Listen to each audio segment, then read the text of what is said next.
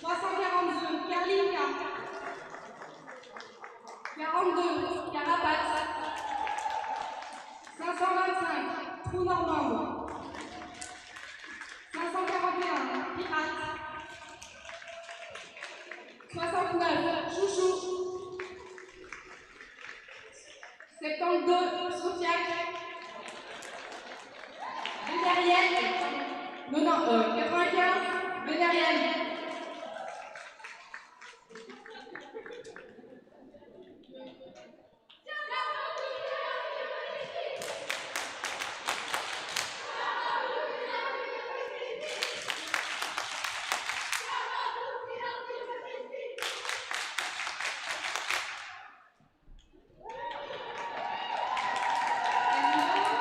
We present you Team Oslo. Number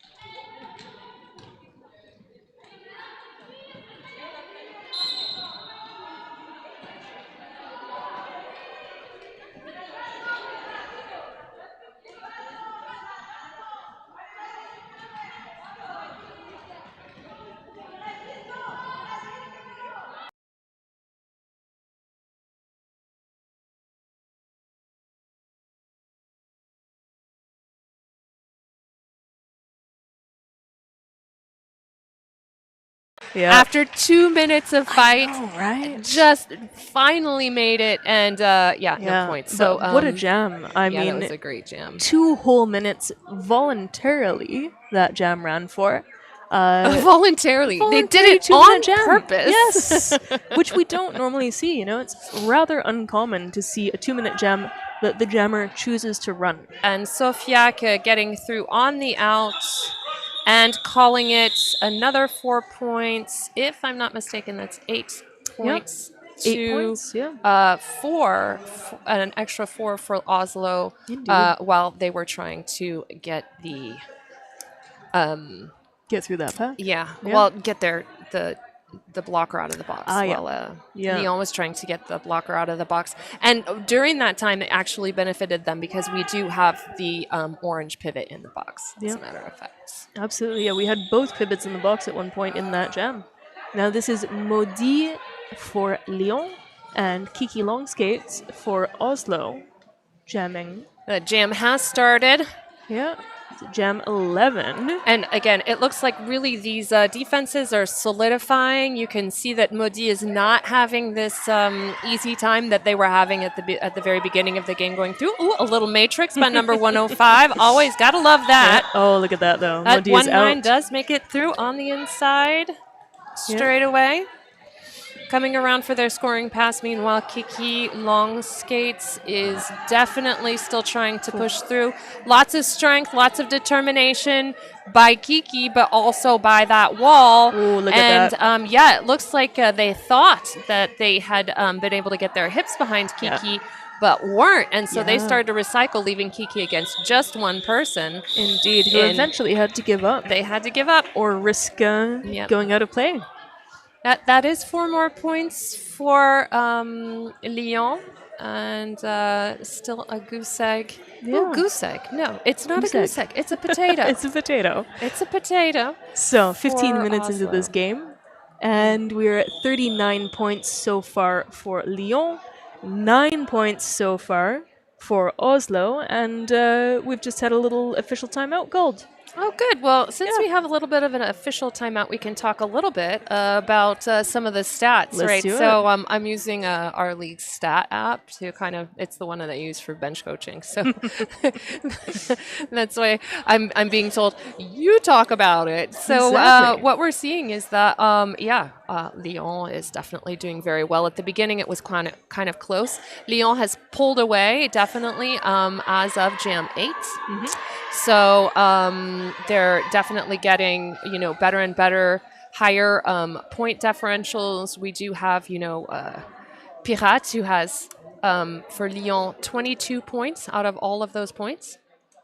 22 out of the 39 are for Pirates. That's an awful lot. Yeah. From the other side, though, I think the most successful would still be Torture. Unfortunately, Torture also ate 16 points on a jam at the same time. So, it's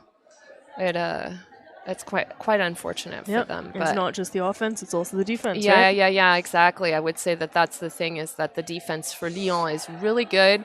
And we've been seeing amazing tripods from Lyon. Yeah. But I must say that both Lyon and Oslo, it's that corner one. We know that jammers love corner one, but I will say that as blockers, that is like the place you have to have somebody sitting. Yep. So I'm saying both teams are getting through on corner one. So both teams, I would suggest, if you were listening to me, which you're not, which you don't care and you don't have to, would be to definitely sit a blocker there in corner one. All right, number 9-5 gets through on the outside. And I believe this is the first time Moxie Fire is jamming for Oslo. Oh, no. Moxie Fire has, Moxie Fire already. Yeah, okay. Yeah. Well, there we go then. But I think they're trying some different things on the Oslo side. So, definitely trying to figure out what they're going to do. We've got... Oh, that was nice there. Oh, that was nice there. What happened? So what happened there was a nice little Lyon tripod.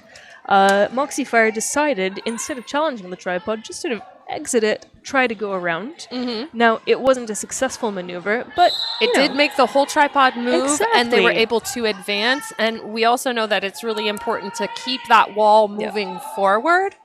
It looks like Venerienne, although successful against Oslo, also finds Oslo frustratingly Sturdy. infuriating. Yeah. Yes, frustratingly sturdy. I like this. Yeah, Yes. this is it. I mean, we're seeing a game of two very sturdy tripods, although clearly Lyon with the slightly sturdier tripod or the slightly more nimble jammers, managing to make it out more often and gain lead far more often, I believe. Yeah, well, I mean, definitely they have the lead differential and the big jams where they score a lot of points, and this is going to be Venerienne's opportunity to now, score a lot of points again. We're already on their fourth scoring pass. My goodness. Fourth scoring pass means fifth lap around the track with big obstacles in front of you, just so you know, it's not just like a nice little stroll. So Exactly, but they keep made that that in one look mind. easy. Yeah, they did, but because the offenses were there, because we have a power jam, so we can do lots of offense on the Lyon side. Yeah, and it's going to be a power start as well. Yep, they did decide to call the jam and keep that jammer in the box. It looks like they're seated, so it may be for another 10 seconds even. Yeah, well, 10 seconds or more, right? By definition, if they're sitting. Yeah. Because, of course, a penalty normally is 30 seconds long. If you get two, you sit for longer. So if I'm not mistaken, that's Moxie Fire sitting in the box. Yep, should be. Yep. And Pirate with the lovely Ooh, look at that. orange number. Yeah, and the Out speedy on the escapes. outside. Yep. This is, I mean, one thing I can say so far about Pirat, and I'm assuming your data will back it up. Pirat manages to make it out of that pack so quickly. Yes. I mean, I wish the stats had times on them. They don't. Fair. Well, I was, think thinking corners. Oh, yeah. But they're actually Pirate is able to get through pretty much everywhere from what I've seen. Can actually look at that. So, a little, oh, that's Oh, interesting. a nice little fakey jukey from 911 from Moxie Fire coming in going, whoo, you don't know where I'm going to go. I love that. Yeah. It does look, Oslo may not have been able to figure out how to stop the leads that Lyon is getting, but is able to put up some big defense. I mean, look at that wall, number 73 and number 455 with some great positioning. I actually really love that, the way they don't turn too much. They stay solid and together. It actually looks like their friend broke up their wall a little bit, but that's that happens. That happens. Yeah. It's okay. Well, and, a valiant attempt to reset afterwards as well, right? Absolutely. But so we do have a Pirate who is coming through for now their second scoring pass. And now we're at a 54-point differential right now between Lyon and Oslo. 20 minutes into this first period. So Lyon is, doing their best. Lyon's doing their best to get a bigger differential in points, which is, of course, the name of the game. But while we said that, then we have Pirate who is now going to the box. This gives Oslo an opportunity to have a power start. Yeah. And I just have to check. I have 8 points there for Lyon. Is that indeed all the points that there were? Yeah, it does look like it. Okay. Yeah, a little bit of a consultation. Yeah. But that's about Oslo. Yeah, exactly. Yeah. So 8 points in that jam for Lyon. 0 points for Oslo, and we are seeing a team timeout being requested by Oslo. I think that's a good idea. They want to get ready for this power start, make sure that they know exactly what they want to do. Yeah, is it their first power start? It's their first power start. Nice. So I think we've had one power start apiece so far. Maybe. I don't know. Something like that. Certainly the first power start for Oslo.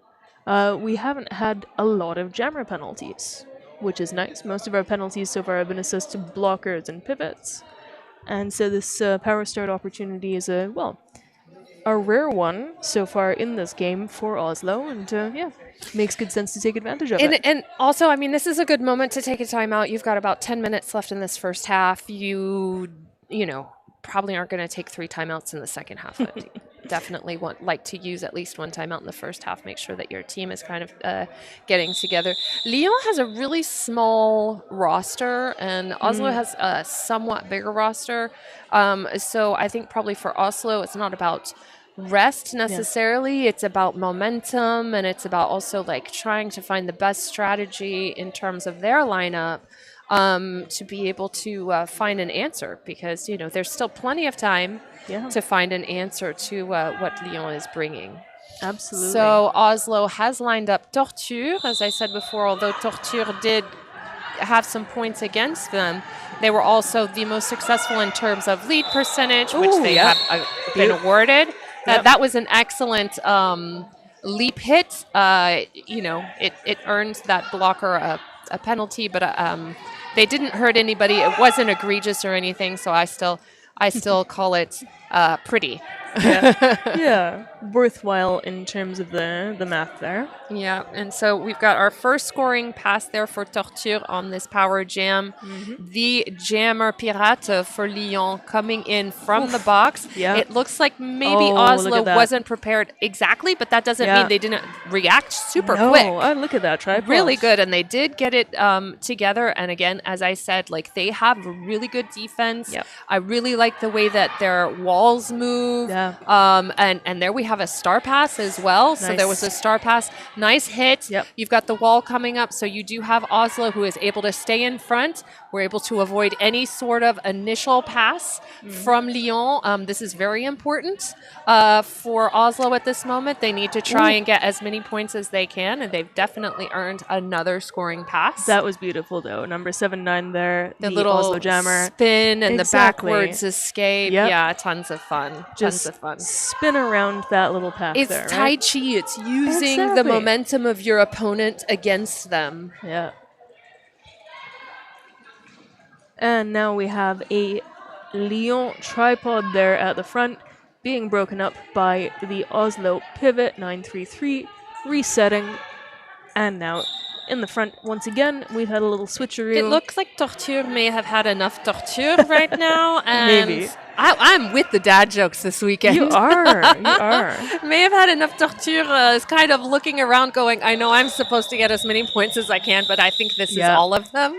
And that happens because when you're up, as I said, you're not just on a stroll. No. You're doing a full-on Tabata with, is that 10 points or 12? It's 10. 10. Right. Yeah. You're doing a full-on Tabata, resistance, Absolutely.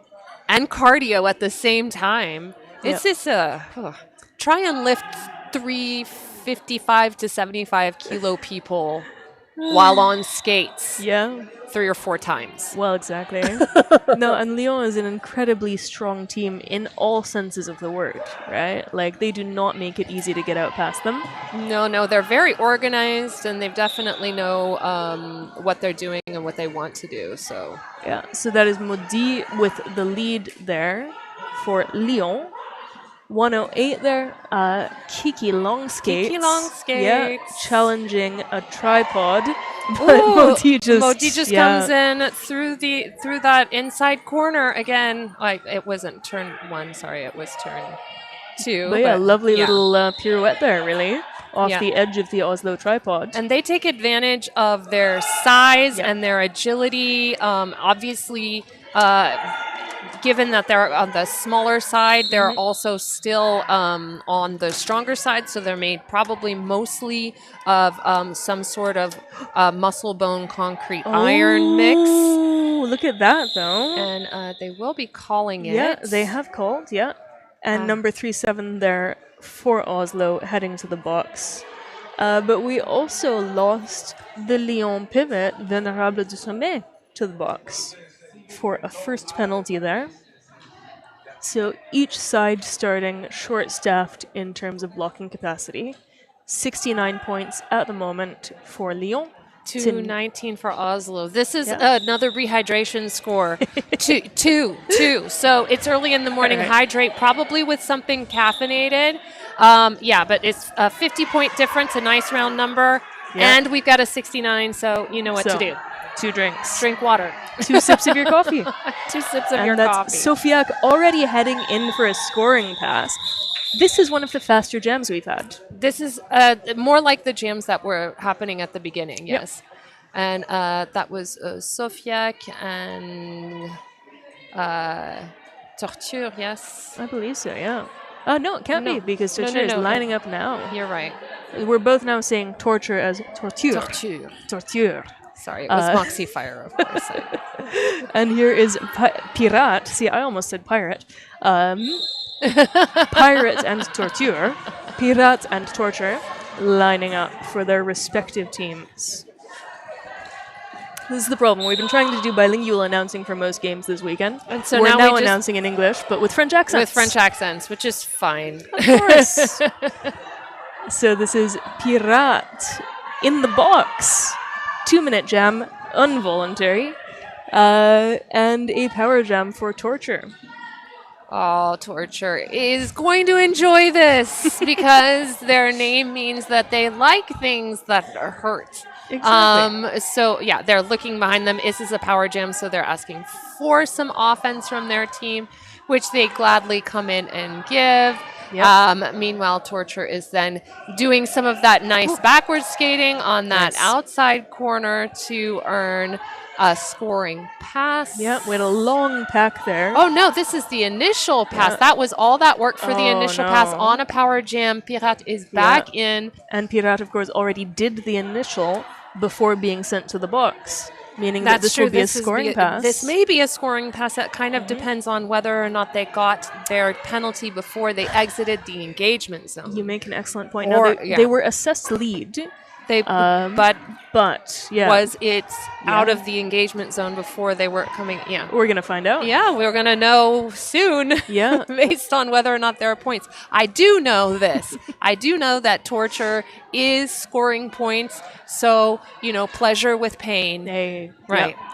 Well, and we have less than 20 seconds left in this 2-minute jam, so not too much longer for these two to continue pushing against the more or less as static as legally possible tripods. Yes, they're I mean, being this is presented with. the amazing defense. If you want a nice little clinic on how to make your walls super sticky, I believe Torture did Yeah. get those 4 points. How to make your walls super Yeah. sticky. Uh, So it looks like 4 points and no initial for Lyon. Oh my goodness. Yeah, Well, so- right. So They Quite didn't right. make it out of their engagement zone. Yeah. We do have an Oslo blocker who is sitting in the box right now. indeed we do, though, and so- that's the pivot as well. yeah. And I cannot quite see the armband, so I can't tell I you can't who it see the is. armband at Yeah, all. Don't there's ask a- me. It's too far away. I'm actually amazed that I don't have my glasses on and I am actually reading the scoreboard right now. We do have, again, This is an official review. ooh, I'm an gonna official review. Are you going to leave go down? you here chatting, Okay, and I'm gonna go thanks. find out what's happening. Thank you very much. Okay, cool. So we have 72 to 22 is our score differential right now. That's a 50-point score differential, which means, as you know, you should go ahead and hydrate, have yourself a sip of coffee, go ahead and make yourself a refresher, maybe drink some water. It's good for you. It's good for your skin. And I'm going to tell you a little bit more about this tournament that we have, Skate of the Dead. This is the 4th edition, hosted in beautiful Brussels, where it is actually sunny outside. And we are, of course, trapped inside a sports hall. It's sunny. It's a little bit beautiful outside. So it's something to, take into consideration. All right. So we have to decide whether or not we want to be outside or whether maybe just get a little bit of sun because it's something we're lacking here in Belgium, or do we want to make sure that we see as much wonderful roller derby as we can? And I personally go for roller derby. All right, so we're off. We've got Venerienne and Moxie Fire coming through. It looks like Venerienne does make it through on the inside for a lead. Moxie Fire pushing against that really strong Lyon wall, trying to get through. A nice apex jump by Venerienne on the inside. Really beautiful, touching absolutely no one and earning their first scoring pass. And then coming through again on the outside of turn 1, getting a little bit of contact, and it looks like they earned themselves a forearm for their trouble. So we'll have to tell you the points on that later. 911 Moxie Fire does a star stash and is able to finally get through for their initial pass. Now, because lead jammer is in the box, this is a 2-minute jam. Another one. So that was not an official review. It was an official timeout. Oh, look at that, the little one-legged stuff. Oh, no, it was official review as timeout. Oh, an official review as a timeout. That's why it was only 1 minute. I was like, why are you coming back so far? No, it was not just the most efficient official review ever. It was official review as timeout. Oh, okay. Well, it looks like Venerienne is coming back from the box meanwhile and does make it through for another scoring pass. I know that that's another scoring pass because they were already on their second. We do have Moxie Fire that is currently fighting through for a scoring pass. So they've gotten their initial and are now trying to get through for scoring. They must have gotten all their points because they took their little hat off. When you're scoring points, you definitely don't want to take off your hat. No, indeed.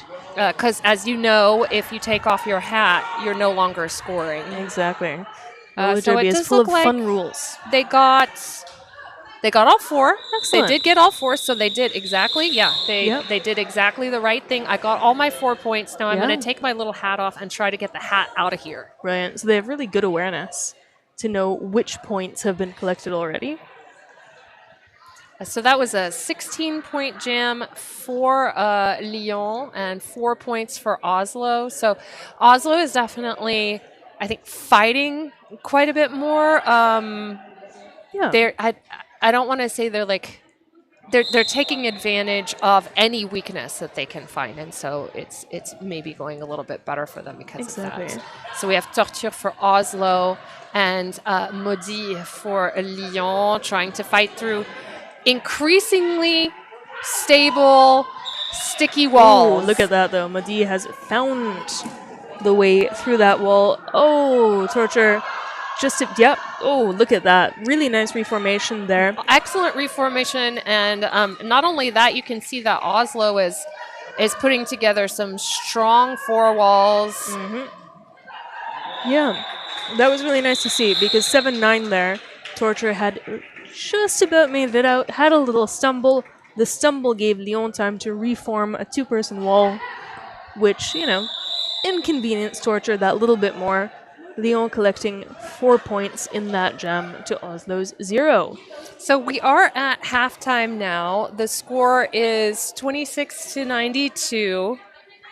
I lost a point before and then gained another point anyways. But so, all right. So here, if I look at my trusty little app, I'm just kind of following the jammers and not necessarily the rest of the team. So I'll see if I can do that. It's really hard to watch the game and do that at the same time. But we're short. We do our best. Yeah, we do our best. We're already doing quite well. But as you can see here, Maudit has 17 points, Pirate 30. Venerienne 32, Sofiac 11. Shook didn't do so well, but they only came out for 1 jam.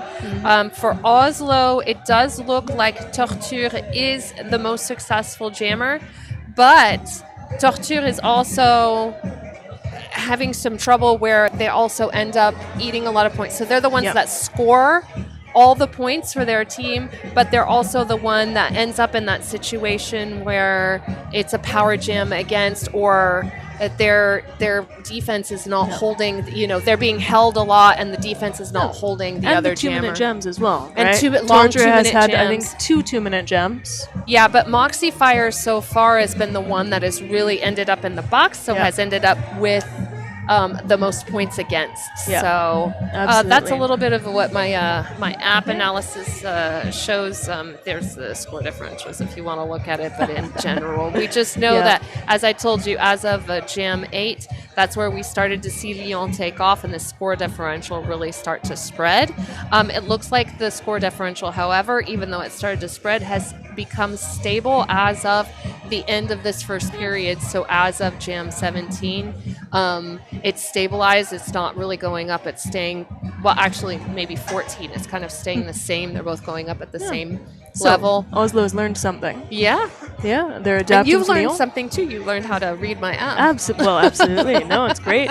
Otherwise, we'd have to do producing paperwork. So this Yeah. saves us a lot of frantic scribbling. How does it look on penalties? Yeah, on penalties, I'm going to get you the official tallies during intermission. Okay, but great. At the moment, I'm seeing roughly shade under 10 penalties for Oslo, something very equivalent for Lyon.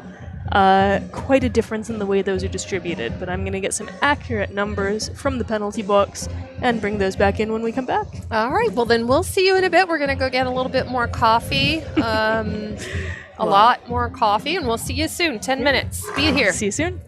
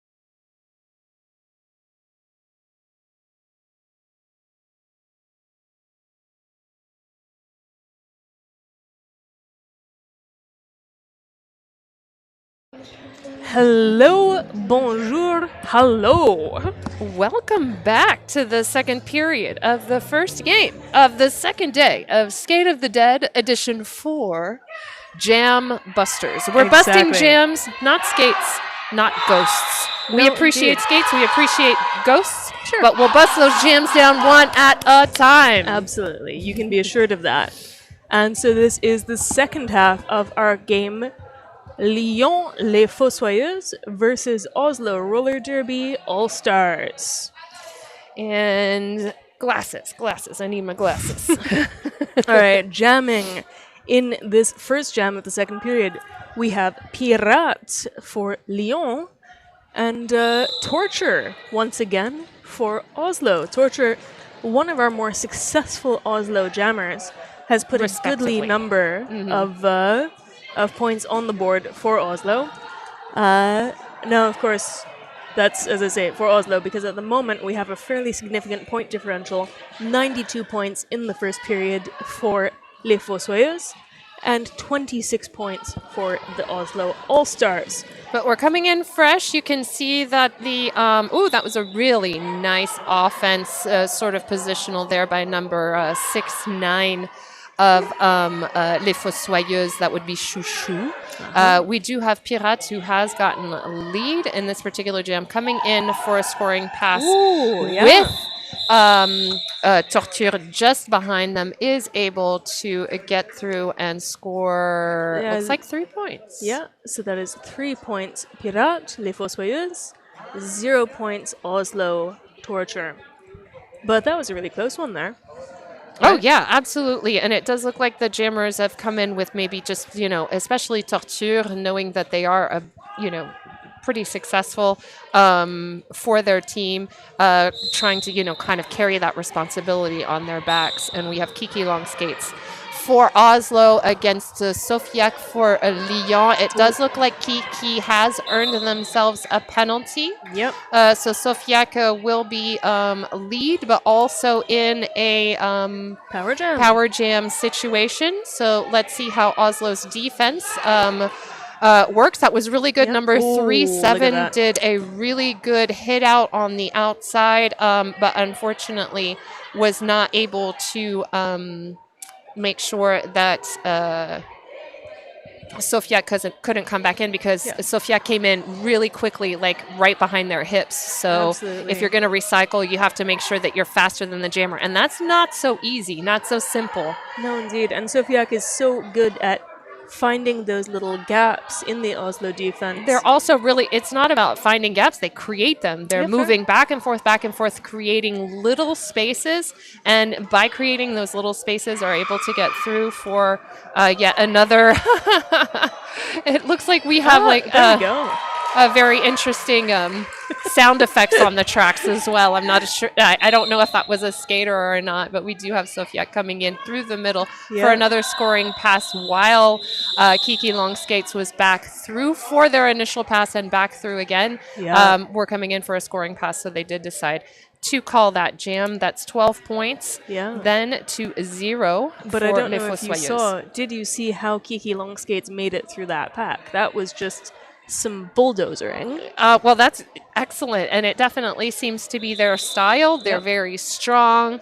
They like to push through the middle, kind of going, I don't care if you put a wall in front of me. I'm going to push that wall Exactly. 10, 15, 20 feet all the way out so that I can get where I want to go. Exactly, and if you've got the force and you can do that, then it's as good a strategy as any, right? Absolutely, yeah. But it is not easy. It's very tiring. I can tell you that. If you can find another way. Yeah. Oh, it does look look like at that. Moxie Fire does a Yeah. nice little apex jump up the inside to get lead jammer for Oslo. That would be the first lead in quite a while for Oslo. They're coming through for points. That was great, though. Okay. Getting so, through the outside. Let's see how many of those they get. I mean, that's a goodly number there, for sure. Yeah, That 3 is points. 3, yeah. Beaut. Indeed, as you say, the first Oslo lead in a while, meaning Oslo was in control of whether or not Lyon could score points. They have managed that shutout this time, which is, it makes all the difference, right? If you can get points and the others don't, then you're improving your position. Yeah, absolutely. And every little bit helps. Even, that's if you can shut out the other team for just a little bit, even if it's 2-0 or 3-0, that's definitely preferable than having them have any, Exactly. you having 15 points and them having 13 or something like Yeah. that. Okay, we have some penalties happening down there. We do have a Venerienne who has earned lead jammer strategy. We have a Torture who is coming around for their scoring pass. 2-minute jam here. Yeah, it does look like we have Venerienne who has gone to the box. And because of that, we have Torture who is on a power jam. Torture does find themselves in these 2-minute jam, power jam situations Absolutely. over and over again. As we saw at the end of the last period. Yeah, and they're at least definitely two already. And look at them really this time they're telling their team to stay back. I'm seeing them tell their team stay back. Keep the other jammer out. Oh, it looks like Venerienne may have come out of the box too fast and has earned another penalty. Oh, yeah. Meanwhile, we've gotten the initial pass for Torture. But Torture has done a forearm or something and is going to the box. But we're not sure. There's some communication. I don't know what I'm supposed to do. Am I supposed to sit or not? I can't tell who they're yelling at, but it looks like they're yelling at their own bench. Because their bench may have been trying to give them information that was incorrect. And so they're like, don't tell me what to do. I'm doing what the ref told me to do. This is it. You take your guidance from the officials when it's about penalties. Yes. So Venerienne does make it through, and there were 4 points in the pocket. So as they get through out of the box, 4 points, and then another 4 points on a nice little apex jump there through the inside. So that's going to be 8 points so far. And that's a 2-minute jam about to end. The little apex jump again. We'll see if there were any points. And no, there weren't any points for that. But Torture had some points in the pocket, 3 points in that pocket. So we do have an 8-4 jam.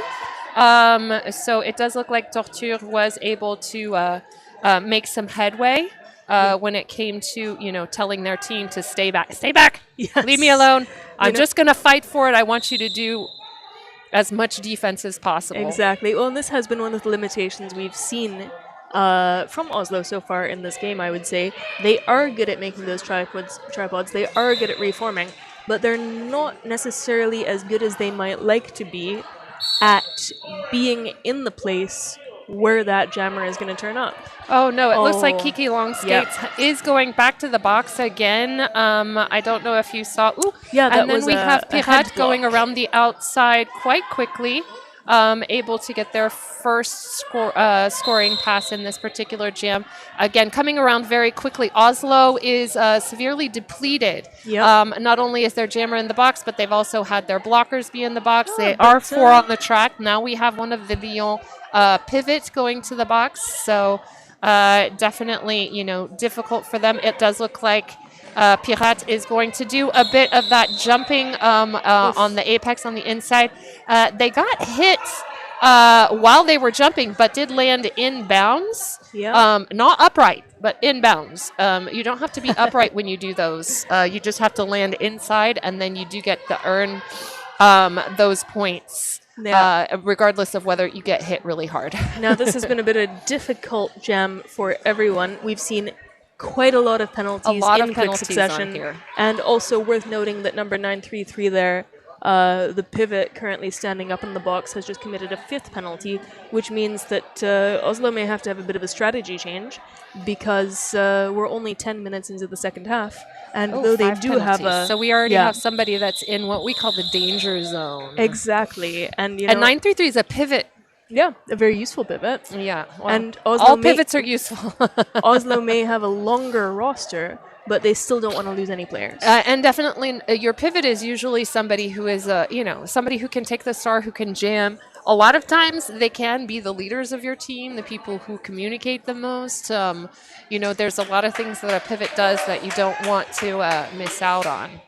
Yeah, absolutely. And as you say, all pivots are useful, but also some pivots perform as really excellent jammers. Oh, it looks like Oslo and Moxie Fire does earn lead for this particular jam. I'm going to have to give that a look, but I think that Moxie Fire has had a little bit of success here in this second half. And then and they're coming through for their scoring pass right now. And hopefully, calling it in time, hopefully to prevent Sofiac from scoring any points.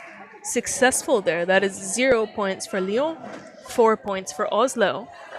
So I'm going to take a look here and let's see for Sofiac.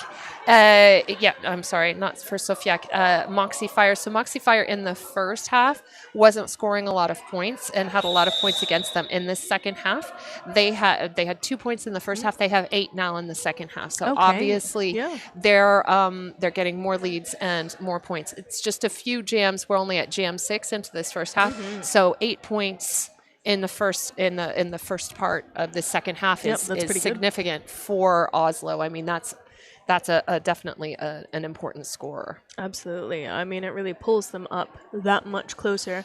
We're now in a team timeout called by Oslo, so taking a moment to regroup a little bit, have a chat, think about what to do next, giving also all of the officials a chance to have a brief talk about how things are going so far, what they may need to modify, or just get a drink of water. Also always important.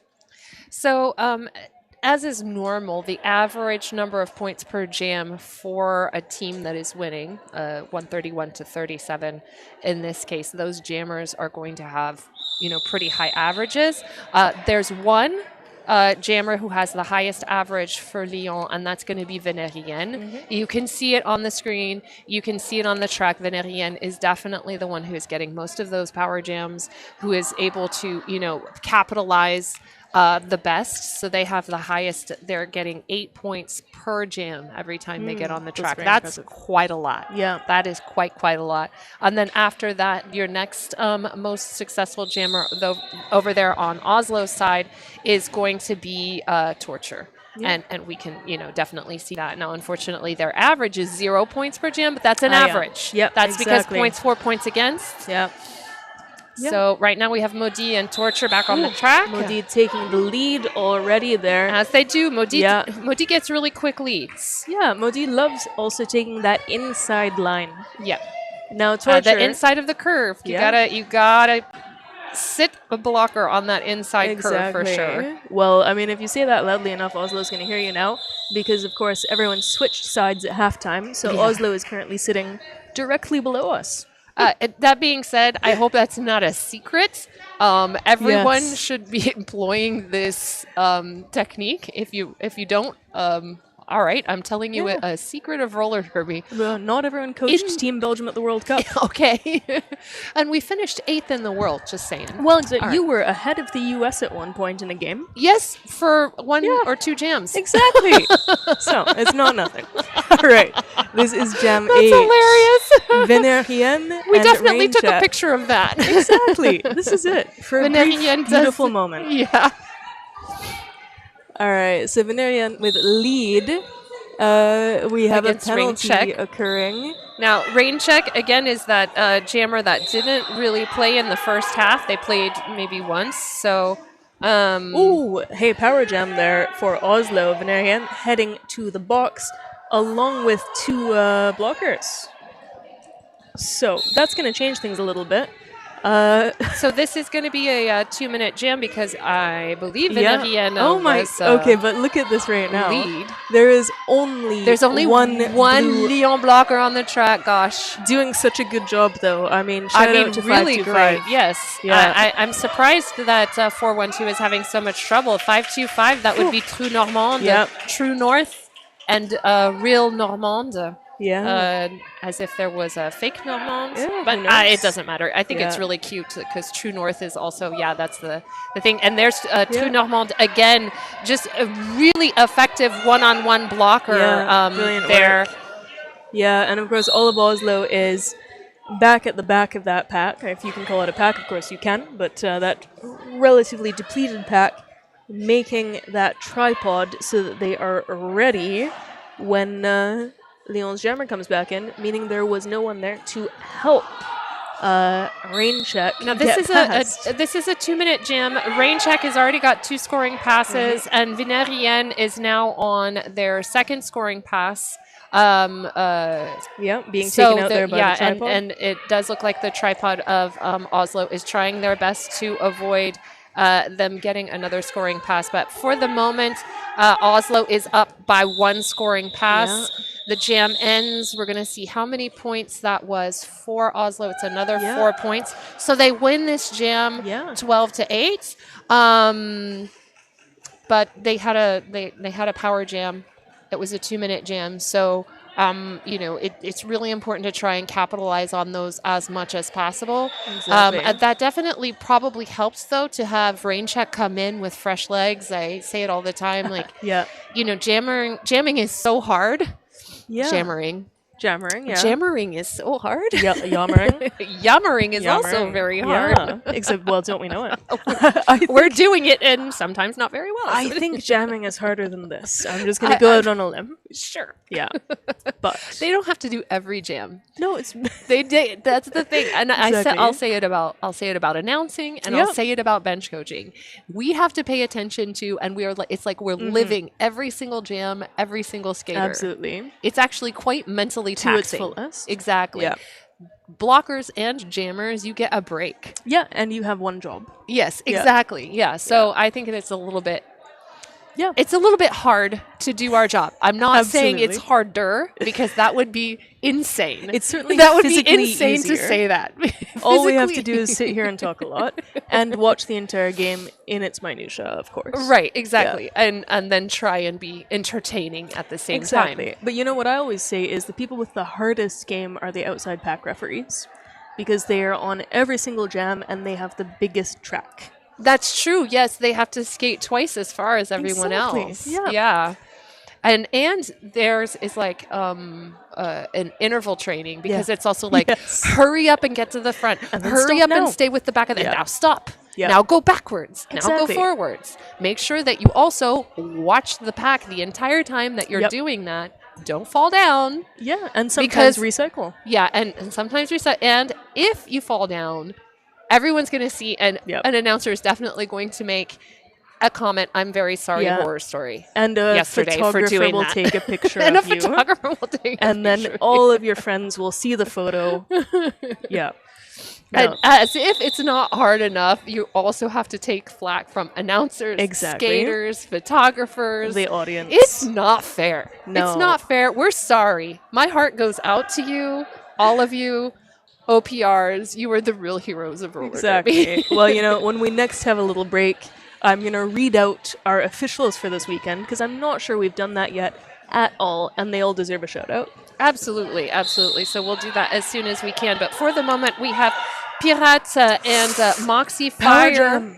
But unfortunately, Moxie Fire is going to the box. Even though it looked like they may have had the possibility to earn lead, but because they're going to the box before they got that lead status, that means that it was given then to Moxie Fire once they got through. Moxie Fire calling for offense, does get it there on that inside line and able to score another 4 points. Yeah. So Pirate there with points already in the bag as Moxie Fire is beginning to stand up in that box. Prepare for a return. Ooh, and that was a really nice hit by 933, but just not quite enough to be able to hit out Moxie Fire when they're in the air. I mean, it takes a bit. Pirate. Moxie Pirate. Fire. Sorry, only Moxie just Fire come back. is in the box. Sorry about that. Moxie Fire is now here at the back, challenging a Lyon tripod, which is doing its best to reform very quickly around this very agile jammer. Meanwhile, Moxie Fire gets through again for another offense from Chouchou. I'm sorry, Pirates. Again, Pirates. Sorry, I really want Moxie Pirates Fire these points. Yeah, I'm not. I promise I'm not. Yeah, I'm not in charge of that. We do not have the power to give the points Thankfully, I am not in charge of that, so I am allowed to make mistakes. Exactly. There are some very competent people with clipboards at the score table, and they're taking sure. Yes, they are. Their only job is that. Exactly. My job is being a clown. So Exactly. I am doing that really well. This is it. We all do our own jobs. That being said, I want to make sure that I give a lot of love to Moxie Fire, who is putting a lot of moxie and a lot of fire into their effort to try and get through that Lyon wall. But let me tell you something. Lyon is got a wall there that's not only agile but also strong and has pinned down those lines, at least in this straightaway. Yep. So it does look like at the end of this gym we have 12 points for Lyon and 0 points for Oslo. Yeah, which brings so us pulling over that a differential up. 100-point difference. That being said, I don't know if you noticed, but Pirate is now in the box. Yeah, nice. So at the end of that jam, there must have been some sort of no-no, and Pirate is in the box. So not Moxie Fire, Pirate is in the box. Power Oh, no. start. There is a power start, and then also a little bit of confusion. Is it a timeout? Is it the beginning of the jam? What's going on? Oh, and now we have a referee heading over to the score table to check on something. They're trying to make sure that that score is indeed correct, because I think there may have been some points in the pocket when Pirates went to the box. Now, when I say points in the pocket, I mean that the jam ref was holding on to points. They don't show the points until the jammer actually gets out of the engagement zone. Then they flash the points. So sometimes they'll be holding on to them. I say hold on to them in their pocket, in their head. Sometimes they're counting them on their fingers and they're hiding that. Oh, like, you know what, though? Something that was about to happen as well, and Lyon realized just in time. They were about to go without a pivot. Exactly, which, not ideal. No. You do want your pivot. We can, and that's the thing is, we can do a game, jam without a pivot, but not without a jammer. So they'll let you go ahead without a pivot, and then that's going to be really hard on you. Look at Torture, who is torturing others now instead of torturing themselves, able to get lead on this power jam. It looks like Oslo has really thought about the fact that if we have a power jam, we have to take advantage of it as much as possible. Exactly. We've got a lot of good offense coming in there. You've got one offense in the front, the other three that are waiting in the back. And now we have all four at the back. And it does look like they went up, which is not, the pack is there. So I do hear some interesting information. We've got some bridging going on. Pirate is coming back. Some bridging going on by McBerty. Pirate coming in. Torture is on their scoring pass. So nice reformation there at the front there as well. Definitely. Lyon is excellent at all of the reformation. But Oslo here has now decided to take against Pirate a full defense, all four of them together, and Pirate does finally make it through, but Torture is also through on their first scoring pass here and back through their second scoring Look pass. at that. So that is all 4 points there. And they will call it. Shouting. Yes. Cool. Exactly. With a nice booming voice so that everyone can hear. So that's another successful jam for Torture. Very nice one there. For Torture. Torture. 8 points. Give a good Oslo. American torture. Torture, 8 points Oslo, 0 points Lyon. And, look at that. So I said in the previous jam that Lyon had pulled out to more than 100 points ahead of Oslo. Oslo clearly heard. Torture clearly heard. And decided we do not like that differential and we're going to do something about it. So we have Kiki long skates for Oslo pushing out with all of their strength and might the Lyon wall to the front through turn 1. And it looks, I can see their little eyes looking towards the inside of that corner. Yep. No, but that was beautiful because what Kiki long skates just did was pushed out the Lyon defense until they were very nearly outside of the engagement zone. If they hadn't managed to get through, those blockers would have just been pushed out of the engagement zone anyway and would have had to yield. So that is beautiful to see. Yeah, absolutely. But the thing that I really like, and if you want a jammer tip, this is a jammer tip for you, especially if you're a short jammer. You'll see these jammers whenever they're pushing through a wall, they keep their eyes on the track. So you keep your eyes down, angled downward toward the track, on the other side of the blockers you want to get past. If you're a short jammer, what happens is you tend to look up and then you lose sight. So then you have to retrain your eyes back down. You've got to look through legs, through people. And it's a really good way to mentally get yourself to the other side of a really big wall. That's a good one. Good tip. One of the other difficulties we do see, though, with shorter jammers or jammers who are really good at staying low is higher incidence of head blocks. Yeah. So we did see Kiki long skates going in a previous jam to the box for a head block, which is one of the occupational hazards of being a jammer who's good at staying low.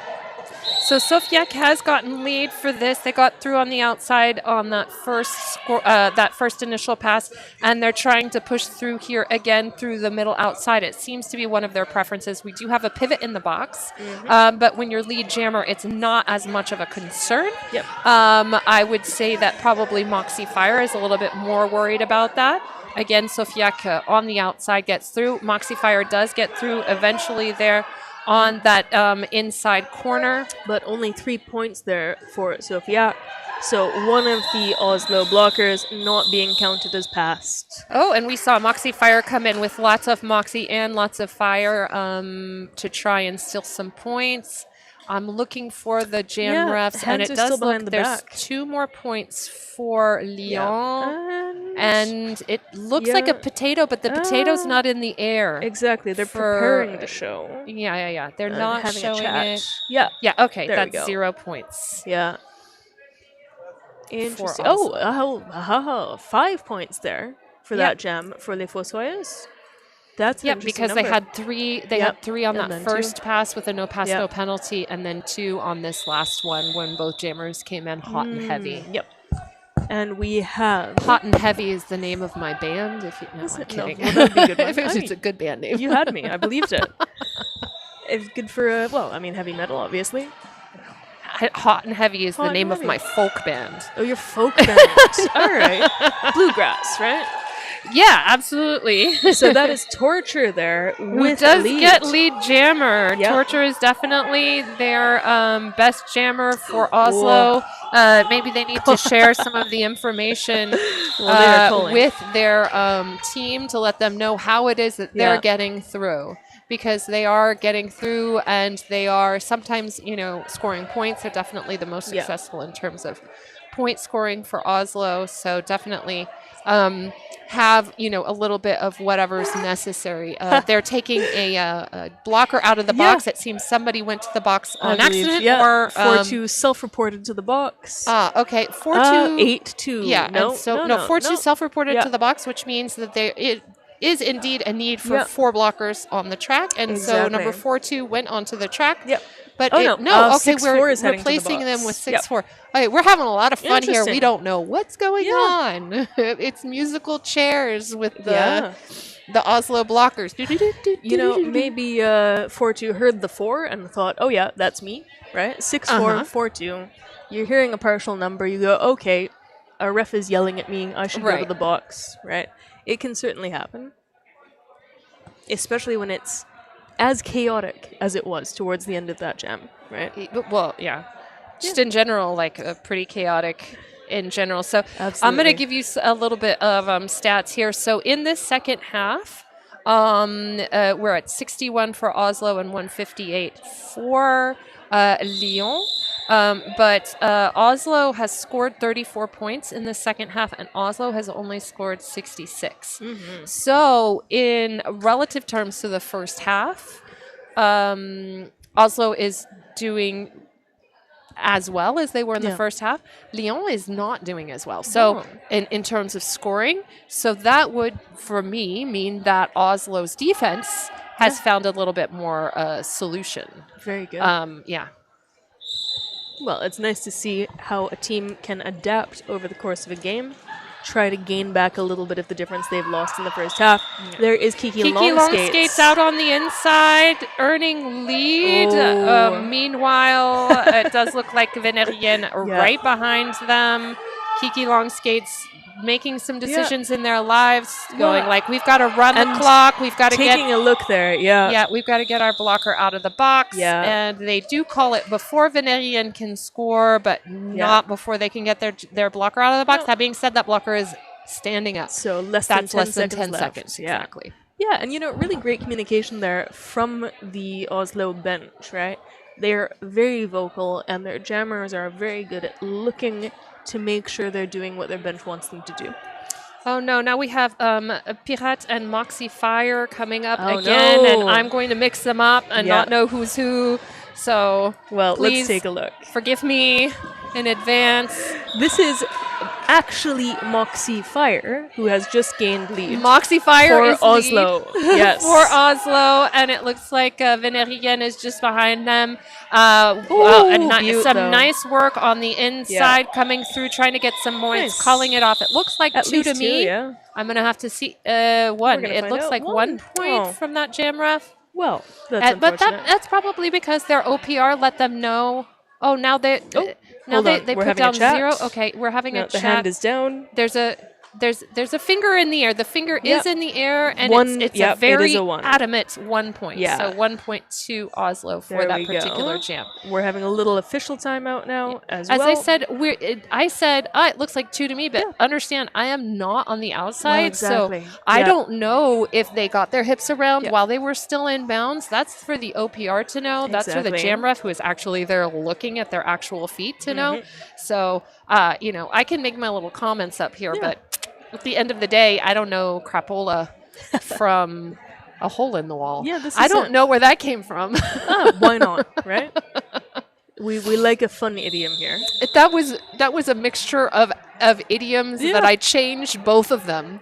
Sounds good. I mean, okay, so one of the things you said yesterday that is still sticking with me is, what was it? Confiture de force or something? Confiture de puissance. Confiture de puissance. Power Yes, jam. Power jam. Yes, not strength jam, of course. That would be ridiculous. So this is Sofiac with lead for Lyon. And Torture is there making a star pass. complete quite smoothly Yeah. right over the heads of everyone. It does look like we've got Sofiac just pushing through as hard as they can and very successfully bowling through a very strong Oslo wall. Yeah, as Guns N' Bosies, who is now our jammer for Oslo, tries to get through a very, very sturdy Lyon tripod at the front there. And Lyon is also able to take the time with a couple of their other blockers to, help Sofiac get through the Oslo wall. Oh, all right, we have a Sofiac penalty. coming around for another scoring pass. We've got some Oh, whistling no. going around. It's Ooh, a nice power little jam there for Sofiac. pirouette at the outside. Yeah, so Guns So N' Bosies Torture- has done something. Okay, so I'm sorry. Yeah. It would be Guns and Boses because Because we had a star pass. we had a star pass. Yeah, so Guns N' Absolutely. Bosies currently sitting in the box as the jammer, as Sofiac takes advantage of this power jam coming with also around for control. another scoring pass. Yeah. So this would be scoring pass number 4 right now, if you're counting. And so Lyon has pulled back ahead to more than 100 points ahead of Oslo, as Guns N' Bosies re-enters the track, and Sofiac naturally calls it. And they decide to call it, but not after having earned yet another point, giving them 13 points on that power jam and 0 points for Oslo. 171 to 62. Yeah, and we have a little over 5 minutes left in this game. We have predictions, which we take with a grain of salt, because there are some opinions about the sort of form of linear regression in the prediction mechanism. But at the That's moment, just me. yeah, at the moment, Lyon is doing better than predicted in this Absolutely. game. And I would agree with that. We've got Maudit, who comes out on the outside. Oh, Kiki Longstockings. And Kiki Longstockings, who unfortunately, Kiki Longskates, Longskates. I know, my bad. who goes to the box, quite unfortunately. We also Yeah. have the pivot going to the box Yeah. for scoring pass for Maudit on that inside corner 1 for 4 points. So it looks like they'll have an opportunity to score a lot of points. We'll see how the offense for Lyon does, trying to get them through, because it may seem like, oh, it's easy. All you have to do is focus on offense. But but the other team is focusing 100% on defense. And guess what? They're Exactly. really strong and hard to get through. Yeah, so Kiki Longskates coming back onto the track. And, a worthwhile factoid here is that our Lyon pivot there, number 342, is now on 5 penalties, putting them in the danger zone. There's only 4 minutes left in this game, so They might make it. Yeah, exactly. It's achievable. Danger zone is okay. That's Yeah. only 2 more penalties. It's when they have Exactly. 6, and Then you start to think about maybe just not playing maybe them. don't play so Yeah. that you don't foul out. It depends on Exactly. how important that skater is, because maybe you just play them until they foul out. And I'm not, I don't give advice on strategy because everything is super individual. It's based on the Exactly. game, your goals. Yeah. That particular individual, it may be better for them to play all the way through until they foul out, because just that's how they are. They, they tend to give their everything, and they will only give their everything if they are on the track a lot. And then, some people are really, really important to your team, and you have to have them on the track, but you don't want them on the track either if they're spending the entire time worrying about getting a penalty, because that can also affect the way that you play a game. So there's a lot of factors to take into account. I give no advice whatsoever, and because I understand how complicated it is. This is it. It is such a complex sport, right?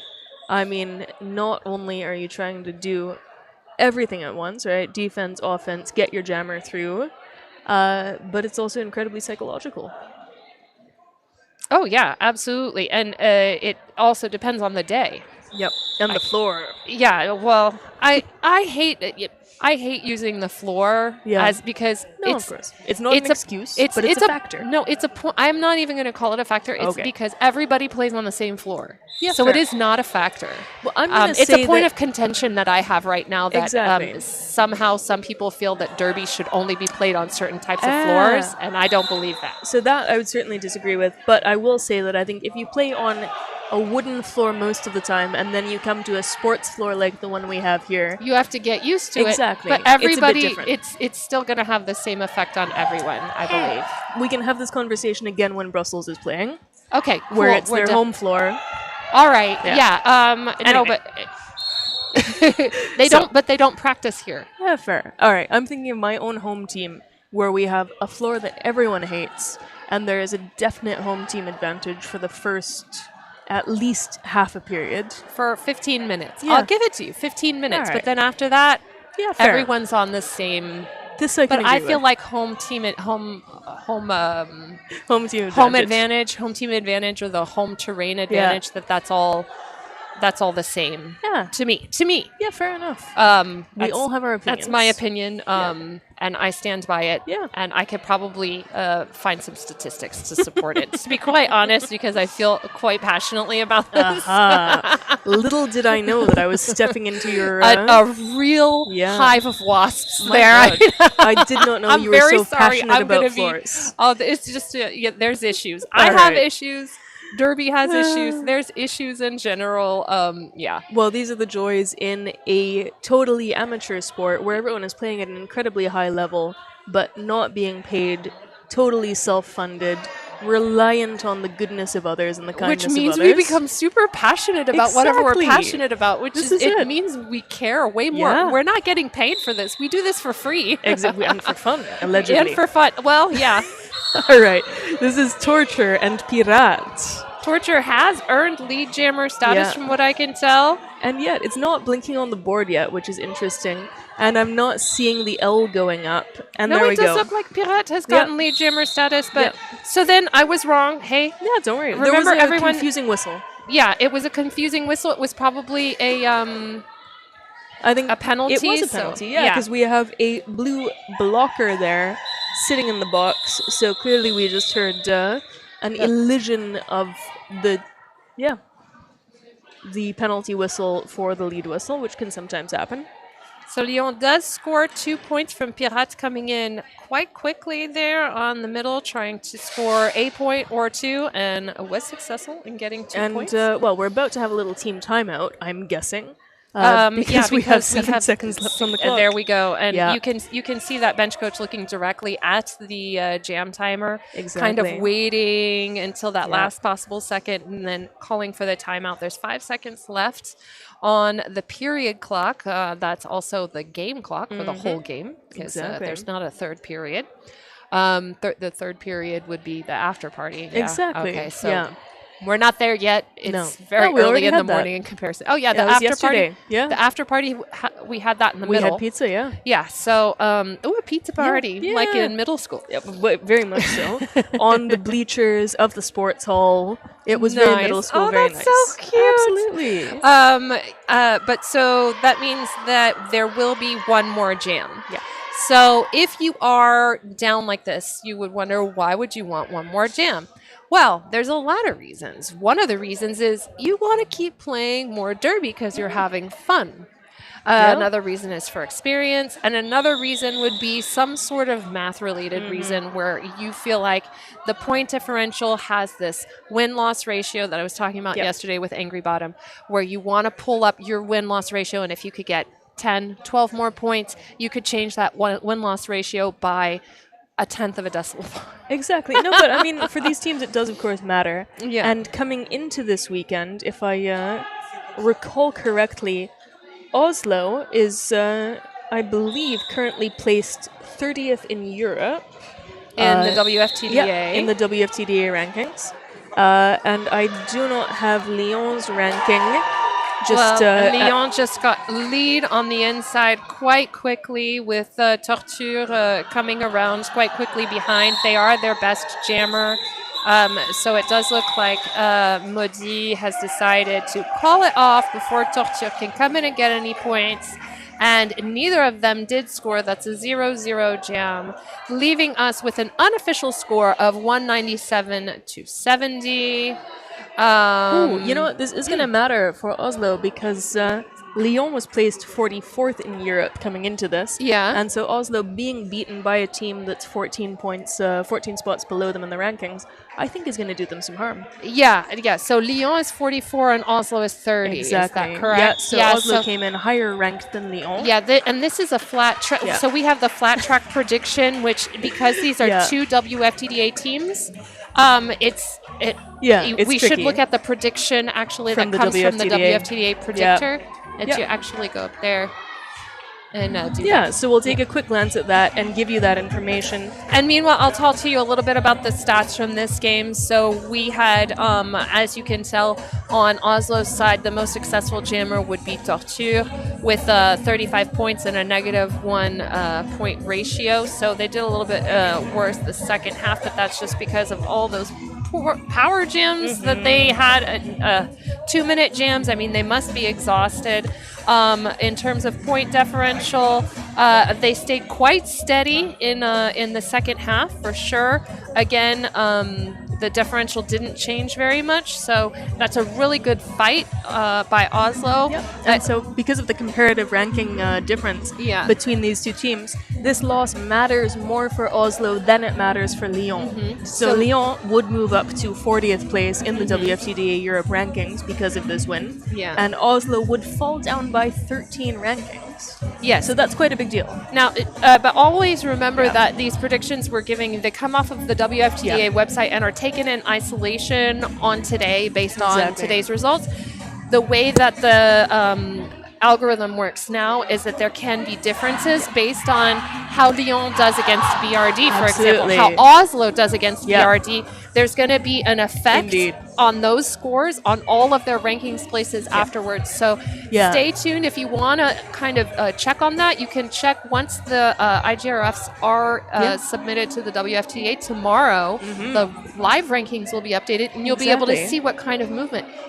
These games, because they're sanctioned, can also have effects on other teams in the rankings that may have played them or played a team that they played. Yes. It is getting crazy out chess. there. Yes, it is 5D chess. Exactly. Right now. Absolutely. All right. Okay. So that is your game 1 of day 2 of Skate of the Dead 4 Jambusters.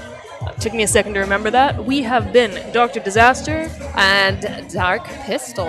And there will be more Derby in the very near future. If I can find my schedule, I will tell you when. We have so much paperwork on this desk. It's a good thing we don't have a camera in front of us. It's going to be Oslo, which you just saw, against BRD, that's Brussels Roller Derby, La Drache. It is not drashing today. It is not. No, it's not pouring down the shockingly rain. sunny. It's very sunny, so we're going to go outside and soak up some rays for so sure. come on back around 1 o'clock for that second game. See you soon. See you soon.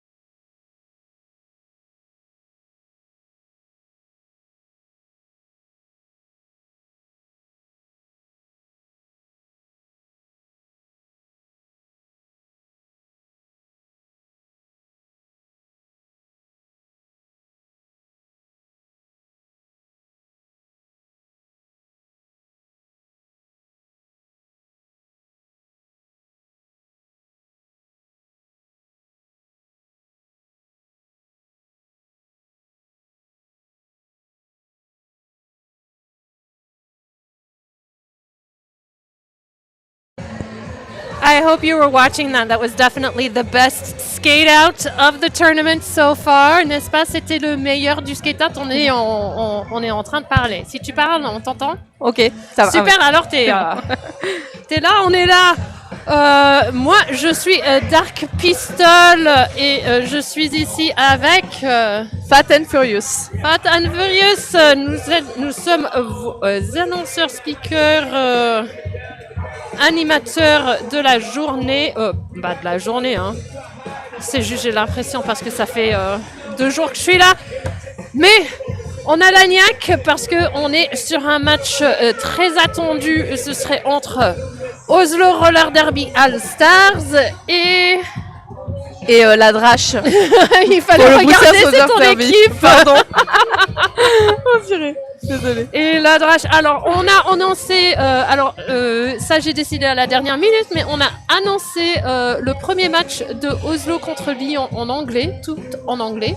Alors, on va annoncer ce deuxième match en français, tout en français. Merci. Comme ça, on peut interagir, ce sera beaucoup plus naturel. On essaie d'être le plus bilingue possible, mais si on a fait un match entièrement en anglais, oui. Ça vaut que juste après, on fasse un match entièrement en français. Avec quelques commentaires en anglais de temps en temps, avec des traductions bien sûr, pour que tout le monde puisse comprendre. So if you are watching us from Norway, we are going to do this match completely in French, so we have a nice natural flow. We did the whole match before between Oslo and Lyon in English, so we have a nice natural flow between me and Fat and Furious, but we will definitely do a little bit of commentary in English, some translations for you to have important information. Mais hormis ça, pour qu'on puisse faire des petites blagues à papa et tout ça, on va rester en français. Super. Et je suis reine des blagues à papa, alors trop bien. Ta responsabilité pendant 7h30 ensemble, c'est de rire, même si je trouve ça pourri. Il n'y a pas de problème, je suis bon public. C'est important d'être bon public. Hein. Allez, ok. Alors, vous avez vu le skate-out, c'était vraiment bien. En fait, j'étais déjà en train de danser quand il y avait la sortie de la Drache. Et là, avec Oslo et leur petite choreo. Ouais, ils ont enchaîné avec une belle chorégraphie. Ouais, c'était pas mal, là. Et dans 30 secondes, nous aurions Oslo contre la Drache. C'est la 4e édition de Skate of the Dead. On est sur le 2e match de la 2e journée. On est à Bruxelles, alors bien sûr on a un public qui est à fond pour Bruxelles, mais dans les commentaires aujourd'hui on va essayer de vous fournir avec des informations et le soutien aussi du derby en général pour les deux équipes bien sûr. On va commencer avec, je peux vous dire, pour Oslo c'est torture. Et pour la Drache, c'est Émile Labaston. Émile Labaston qui prend le lead à l'intérieur très rapidement, hein. Mais suivi de pas loin de torture. Tout le monde se met en place pour prendre des éventuels points. On va voir si c'est appelé. Oui, on a collé juste avant que la torture puisse rentrer pour gagner des points. On a un jam de 2-0 pour la Drache. Alors ça commence avec des petites gouttes. On va voir si la Drache elle arrive bientôt ou pas. Ah tu vois, t'es pas si bon public que ça. Il faut rire plus. Je vais faire un effort. Du coup pour ce second jam, nous avons Insane au jam pour la Drache. Et Kiki Long Skate pour Oslo. Oula. Oh, un bon hit à l'intérieur. Et Kiki Long Skate est en train de se dire j'ai fait quelque chose de mauvais, mais non. Ça ressemble à un petit back block quand même. Hein. Ah bah non, mais apparemment en fait, non. Nous on n'a pas les infos parce que de toute façon ce sont les refs qui savent et qui se sont dit que c'était sur la partie légale du corps. Des fois on pense que c'est le dos, mais en fait le côté du dos c'est légal. Cela dit, ça veut dire que même si Kiki Long Skate se disait j'ai mal fait, a quand même pu prendre le lead, mais s'est fait ravaler du coup pas de si. En fait, j'ai dit que elle s'est fait ravaler, mais en fait, elle a fait un scoring pass et a gagné 2 points. Alors nous avons un match ex-aequo. Quand on a des points ex-aequo, c'est le temps de s'hydrater. Si vous êtes en train de regarder depuis la maison, vous prenez une petite gorgée. De ce que vous voulez. Hein. Alors pour ce nouveau jam, nous avons Ali Carnage pour la drache. Et Moxifire pour Oslo. Moxifire était très performant. On a vu en fait les portes de l'ascenseur fermées sur Ali Carnage. Il y avait 2 hanches qui se sont fait vraiment en fait porte d'ascenseur. Ça l'a refermé et il n'a pas pu passer pendant ce temps-là. Moxifire, comme j'ai dit, qui était très performant pour Oslo pendant le match contre Lyon, qui prend le lead donc et maintenant derrière un mur de béton. Par contre, essaye de prendre ses points et on va voir quand ça colle là tout de suite avant que Poppers, qui était devenue jammereuse après un passage de l'étoile, rentre dans le mur. On est à 4-0 pour ce jam, alors 6-2 pour Oslo. 4-0 sur le jam. Pardon. Ouais. Il n'y a pas de souci, je ne sais pas si on le sait, mais j'aime bien les statistiques. Alors, un jam 4-0, c'est mieux qu'un jam 4-4, par exemple.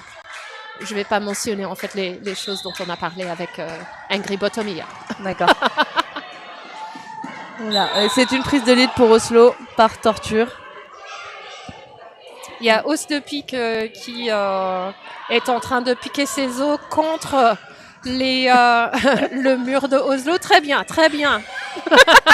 Ça a très bien fait de rire.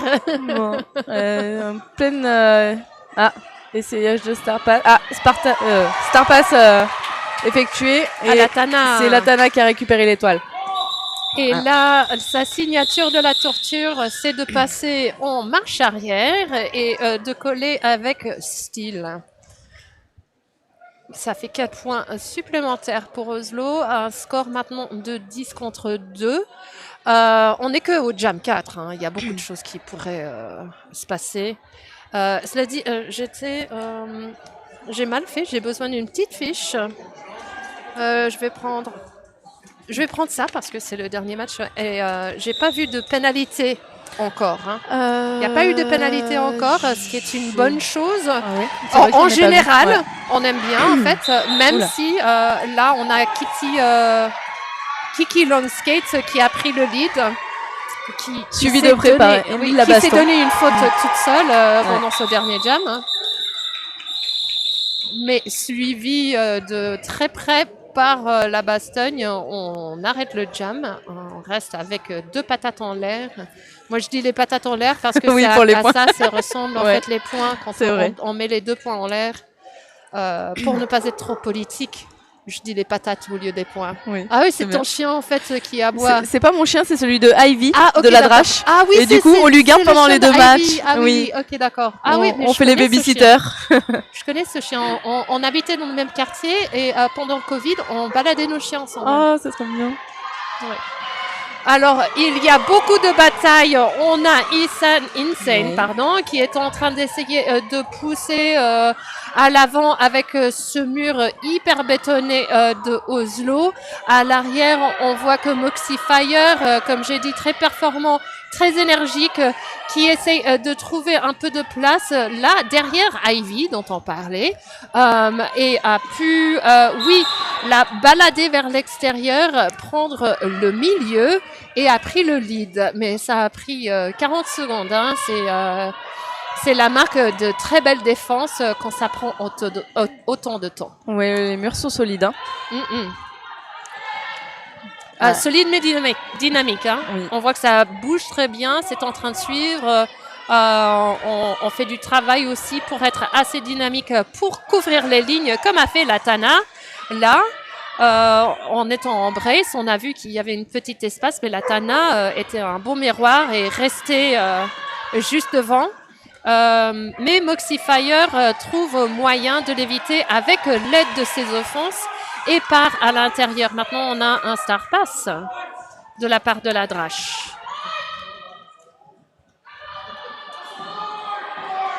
Oui. On va voir en fait, Moxifire est tombé. On va voir combien de points. Non, la Tana n'a pas réussi. Non, malheureusement, en fait, c'était. Elle était bien loin quand les sifflets ont commencé à tourner. Mais Moxie Fire, oui, a tendance à beaucoup donner pendant ses jams et quand elle sort du track, elle a l'air complètement lessivée. Oui, c'est vrai. Pendant le Bah, dernier match, j'étais là, ok. Surtout que ce sol est vraiment très compliqué. Ah oui, mais C'est un sol très collant et c'est vrai que ça tire dans les jambes. Hein. oui, mais tout le monde joue sur le même sol, je tiens à dire. Oui, oui, c'est vrai. Alors ça, c'est le lead pour la torture de Oslo, suivi de très près par Ali Carnage. La torture va essayer de prendre des points et de coller le jam avant l'arrivée de Lia, jammeuse de la Drache. Réussi et gagné. On va voir combien de points on a gagné là. 0 et 1. Un point. Voilà. Un point. Un petit point. 1-0, c'est quand même mieux que 1-1. 1-1. Oui, c'est... Voilà, on est Ça d'accord. commence à rentrer. Allez. Mais on n'a toujours pas de pénalité pendant ce match, c'est incroyable. Voilà, Hein. Là, je sens que j'ai entendu un coup de sifflet pour une raison ou autre. Il y a quelqu'un qui a crié, mais non. Alors, Kiki Longskates sort pour le lead. Il y a Hausse de Pique Qui essaie de faire un star pass. Oui. Ah. Première pénalité, multiplayer. Première pénalité, mais il n'y a personne qui part en boxe. Ah, si, ok, le numéro 242 de Oslo. Première pénalité pour Oslo et pour le match.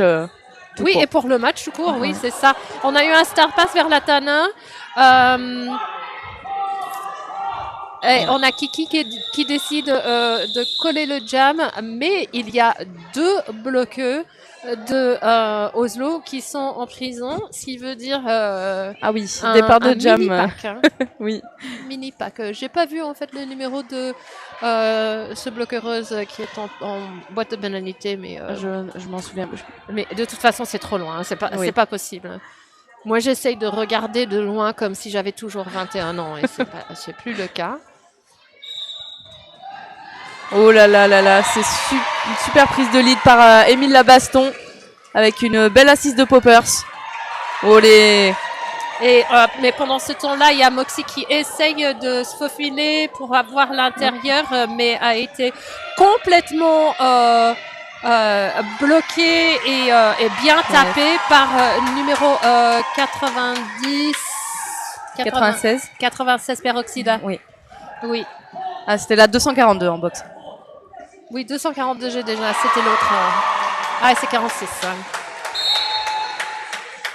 Et on a une autre pénalité, ça se voit, mais on a les premiers points là qui se gagnent par Émile Labaston, qui prend, qui fait un beau mouvement à l'extérieur, qui se met tout petit pour éventuellement pouvoir gagner des points.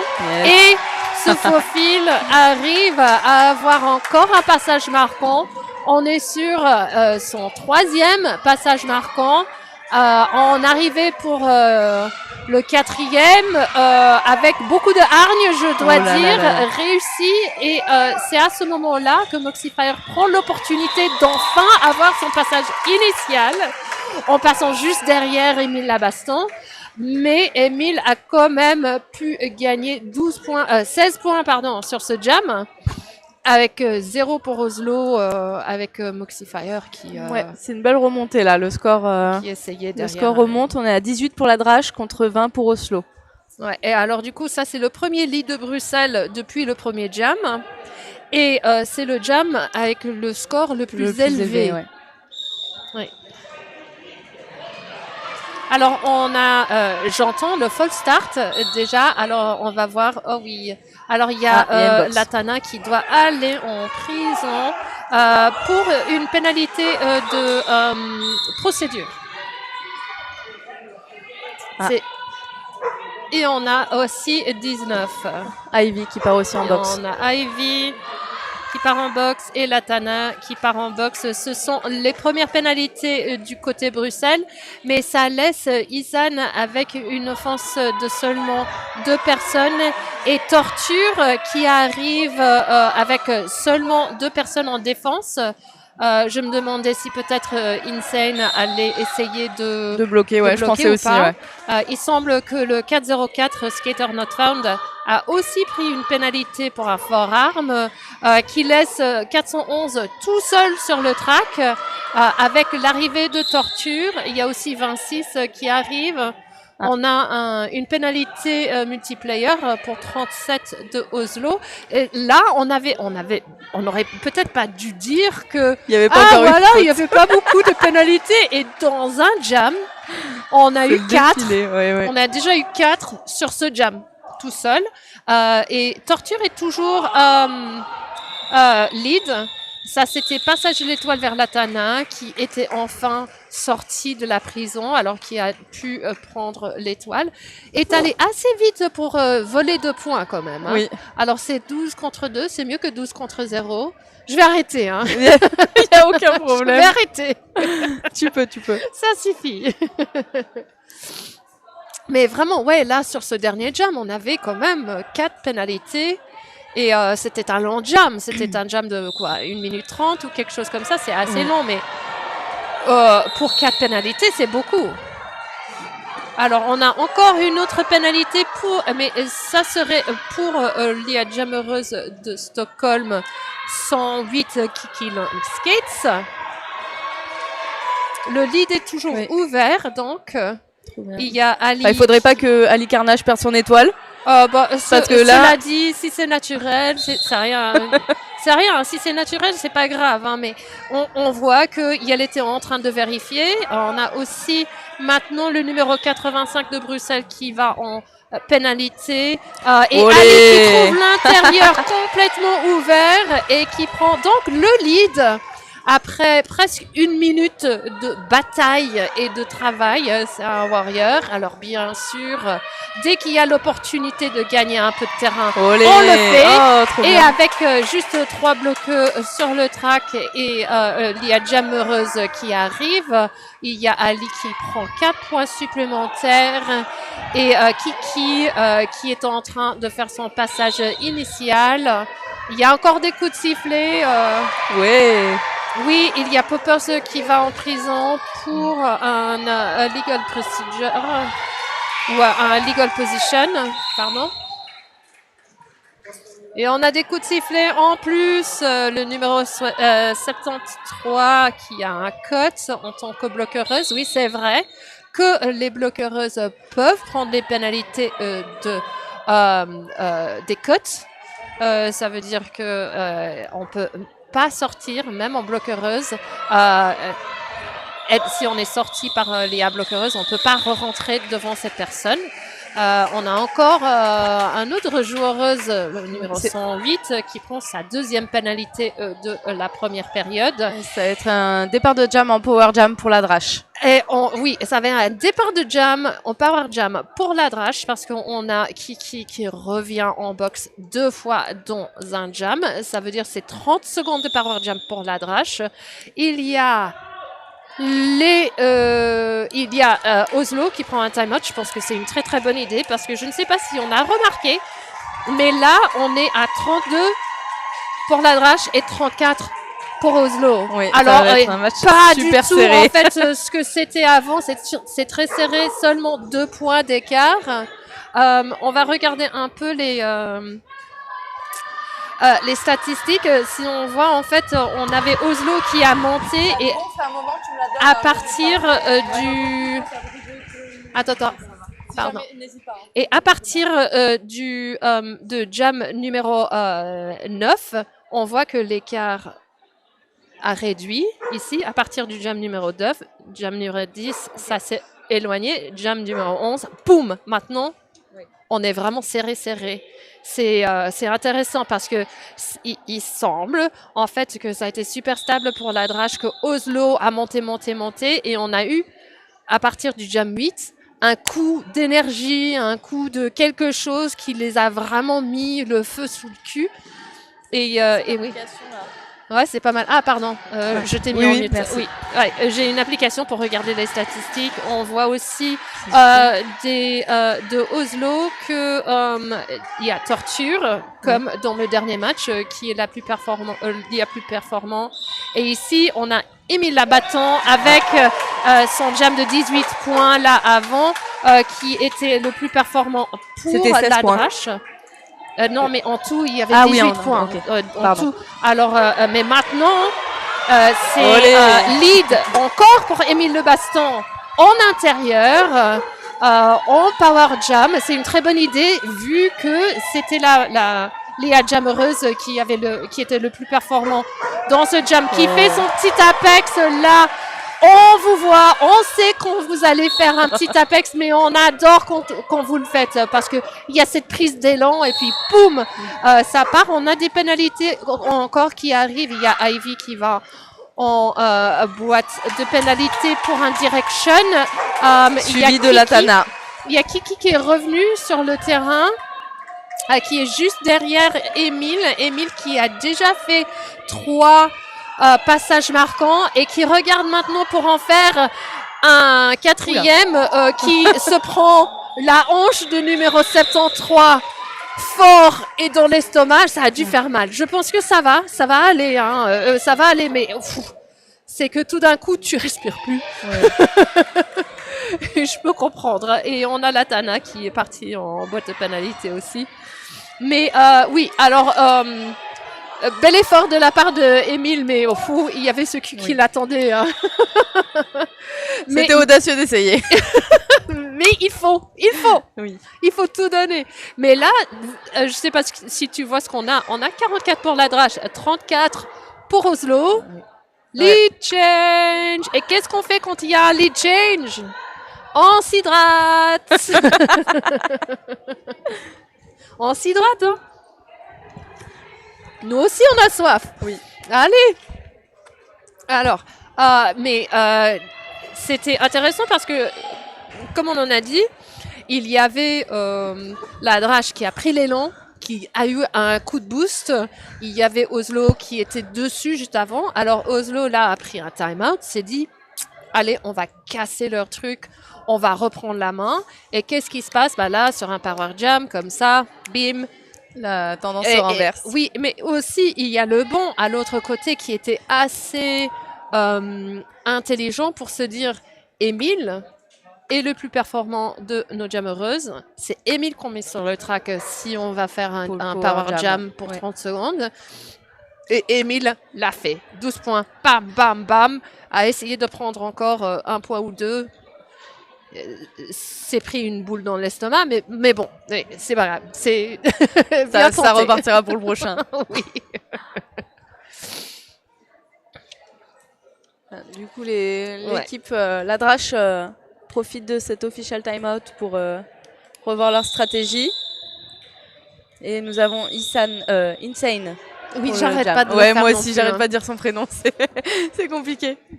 C'est compliqué quand le nom On n'appelle derby- pas les gens par leur derby name en Non, fait non, entre non. nous et Oui, et ça, c'est quelque chose que j'aime pas non plus. Alors là, nous avons un time-out qui a été appelé par l'équipe blanche, ça veut dire Bruxelles, a décidé de prendre un petit time-out.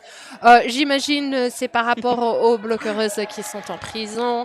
C'est pour se préparer un peu, être bien prêt pour le prochain jam qu'on a, où on a que 2 bloqueurs. Ce serait Aristotle numéro 85 et Poppers numéro 30. Mais comme je disais, je trouve ça très bizarre parce que quand je patinais au Texas, on m'appelait Dark Pistol ou Pistol. ouais. Quand je patinais en France, on m'appelait Dark Pistol ou Dark. J'ai commencé à patiner ici en Belgique. On commençait à m'appeler Ariane. Et pardon, mais vous n'avez pas le droit de m'appeler Ariane. Je vous connais pas, c'est pas cool. Mais maintenant, c'est vrai que tout le monde connaît mon prénom. Et alors du coup, c'est ça qui reste en tête en fait. Oui, mais si vous écoutez en fait là et vous vous demandiez comment il faut m'appeler, c'est Dark Pistol ou Dark ou Pistol. C'est vraiment, moi je préfère ça. Hein. Ouais. Et moi, je fais le faveur. Hein. Moi, je vous parle, je vous appelle vous par vos derby names aussi. Allez, il y a Allez, Ethan qui essaye non. de sortir à l'extérieur, qui se fait sortir par le numéro 73 de Oslo, qui est Heidoudel. Il y a Aristotle maintenant qui va en prison pour sa deuxième pénalité, mais on a Ivy et Latana qui reviennent. Pendant ce temps-là, le numéro 911, Moxifier, a pu prendre le lead et faire son passage marquant. Latana, en rentrant de la boîte de pénalité, a pu prendre l'étoile de Insane. Et maintenant, sur son passage marquant, on a Moxifier qui va essayer de prendre des points et coller le jam et a réussi en gagnant 4 points plus 2. 6 points. Plus 3. Plus 3. Alors, du coup, oui. Ah, j'ai pas vu. Parce que en fait la main Le était pouce. sur Oui, le oui, oui. côté. Ouais. On n'est pas bien positionné pour voir les doigts, surtout les pouces. C'est pour ça que j'aime bien en fait quand les arbitres ils font des trucs comme Ouais, ça, avec où juste ils les mettent, autres doigts. des autres doigts ou les 3 dernières. C'est un peu plus facile à voir. Qu'est-ce qui se passe, Fat? Torture a pris le lead pour Oslo, pardon. J'étais dans le jeu. Et Poppers A pris vient de des réussir le Star Pass.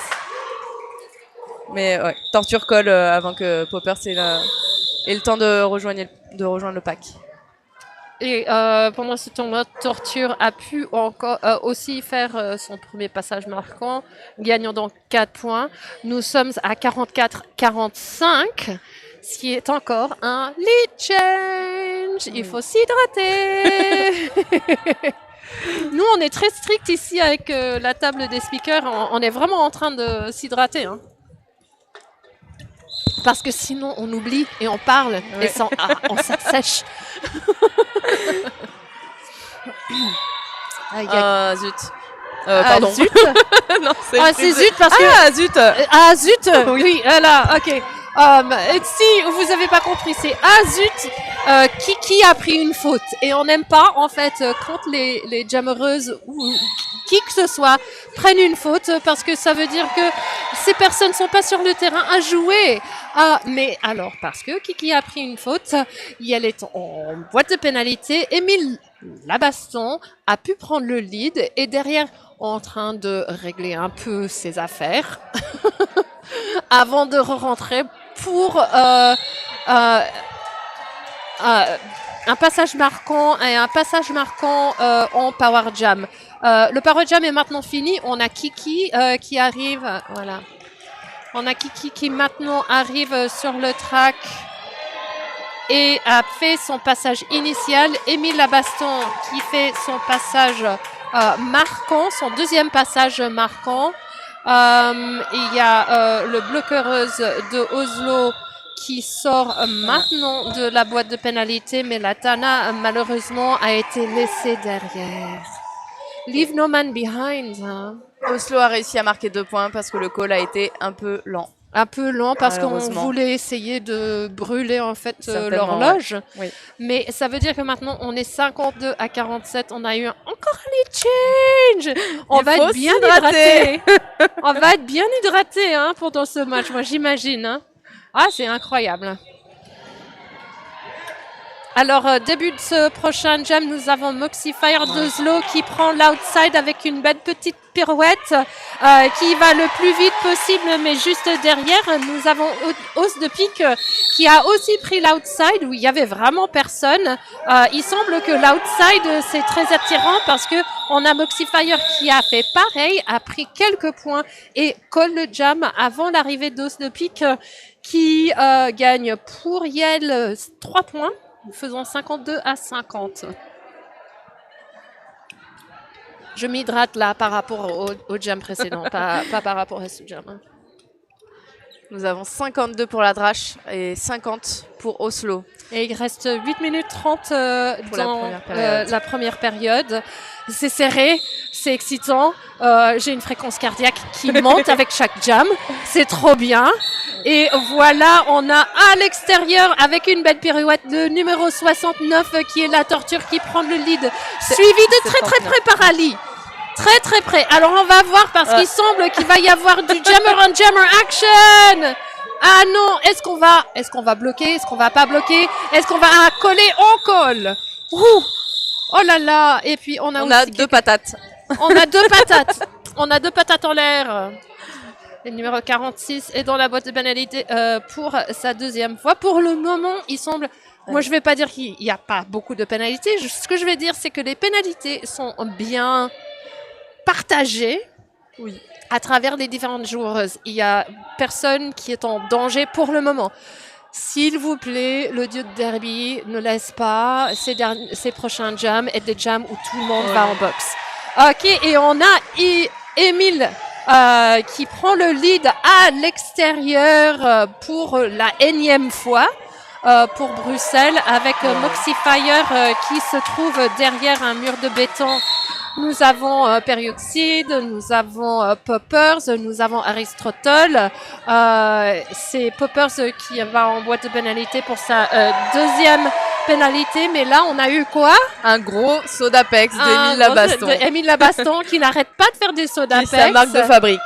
Et qui est en train de regarder en fait son bon pour se dire est-ce que je sacrifie des points pour faire sortir Poppers?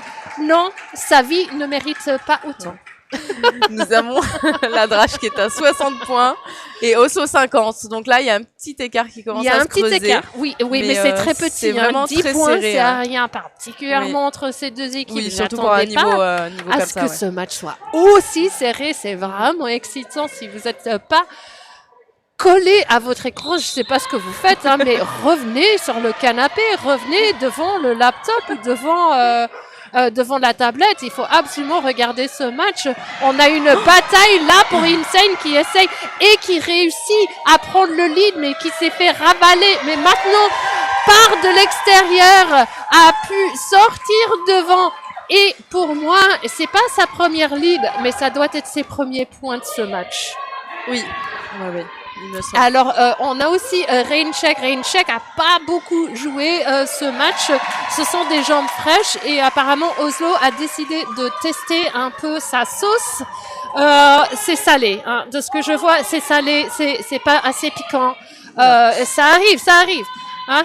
Mais Poppers qui sort Lia Jammereuse, elle regarde le banc. J'imagine qu'il y a le banc qui lui donne des instructions parce qu'il y a eu un hochement de la tête. Insane qui est insane et qui prend encore des points. Insane qui revient de blessure, je tiens à le dire, hein, et qui fait vraiment un tour d'enfer, de fou, disons. Et c'est de nouveau 4 points pris pour Insane.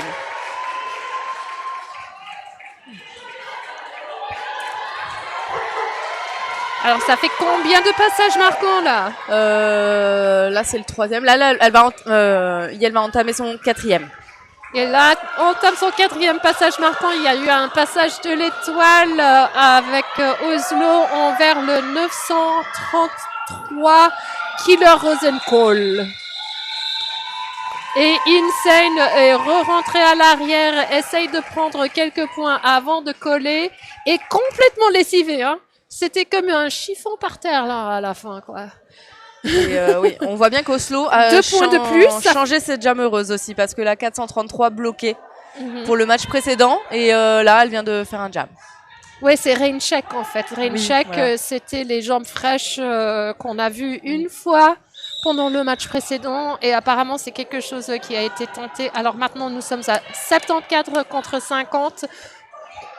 Pour la drache, c'est pas fini. 24 points, c'est rien. C'est que la première période. On voit qu'on a la torture. Et Ali, ah oui, une pirouette à l'extérieur avec un super blocage à l'extérieur aussi d'une des bloqueuses de Bruxelles qui en résulte en un cutting parce qu'il y avait une toute petite partie de sa roue qui est quand même sortie, même avec cette pirouette qui était très bien faite. Ça veut dire que Ali prend le lead en prenant l'inside après avoir bataillé contre un mur de Oslo de béton quand même. Hein. Alors, on voit que KO numéro 12 a essayé de faire un pack à l'arrière, mais Sans la participation de ses confrères, c'est un peu difficile. Mais Ali décide de coller le jam après avoir gagné ses 4 points sur son passage marquant parce qu'on a Torture qui est l'IA meilleure jammeuse de Oslo qui est debout en boxe. Ouais, c'est le premier.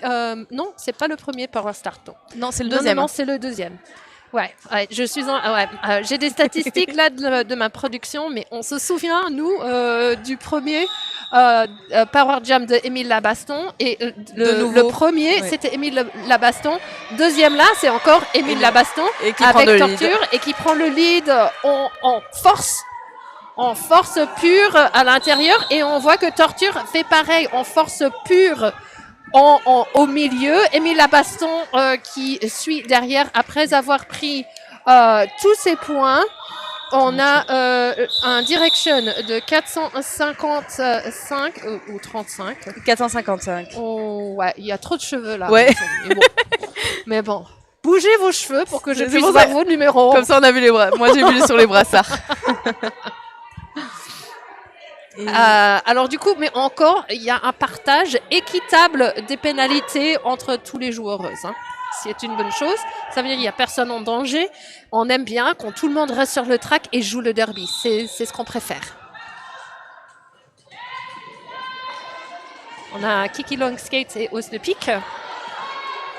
Os de Pique derrière un gros mur. Ah, l'offense était très belle de numéro 95, mais Kiki... Non, ah oui. Ouais, mais Kiki a pu quand même de l'avant prendre le lead. Il y a un Star Pass à Poppers, le numéro 30. Et Kiki qui vient pour son passage marquant, qui marque le plus de points possible pendant le temps que Poppers fasse le tour et arrête le jam avec 2 points. 2 points, il n'y a pas de pouce? Ouais, 2 points. Oui.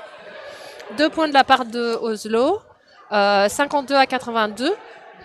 C'est 30 points d'écart. Ce sont des maths très faciles à faire. Et on est sur le dernier jam de la première période. Possiblement. Oui. Ouais, il faut qu'on fasse attention hein, parce qu'ils ont tous les official reviews et les time-out.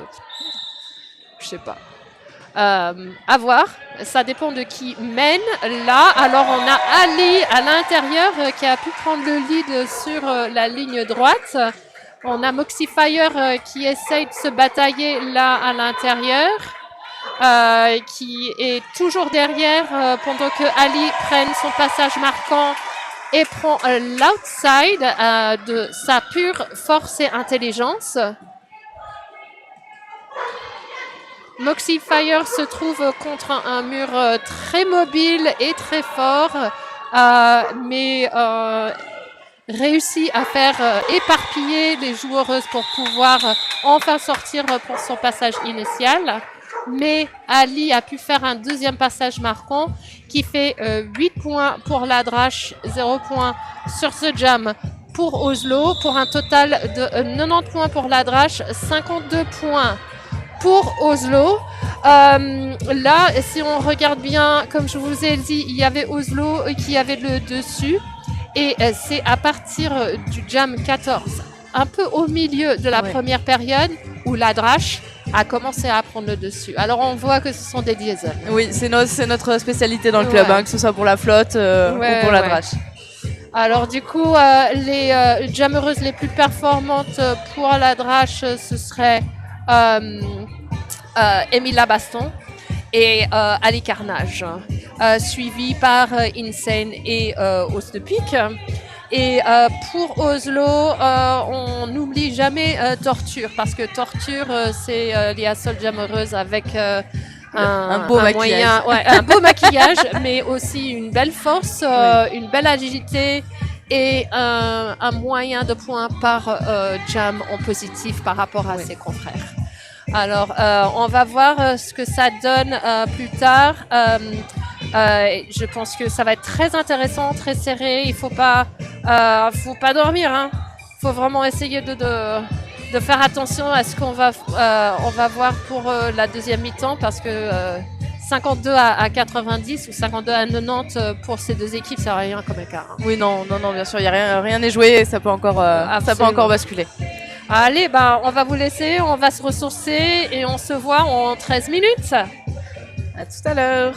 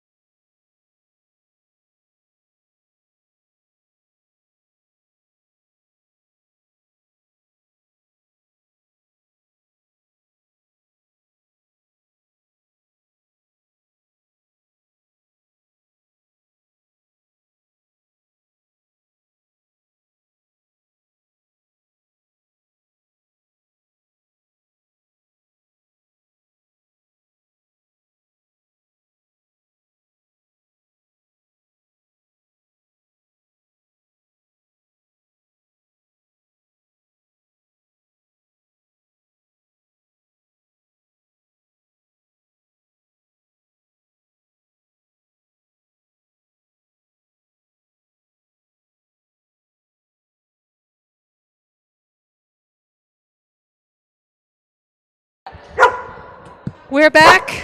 We have a furry friend, so please bear with us.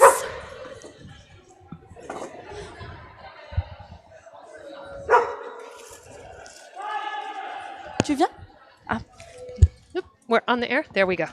All right, good. So we are back for our second period of the second game of the fourth edition of Skate of the Dead. La Drache against Oslo Roller Derby, 90-52. It is a very exciting game. We have had La Drache pull ahead in just this last portion of the first period. Et on a Émile Labaston qui fait un saut d'apex sur son passage marquant, qui a pris le lead pour ce premier jam. Alors il semble que l'élan a pu continuer.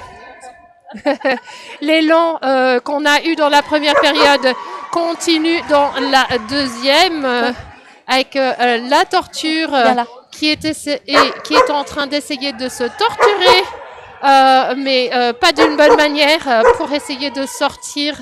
Je vais juste mettre ça.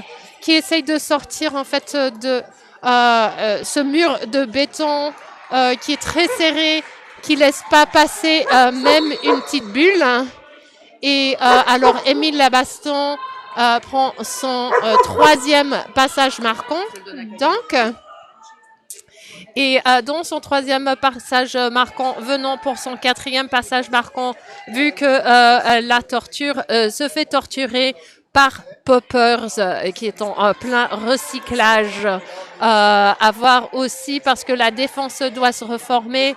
KO se met bien devant la torture, avec Poppers qui est en train de verrouiller à l'intérieur. On a une belle offense du numéro 73 qui a enfin libéré la torture. Ensuite, Émile décide que c'est le moment de arrêter le jam, étant sur son quatrième passage marquant. Sur ce quatrième passage marquant, marquant 3 points de plus pour un jam 15-0. Ça commence fort, hein? Allez, 15-0 pour ce premier jam. Allez, trop bien. Ça commence vraiment fort pour les Bruxellaires. Oui, c'est comme ça qu'on le dit. Hein? On dit Bruxellaires et pas Bruxellois. Ah ouais? Ah oui. Je suis française aussi, donc je suis pas belge. Alors maintenant, mais on a Kiki qui est en train de prendre le lead, même ayant en fait une belle défense de la part de Ivy numéro 19. Le numéro 213 Insane a fait quelque chose qu'il fallait pas et les refs ont dit non, tu vas dans la boîte, non, la boîte de pénalité. Kiki, ayant pris ses points, décide de coller le jam. Et dans ce cas, ça veut dire que le prochain jam serait un power start, mais pour Oslo. Et si je ne me trompe pas, ce serait le premier power start d'Oslo de ce match. C'est ça. Oui, je pense que oui. On est en train de regarder la production qui nous dit « Je sens pas ». Mais nous, on est assez sûrs, même si on a tort, on est confiant. On est sûr de nous et c'est ça qui est important. Hein. Il faut avoir confiance en soi. Oui, vas-y, parle. Pardon, non, mais c'est bon, tu notes. Fat est en train de m'indiquer des trucs, je ne sais pas. Alors, il y a le numéro 12. C'est Chaos qui part en boxe. Qui part en boîte de pénalité. Pour sa première pénalité de match, on a Moxie Fire qui est quand même en fire, qui a pu prendre le lead et le premier passage marquant pendant le temps que Insane réfléchissait sur sa vie dans la boîte de pénalité. Mais Insane a fait son passage initial.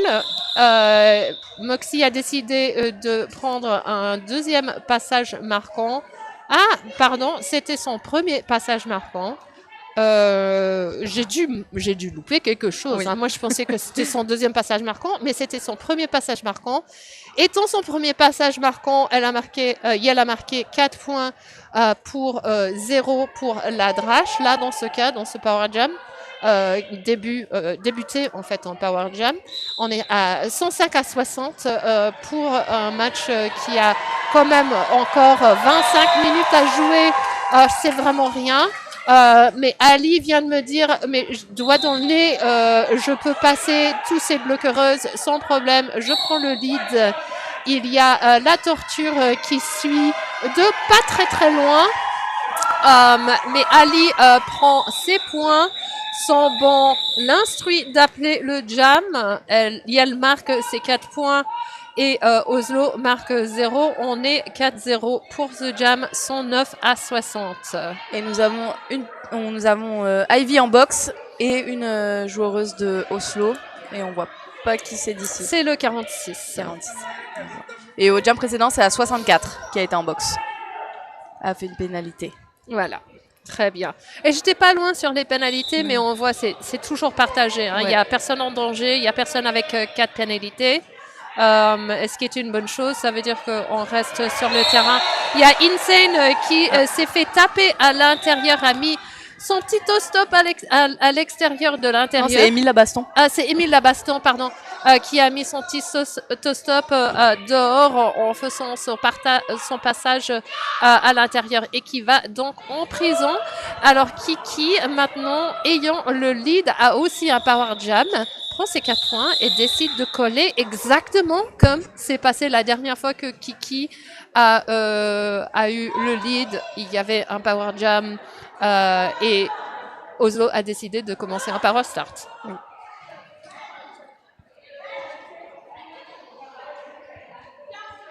Ouais, et Kiki a 100% de lead pour cette période, de jam, de lead et de power jam, power start après, hein, dans les 2 cas. Alors, nous avons là pour le prochain jam Émile Labaston, qui est en boxe, pardon. Et c'est Torture qui va être sur la ligne de jam pour ce prochain. C'est la première pénalité pour Émile. Oh, c'est beau ça. Et c'est le deuxième power start pour Oslo pendant cette période. Et cette période, elle vient de commencer.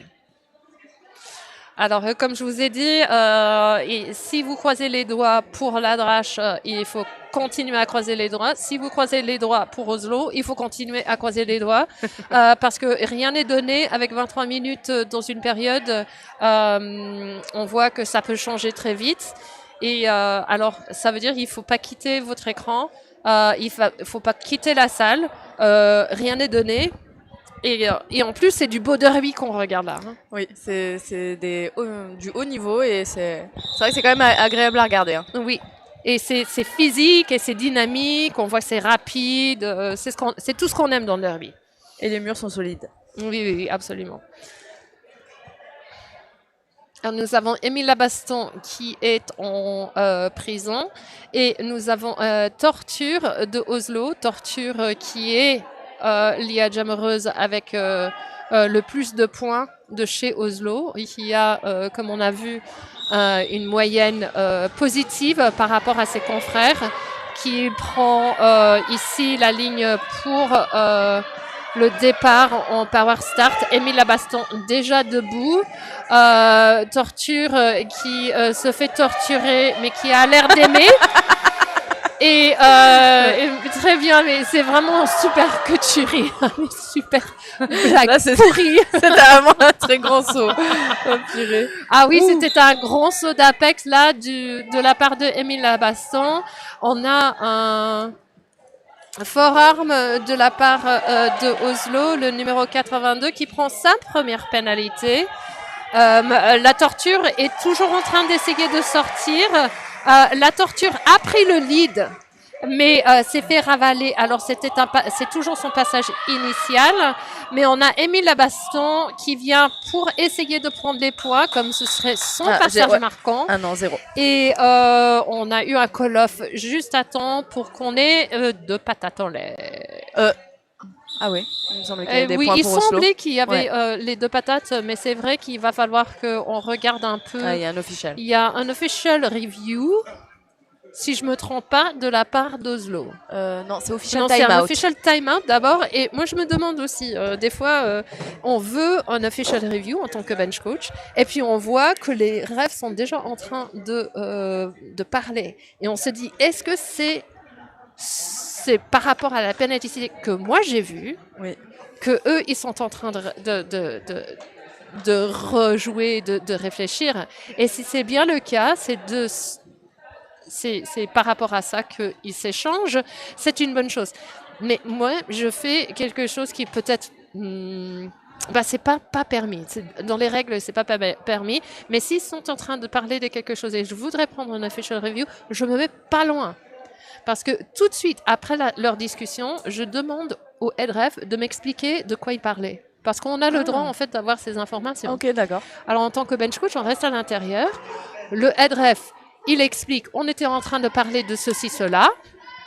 Et si c'était pas par rapport à ton official review, tu dis, OK, je prends un official review, donc. Oui.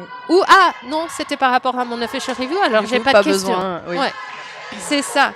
Mais il faut toujours rester juste là parce qu'on ne sait jamais et on veut avoir les infos tout de suite.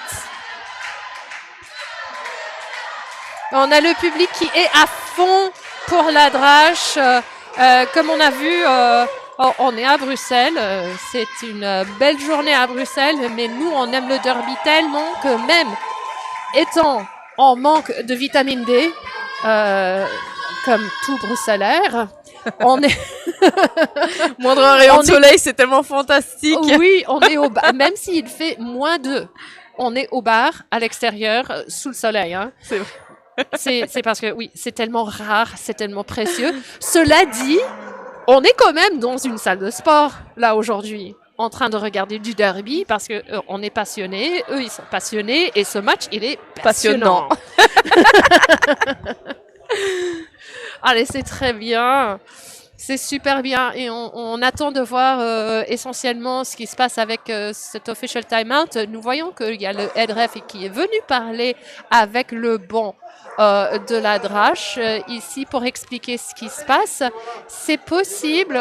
Nous avons déjà le numéro 82 de Oslo qui est en prison et nous avons quelqu'un de Bruxelles qui doit partir en boîte de pénalité, c'est Ali.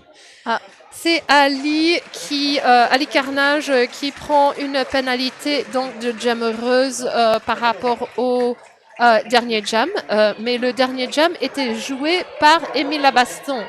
Alors c'est Ali qui remplace donc Émile Labaston.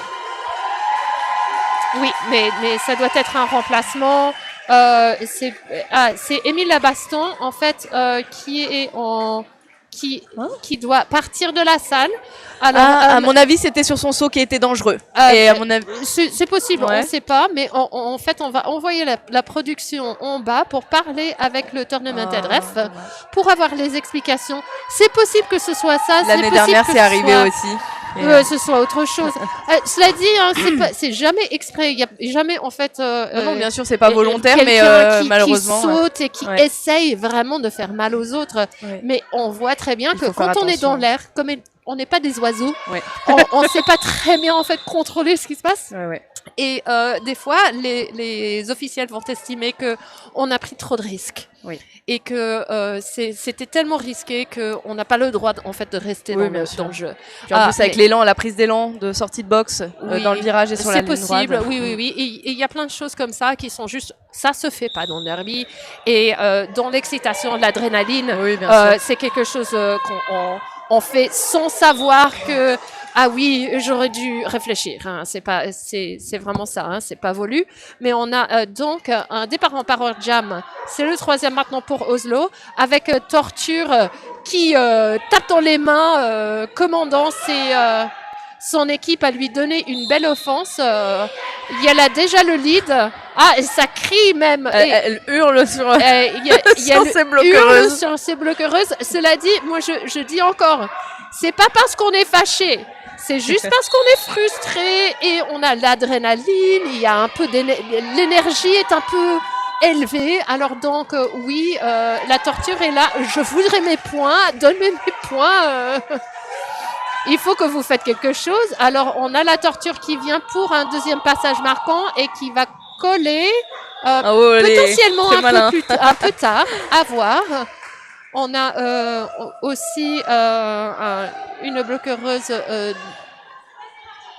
en box de la part. Moi, c'est Angry Bottom. Ah, c'est Angry Bottom. Qui... C'est sa première pénalité. C'est sa première pénalité. C'est le numéro 196. Ouais. On va m'expliquer un peu. Je vais revenir avec des informations par rapport à l'official timeout. D'accord. Alors, nous avons Angry Bottom en boxe et une joueuse de Oslo. Je n'arrive pas à voir qui c'est. C'est encore un official timeout. Ah non, c'est un official review. C'est un official review. Je vais donc enchaîner sur les petites fun facts pour la drache. Pour Ali Carnage, elle change constamment de derby name à chaque saison et elle est déjà en train de chercher le prochain. C'est donc la numéro 07. Et encore quelque chose qui serait pas du tout permis pour moi, comme moi, mon identité c'est Dark Whistle, parce qu'on m'appelle par mon derby name. Et oui. Et ça, c'est le truc, ça c'est un problème des fois. Quand on choisit un derby name et tout le monde t'appelle par ton derby name, et voilà, c'est ton derby name qui est ton prénom et on peut pas le changer. Bah, c'est vrai que moi, on m'appelle pas Fat and Furious. C'est peut-être parce que c'est long et peut-être parce que les gens peut-être osent pas non plus m'appeler Fat. Ah bah moi je le fais, je suis désolée. Mais moi il y a aucun problème, mais je pense que les gens derby name. Oui. Je sais bien, mais moi je sais que les gens ne m'appellent pas par mon derby name. Ah OK. Mais c'est vrai moi, que ça me de temps dérange en temps je absolument dis pas, quoi. Furious. Mais le problème c'est que il y a déjà un Furieux. Ouais. Tu vois, à Toulouse, il y avait Monsieur Furieux ou Captain Furieux. Je suis désolée Furieux, je me souviens pas. Mais sache que ça fait longtemps que tu as joué du derby, ça fait longtemps qu'on s'est vu et je suis vieille. Alors avec ces trois éléments-là, c'est vrai que tu t'appelles Furieux, mais je me souviens pas si t'es Monsieur ou Monsieur Furieux. Oh, je me souviens pas. Oh, c'est horrible. Il est hyper célèbre aussi. Ok. Soit. L'official timeout, c'est exactement ce dont tu as parlé. Alors du coup, ce saut a été estimé par les officiels. D'abord, il y avait une pénalité pour deeping contact. Ça veut dire que quand on est dans l'air, normalement, on n'a pas le droit de taper les gens. Oui. Et s'il y a quelqu'un qui vient nous taper pendant qu'on est dans l'air, on peut pas le contrôler. On n'est pas des petits oiseaux, on sait pas l'éviter. Alors du coup, c'est pas notre faute, mais dans ce cas, c'était quelque chose qui était estimé comme évitable. Ouais. Et en plus, c'était estimé comme non seulement évitable, mais un misconduct. Misconduct, ça veut dire que c'était dangereux et que c'était fait sans avoir réfléchi sur les conséquences de son action. Alors la joueuse a été demandée de sortir de la salle. Pas seulement en fait juste du terrain, mais doit sortir complètement en fait de la salle, ne peut pas aller dans les gradins malheureusement. Les gradins non plus? Non, je savais pas. Non, ça c'est sur un foul out, on peut aller dans les gradins. Ah voilà, si on a une éjection. Oh purée. On doit aller dans les vestiaires ou à l'extérieur de la salle. Mais c'est que pour ce match. Alors, Émile Abaston va sûrement revenir pour le deuxième match.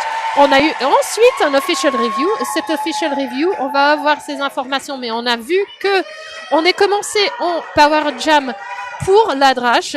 C'est ça veut dire la première prise de lead de hausse de pique. Hausse de pique. Première prise de lead de hausse de pique.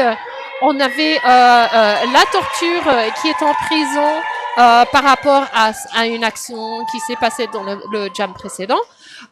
Et c'était un official review de gagner pour Bruxelles. Alors, moi, je voudrais noter ça, c'est très important. Tant que Ostepic est en train de se batailler pour prendre ses points, la torture a pu passer pour son passage marquant. Je tiens à dire que si on est un bench coach et si on va à l'intérieur parce qu'on a vu une faute et on demande la faute et on gagne l'official review, c'est super difficile. C'est vraiment pas facile. Et on tient à féliciter les benches je pense que c'était Bridge Van de Kamp Oui, c'est ça. qui a demandé cette official review et l'a gagné. Je tiens à dire aussi que Bridge Van de Kamp était un de mes co-coachs lors de la Coupe du Monde avec la Team Belgium. Et c'est une prise de lead pour Insane. Malheureusement, après une chute, s'est fait dépasser par la jammeuse d'Oslo, mais du coup, met fin au jam. Afin d'éviter de lui laisser gagner du terrain. Ah, nous avons Poppers en boxe. Et une joueuse de Oslo aussi. Et la 46 pour Oslo et la 30 pour la Drache. 46, je pense que j'ai déjà noté. T'as déjà noté, okay. Deuxième, oui, c'était pour deuxième pénalité. Je sais pas si c'est une deuxième ou si c'est la première et qu'elle est toujours sur le banc. Je saurais pas dire. C'est entre 3 et 4 pour 46, okay. Alors voilà. Mais maintenant, nous avons que 3 pénalités pour numéro 30, alors ça a l'air d'aller. Olé, c'est de nouveau une prise de lead pour Ali Carnage. Qui va juste au milieu. On a Kiki Longskate qui essaie de s'échapper à l'extérieur, mais qui se fait sortir par 404 Skater Not Found. On a Latana avec son petit corps qui essaie quand même de faire un blocage complet contre Kiki Longskates. Le Star Pass a réussi. Alors on a aussi vu Latana qui s'est mis juste devant le numéro 37 qui a pris l'étoile et a pu bloquer un peu. Maintenant, le pivot tourné jammereuse est sorti pour son passage marquant. Ali prend ses points et colle le jam avec 2 points supplémentaires. 2 ou 3 C'est 2. Parce que là, oui, je vois 6 à 0. Alors, c'est 125 à 70. Alors, c'est exactement comme j'avais pensé. Alors, je vous ai dit, oui, c'était un official review pour Bridge Van de Kamp qui a gagné son official review. Et c'était pour un back block qui a été bien vu de la torture contre un des bloqueurs blancs. Là, on voit que la torture est sortie. Et que Ostepic est sorti. Mais pendant un moment donné, on avait les 2 jam refs qui pointaient du doigt. Mais apparemment, c'est... Ah, c'était pas Ostepic du coup qui avait le lead. C'était Oslo qui avait le lead. Il y avait un peu de... Confusion. Oui, un peu de confusion. Il y avait les 2 qui pointaient le doigt. Alors du coup, je pense qu'à un moment donné, il y avait de la communication. Oui. Où, normalement, c'est le front hyper qui va donner la communication. Non, c'est blanc qui est le lead. Non, c'est noir qui est le lead. Parce que sinon, on n'a pas vraiment le temps de discuter. Bien sûr. Est-ce que c'est toi? Est-ce que c'est moi? Je sais pas. Mais deux patates en l'air de toute façon, parce que les 2 étaient sensiblement lead un après l'autre, très proches. On a Insane qui a fait une pénalité de forearm à l'extérieur, donnant l'opportunité de Moxifire à Moxifire de pouvoir prendre le lead. Poppers est de nouveau allé en boxe. Et de nouveau en boxe. Alors maintenant, on a le numéro 30 avec 4 pénalités. On a Moxifire qui vient pour son passage marquant, qui décide de coller le jam après avoir pris ses points. Et donc, va mettre son équipe dans une position de power start, qui serait le 4e power start pour Oslo pendant cette mi-temps. Alors, pendant cette période, on est à 125 à 74. Alors, moi, je me demande si, par exemple, il y a un petit time-out, ce qui est bien. Alors, on voit que en fait, le différentiel de score se stabilise. C'est un official time-out. C'est un official time-out. Mais le score, en fait, se stabilise. Ça veut dire que il y a l'écart qui reste à peu près pareil. Ouais. Ça monte d'un côté, ça monte de l'autre côté. Ça veut dire que potentiellement, Oslo est en train de trouver des solutions. Et on voit aussi que pendant cette période, la différence, c'est 35 à 22. D'accord. Alors, on voit en fait que c'est une petite différentielle en fait par rapport à avant. Et on a, malheureusement, on a quelqu'un par terre. Alors, on va passer à autre chose pendant que on a Fat qui va en bas pour vérifier que tout va bien avec ses joueuses. On a le numéro, on a quelqu'un qui est par terre. Alors malheureusement, on ne sait pas ce qui se passe, mais on va passer à autre chose. Comme je vous disais, il y a le différentiel entre les deux équipes qui est en train de se stabiliser. Et avec cette stabilité, on voit aussi que ça veut dire que potentiellement, Oslo est en train de prendre un peu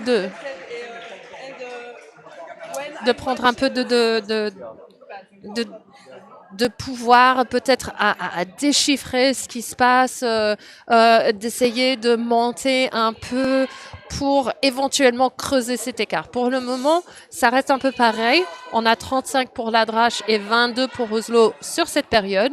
C'est toujours la Drache qui mène, mais Oslo n'est pas loin derrière sur cette période. Mais pour que Oslo puisse creuser cet écart, il va falloir que Oslo prenne le dessus à un moment donné. Hein. Alors aujourd'hui, c'est notre deuxième match de la 4e édition de Skate of the Dead. Skate of the Dead, c'est un tournoi dans la jolie ville de Bruxelles, aux capitales de l'Europe, où il fait très beau. Aujourd'hui, hier, il ne faisait pas très beau. Tant pis. On est resté à l'intérieur à regarder du derby, quoi que ce soit, parce que c'est notre passion, c'est ce qu'on adore. Je regarde devant moi et j'ai le plaisir de vous annoncer que même si la joueuse de Bruxelles s'est fait super mal, cette joueuse a pu se relever. Et ça nous fait vraiment plaisir. Faut savoir que sur chaque hit, ça fait mal. On peut avoir des hits ou des différents mouvements qui peuvent faire très très mal.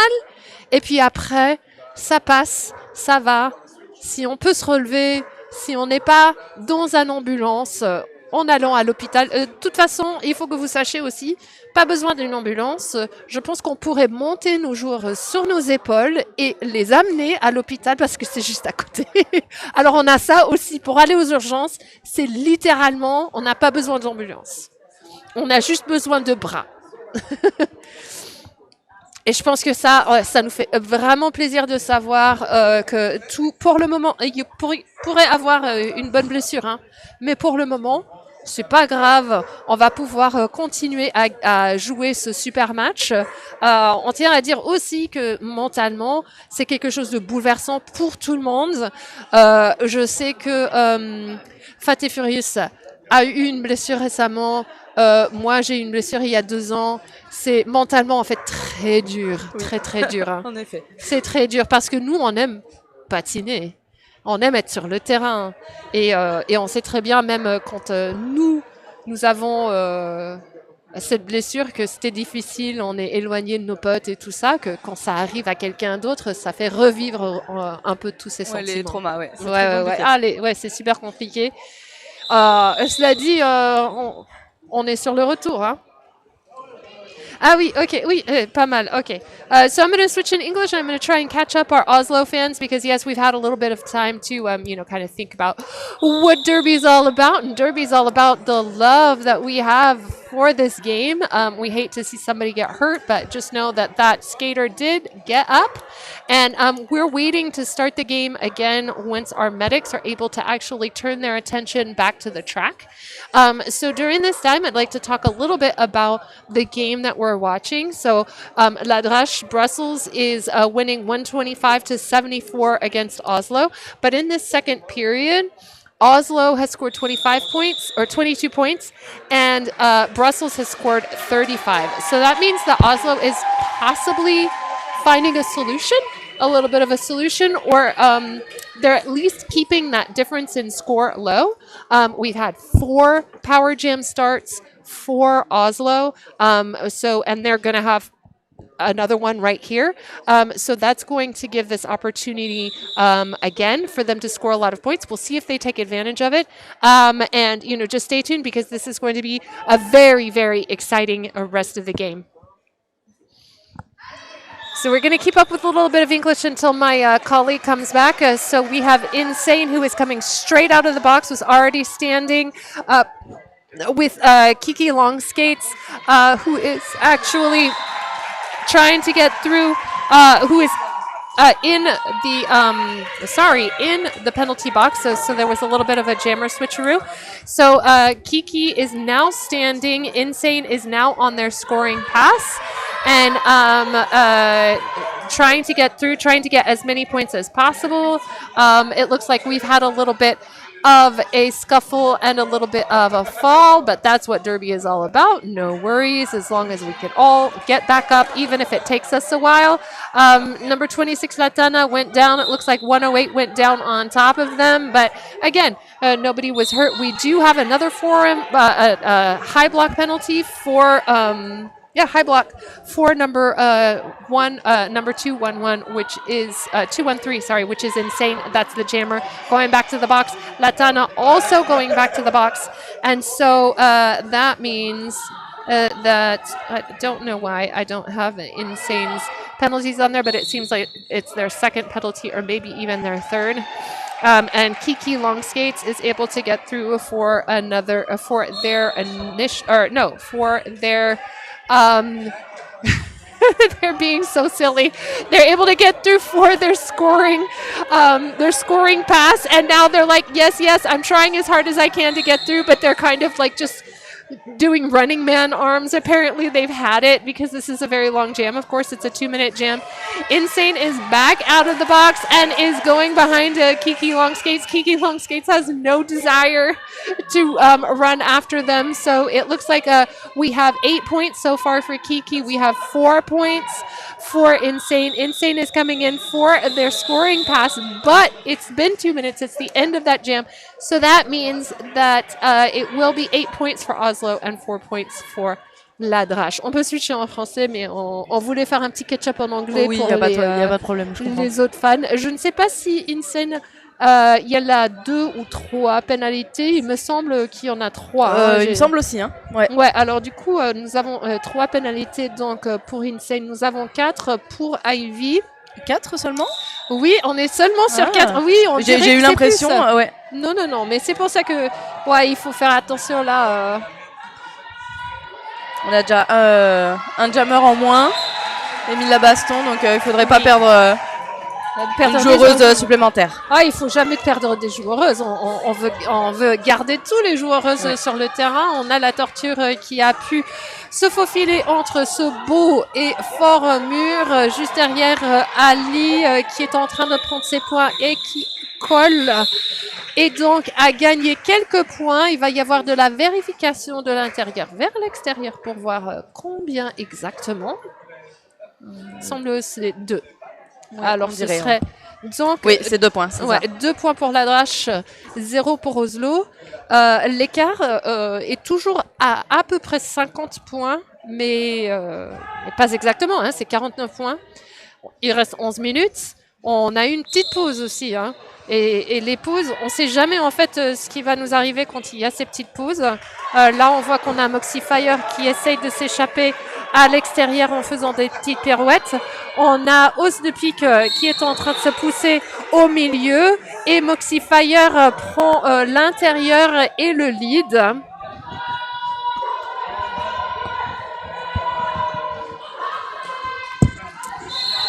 Et se faufile à l'extérieur encore de ce premier tournant.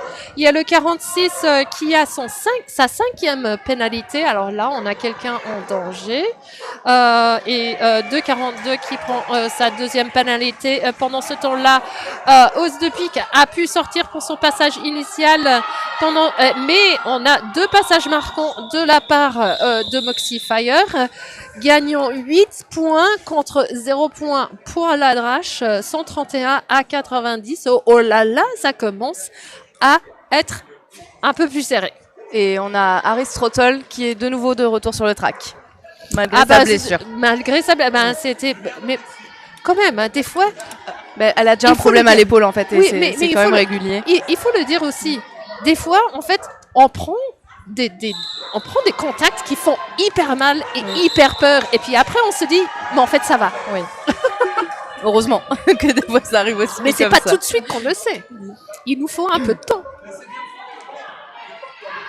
des fois, on a l'impression qu'on meurt. On a Insane pour la Drache qui a pris le lead à l'extérieur et maintenant sur son passage marquant avec Kiki Longskates qui essaye de se battre contre ce mur avec Aristotle, Poppers et Peroxida. Peroxida. Et en fait, Aristotle a fait un mouvement de malade après que Poppers a sorti Kiki à l'intérieur, a pu tourner, aller sortir à l'arrière, faire une sorte de recyclage. Et donc, Kiki est sorti pour un cut. Et on a donc un power start maintenant pour Bruxelles, après avoir gagné 8 points pour la Drache et 0 points pour Oslo. Et je crois qu'on a Angry Bottom en boxe également. Oui, c'est ça. Angry Bottom en boxe, c'est... Oui, c'est ce que j'ai vu. Allez, il me semble que c'est ça, deuxième. Et on a 6 pénalités pour le numéro 46, là. Oula. Et là, c'est un direction. Hein, Et Kiki a 4 pénalités aussi. Et Kiki, c'est une jammereuse. Et de ce que je comprends, vu la rotation, on n'a pas beaucoup de jammereuses de la part d'Oslo. Hein. C'est 3, voire 4 de temps en temps. Et de temps en temps, hein, Kiki a l'air un peu fatigué. La fatigue peut mener vers des fautes. Oui. Mais définitivement, oui, on a une bloqueuse de Oslo qui est sur 6 pénalités. 6 pénalités, c'est danger. Hein. Surtout que ça s'est beaucoup enchaîné, j'ai l'impression, sur les jams qui viennent de passer. Ah oui. Ça s'est beaucoup enchaîné. Alors, je vérifie juste que j'avais mis... 196, oui, c'est 3 pénalités donc pour 196. Je regarde un peu les scores. Maintenant, on a Moxifier qui a pris le dessus par rapport aux autres. À Torture, oui, c'est ça, parce que en fait, Torture, Moxifier a gagné 35 points en total. Torture a gagné 27, mais Torture a aussi été dans les jams où il a perdu pas mal de points, 43 points en total. Alors du coup, en moyenne, ça fait un négatif, ce qui est un peu difficile à affronter. Mais Moxifier est en moyenne à 0 points par jam. Alors quand on perd, là, en fait, avec le différentiel, si on est 90 points contre 139, c'est toujours, en fait, c'est l'autre équipe qui a gagné plus de points. Alors du coup, on voit que les moyennes par jam sont négatifs. Quand on est à 0... Même en ayant marqué des points. Oui, même en ayant marqué beaucoup de points. Mais quand on est à 0 ou 1, c'est, en moyenne, c'est qu'on est très performant par rapport aux autres jammereuses de l'équipe, même si on est en train de perdre. C'est très intéressant. Statistiquement, c'est quelque chose que j'aime. Hein. C'est pour ça que... c'est super intéressant. Hein, j'adore beaucoup, en fait, ça. Mais on voit aussi que Ali Carnage est en train d'être très performant contre Kiki. Et que Insane est très performant contre Kiki. Là, Ali a pris le lead. Il y a Kiki qui est en prison. On va voir ce que ça donne en termes d'offense de la part de Bruxelles. Kiki qui essaye de sortir de l'extérieur a déjà son passage marquant initial. Alors, a le statut de lead jammer. Essaye de sortir de l'extérieur, mais est bien battu par numéro 455, Rosie de Rouener, ou Rosie. Et on a aussi encore des pénalités qui s'appellent pour le numéro 933. Alors malheureusement, là, on est dans une situation où on a 5 pénalités pour le numéro 19 de Bruxelles. Alors, c'est un peu zone de danger. Et le numéro 19 est quand même une bloqueuse très performante. Ancienne de la team Belgium. Et on a la 46 là, qui retourne en boxe. Et 46 qui retourne en boxe. Et 46 qui retourne en boxe pour sa 7e pénalité. Et on voit très bien que c'est une 7e pénalité quand on voit que le penalty box manager vient voir te voir pour avoir une conversation en interjam. Et je suis vraiment désolée, mais c'était sur ta 7e pénalité. Alors, il va falloir que tu t'en sortes. ailles. Et il va falloir qu'on te remplace avec quelqu'un d'autre parce que pour le prochain jam, il faudrait quand même que, après les 30 secondes passées, quelqu'un puisse reprendre le terrain. Hein. Ouais, c'est tristouille. C'est tristouille. Oui, vaut mieux se faire full out à 8 minutes de la fin du match plutôt qu'en première période. Oui, oui, je suis d'accord. C'est un peu moins frustrant. Oui, oui, oui. Il y a quand même une bonne partie de jeu effectuée. Ouais. Oh là là, je dois enlever mes lunettes. J'ai besoin de mes lunettes, mais quand même, cette casque, ça fait mal. Oui. Ça fait mal avec les lunettes. Alors, je vais devoir regarder tout avec des petits yeux. Et on a le numéro 82 n'a pas pris de faute, mais le numéro 82 remplace le numéro 46 en boîte de pénalité pour servir le temps qui écoule sur le prochain jam, qui commence là maintenant avec hausse de pique qui part en lead en intérieur, suivi de près par la torture. Et on a une arrivée en speed de 103 qui essaye d'appeler pour avoir plus de points que 79. Il semble que ça s'est réussi, mais à voir. Il y a toujours une discussion. Je vois une patate du côté noir. Alors c'est 0 points donc pour la torture. Et 3 points pour la drache. Et 3 points pour la drache. Voilà, alors 146 à 90. Et on a Ivy qui est prête à sortir de la boxe. Alors du coup, on est en supériorité du côté d'Oslo. Yes. Avec un petit hit à l'intérieur, Insane le subit très bien, passe en intérieur et prend le lead. Moxie Fire essaye de sortir à l'extérieur. Et pas de bol, toujours là pendant le passage marquant de Insane. Là, on voit un bouleversement de push et pull de la part de Bruxelles qui fait sortir Moxie. Alors Moxie, pas en fire pour le moment, vraiment sous la drache, littéralement, yes. avec un beau hit de Latana qui a fait ça. Oui. Ah. Ben. Et qui l'a fait sortir, qui était dans la zone d'engagement. Le numéro 911, Moxie, décide « Ah non, mais elle n'était pas en zone d'engagement, mais elle n'a pas vu et donc va en prison pour sa première pénalité. » Ouais, elle pensait que Latana avait franchi la ligne en s'arrêtant, mais elle s'est arrêtée de justesse. Ou que c'était en dehors de la zone d'engagement. Oui, hein. oui. Si c'était out of play, elle aurait pu en fait continuer. Oui, c'est vrai. Avec la fatigue, des fois, on ne sait pas. Oui, bien sûr. Voilà. Puis dans le doute, Oui, des fois. c'est ça. Alors, on est à 153 à 90 ou 153 à 90. Pour la drache, avec 5 minutes power jam pour la drache. Power start pour la drache, avec Ali qui maintenant prend de la ligne pour ce départ en power jam.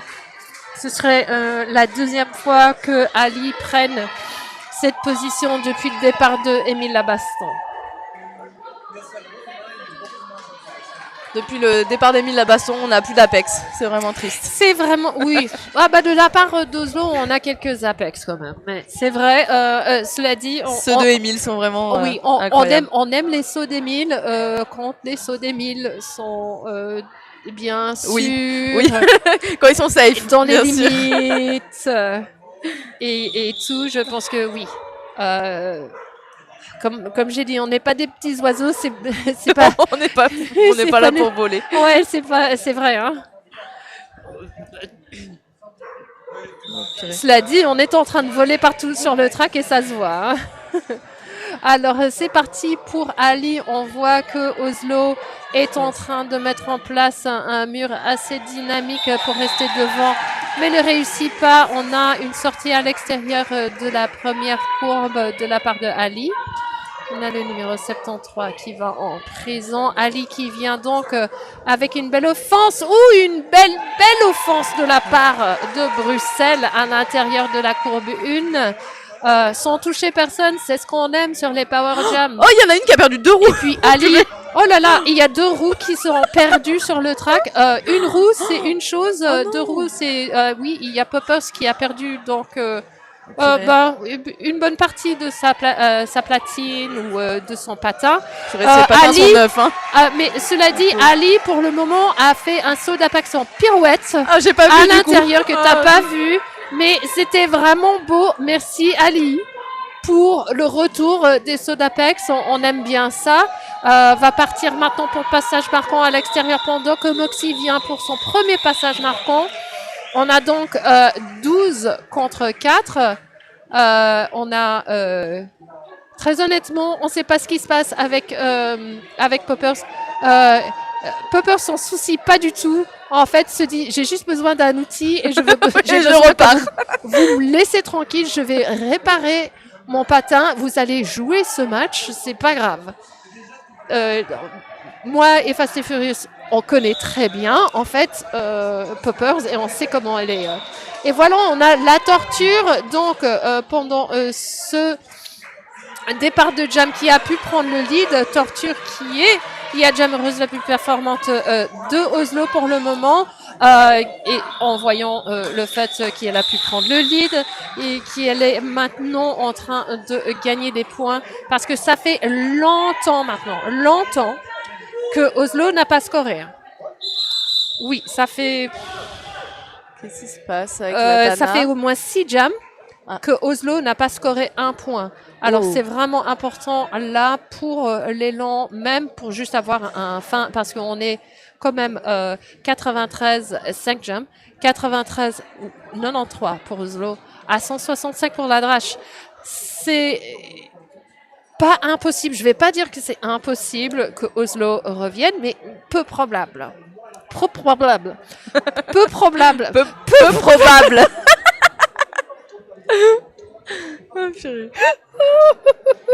Bon, on est fatigué, c'est le deuxième jour.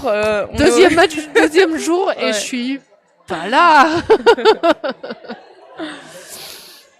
C'est peu probable que je perdure jusqu'à la fin de ce match ou de cette journée même. Allez, ok.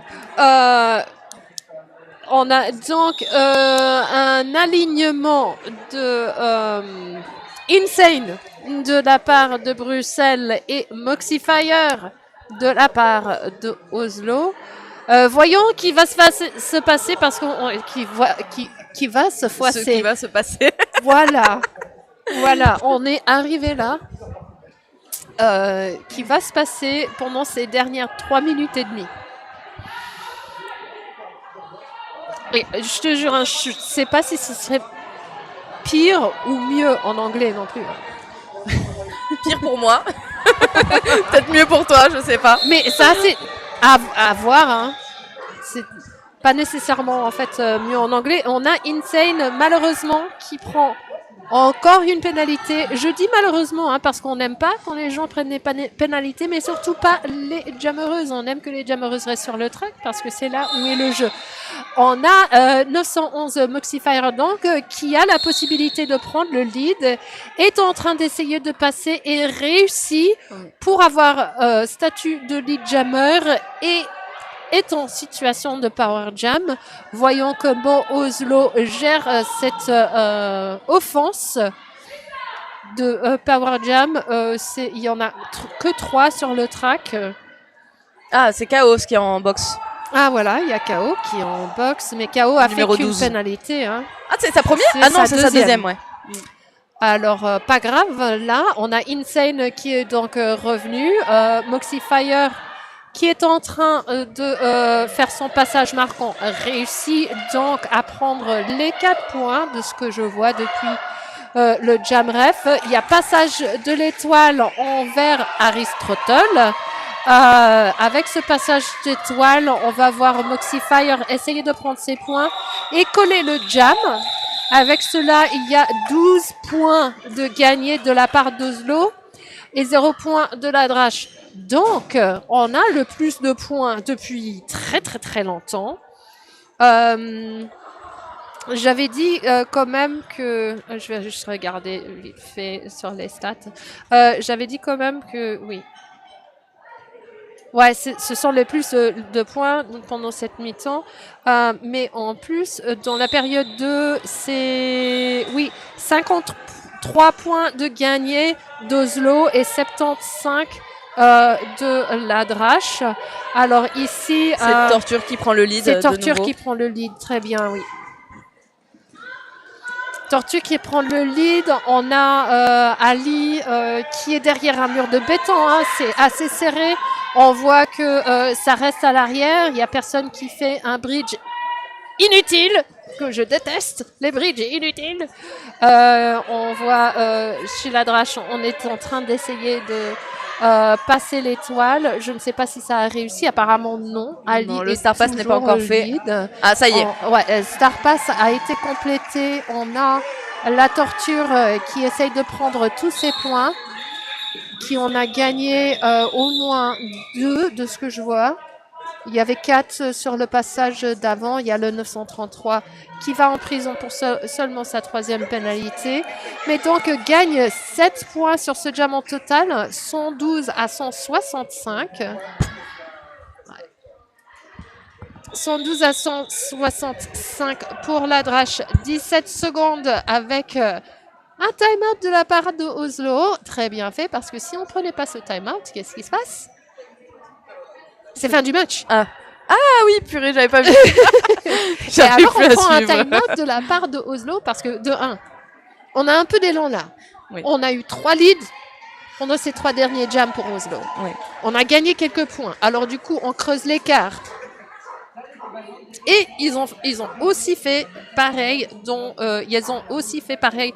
le match précédent.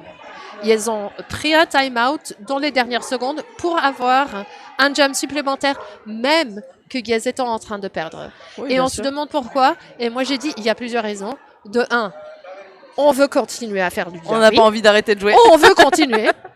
Et on est pour ça, à 100% pour ça. On continue, on fait un jam supplémentaire parce que aussi, c'est le ratio, comme c'est 2 équipes WFTDA. Ah oui, Il y a les rankings, il y a le ratio entre les scores. Alors, diminuer le ratio, c'est bénéfique pour Oslo. Pour les classements, oui. Ouais, pour les classements. Et voilà, je pense que ce sont les 2 raisons les plus probables. Ouais. Je peux dire probable, mais pas Ah, ça y peu est. probable. Très probable. Non, là, j'ai j'ai pas de nom. Et c'est le dernier jam de ce match. Avec Et- Moxie Ah. Fire qui prend le lead à Non, l'intérieur. C'est Os de Pique qui a le lead. Osdepi qui a le lead, qui a pris le lead à l'extérieur, et Moxie qui a pas le lead, mais qui est devant. Alors, on a le banc qui dit à Osdepi de coller le jam. Osdepi qui regarde son banc et se demande pourquoi je suis lead. Il y a Bridge qui dit, en fait, il y avait un no pass no penalty. C'est pour ça que je pensais que Moxie était lead. Il y avait un no pass no penalty de la part de Moxie. Alors Moxie n'avait pas gagné le statut. Ok. Étant que Os de Pique était juste derrière, Yel a gagné le statut tout de suite.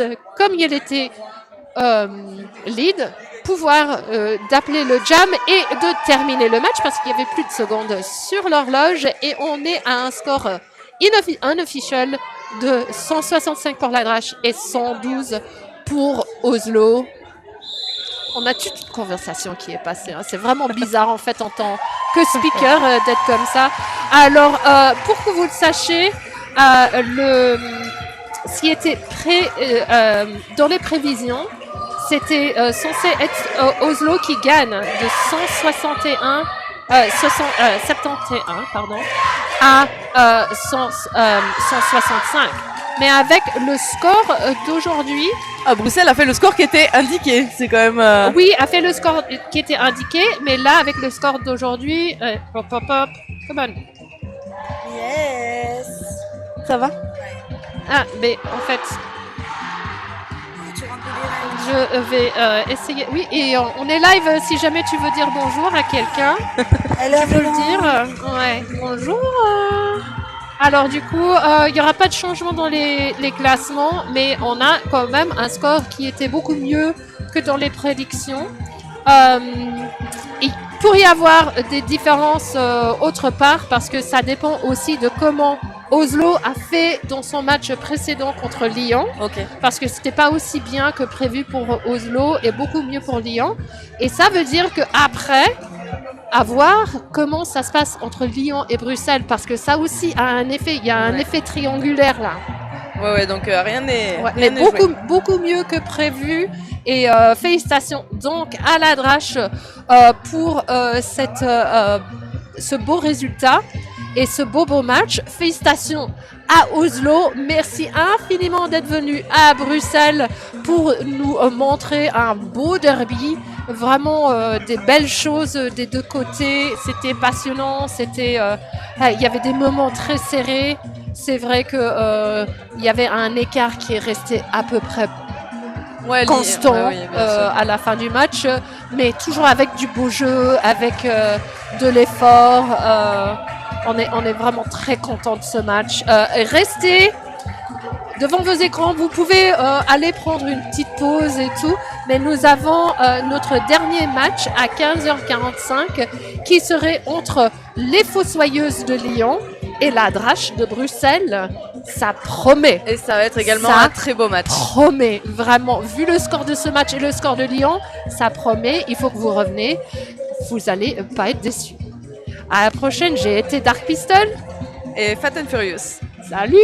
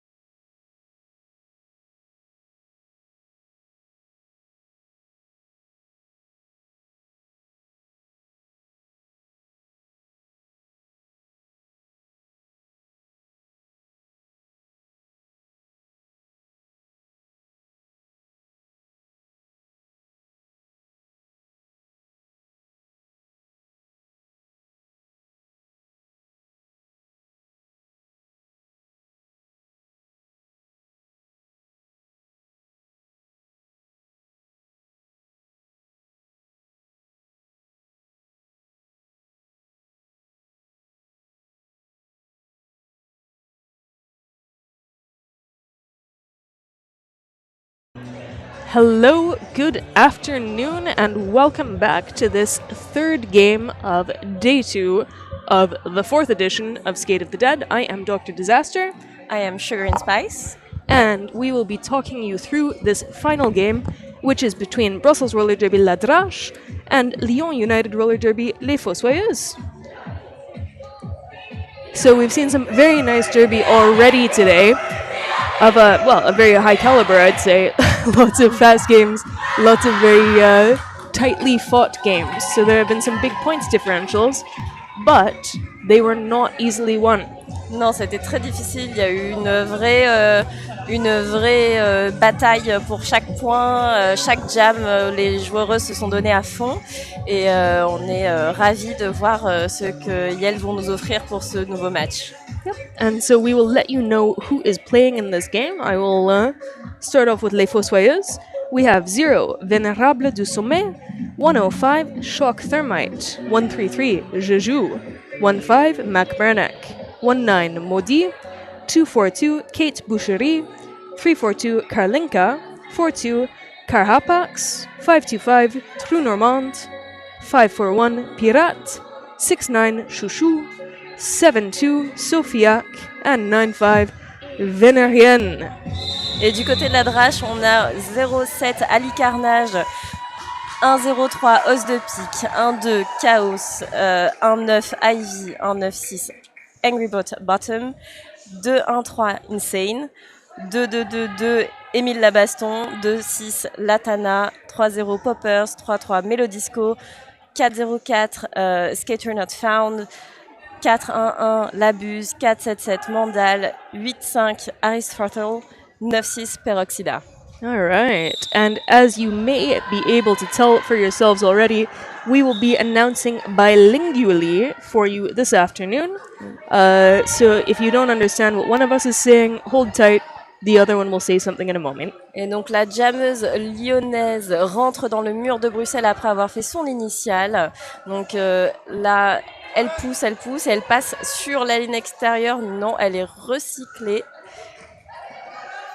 par Bruxelles, le numéro 8-5. Et voilà. And that is a very short first jam, but 3 points already on that board for Lyon, Les Fossoyeuses, who have done very well already today, beating Oslo All-Stars with a rather higher points differential than was expected. Exactement, et hier également, l'équipe lyonnaise nous a montré qu'elle savait faire de très très belles choses. Donc on est sur toute une ligue qui s'est donnée ce week-end à Bruxelles. And Jam 2 is now on. We have Insane jamming for La Drache. Et Maudit pour Lyon qui récupère le lead, donc, qui est sorti du pack la première et s'attaque maintenant au mur bruxellois, donc, qui passe en se battant difficilement, mais qui a l'air d'y arriver. There we go. It worked. So, getting out of that Brussels pack. And, yeah, scoring 4 points. So that is not shabby at all. That's a complete scoring pass. And so that is currently La Drache, 0 points. Les Fossoyeuses, 7 points. 2 jams into this game. And they're very short jams as well. We're 2 minutes in and we've had 2 jams already. Alors, donc là, il se passe beaucoup de choses. On a la jammeuse lyonnaise qui est à l'avant du pack, qui pousse le mur bruxellois, tandis que la jammeuse de Bruxelles se bat à l'arrière. Donc la jammeuse 9-5, qui est vénérienne de Lyon, a réussi à sortir du pack. Tandis que du côté de Bruxelles, on a un Star Pass avec Poppers qui récupère le cover et devient donc jammeuse. Yeah, so indeed that is a star pass. We see Poppers now, very briefly, jamming for Brussels after taking that cover from the original jammer. Exactement, donc on est sur une technique, quand le pivot réussit à prendre le cover, la jammeuse qui a le lead essaye de coller le plus rapidement possible pour sauver les points. Yeah, exactly. It's a good strategy. And so far, I'm gonna jinx this by saying it, obviously, but we're 3 points in, and there have been no penalties so far, which means that both teams have been playing fully staffed for all 3 of these jams. On est également sur un jeu très très propre, hein. Les équipes se démènent mais réussissent à jouer sans faute. Donc chaque équipe a déjà joué un match aujourd'hui, donc elles sont aussi fatiguées et pourtant elles arrivent à nous offrir du beau jeu. Yeah, and Brussels potentially with an extra excuse to be tired because they have just played a game, and of course I've jinxed it as I expected. That is 2 different players going to the box right now. Pivot from Lyon and a blocker from Brussels, both heading to the box to serve penalties. Now the good news is this means that they are equally short-staffed now. Donc on a la jammeuse de Lyon qui s'apprête à impacter le mur de Bruxelles, mais le pack avance et elle passe malgré tout. Oh. Donc le jam se termine. Yeah. All right. A little bit of a tumble, and the forearm penalty being assessed there. Oh, yeah, against a Lyon blocker. So that means that beginning this next jam, we will have Lyon with only 3 players on the track, including the jammer, and Brussels with 4. We'll see what Brussels can do with that advantage. Alors, ça part très très très fort. Les bloqueuses de Bruxelles essayent un maximum de retenir la jammeuse lyonnaise. Donc Émile Labaston du côté de Bruxelles a réussi à prendre le lead entre-temps. Yeah. Donc c'est un peu la course des jammers là, qui se bousculent, qui se font la course pour rentrer dans le pack. Émile passe et call. But yeah, Sofiak, a very, very fast skater, challenging Émile Labaston, forcing the call off. En effet, Sofiak a réussi à prendre 1 point alors qu'Émile en a pris 2. Not bad. So Brussels has now succeeded in getting some points on the board in that jam. They made use of the advantage they had at the beginning of that jam. This is now jam 6 already, so as I said before, fast jams. We're 5.5 minutes in and we are on to jam number 6. We now have an empty penalty box. On a une prise de lead assez rapide du côté de Bruxelles où Insane est sorti du pack. Du côté de Lyon, la jammeuse a l'étoile dans la main. Une tentative de star pass peut-être que les bloqueuses de Bruxelles essayent de stopper. Yeah, now what this does mean is that Lyon is not going to be able to take the lead. Letrache has already got the lead, so this is not an issue at this point for Lyon. It's fine to have that star cover off. And this is potentially, I think, only our second Brussels lead in this game.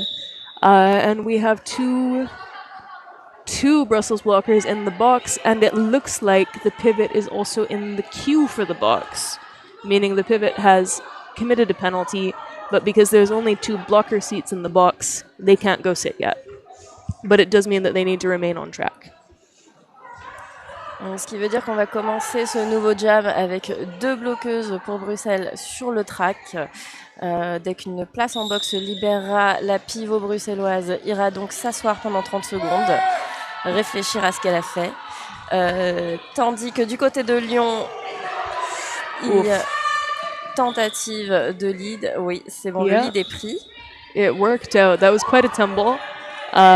But it did indeed work out in the end, and now we have those 2 Brussels blockers standing up, which means that the penalty box manager will be calling back the pivot. Et entre-temps, une autre joueuse de Bruxelles, la numéro 30 Poppers, a elle aussi commis une faute et se retrouve en prison. Donc Bruxelles de nouveau avec 2 joueuses sur le track. My goodness. So it's been a bit of a busy penalty box, keeping our penalty box staff awake and alert, but also meaning that Lyon will start this next jam, jam 8, with an advantage over Brussels, having already gained 4 points in the previous jam, pulling the score up to Brussels 5, Lyon 19. So, I mean, of course, it's so early in the game that these statistics are really meaningless.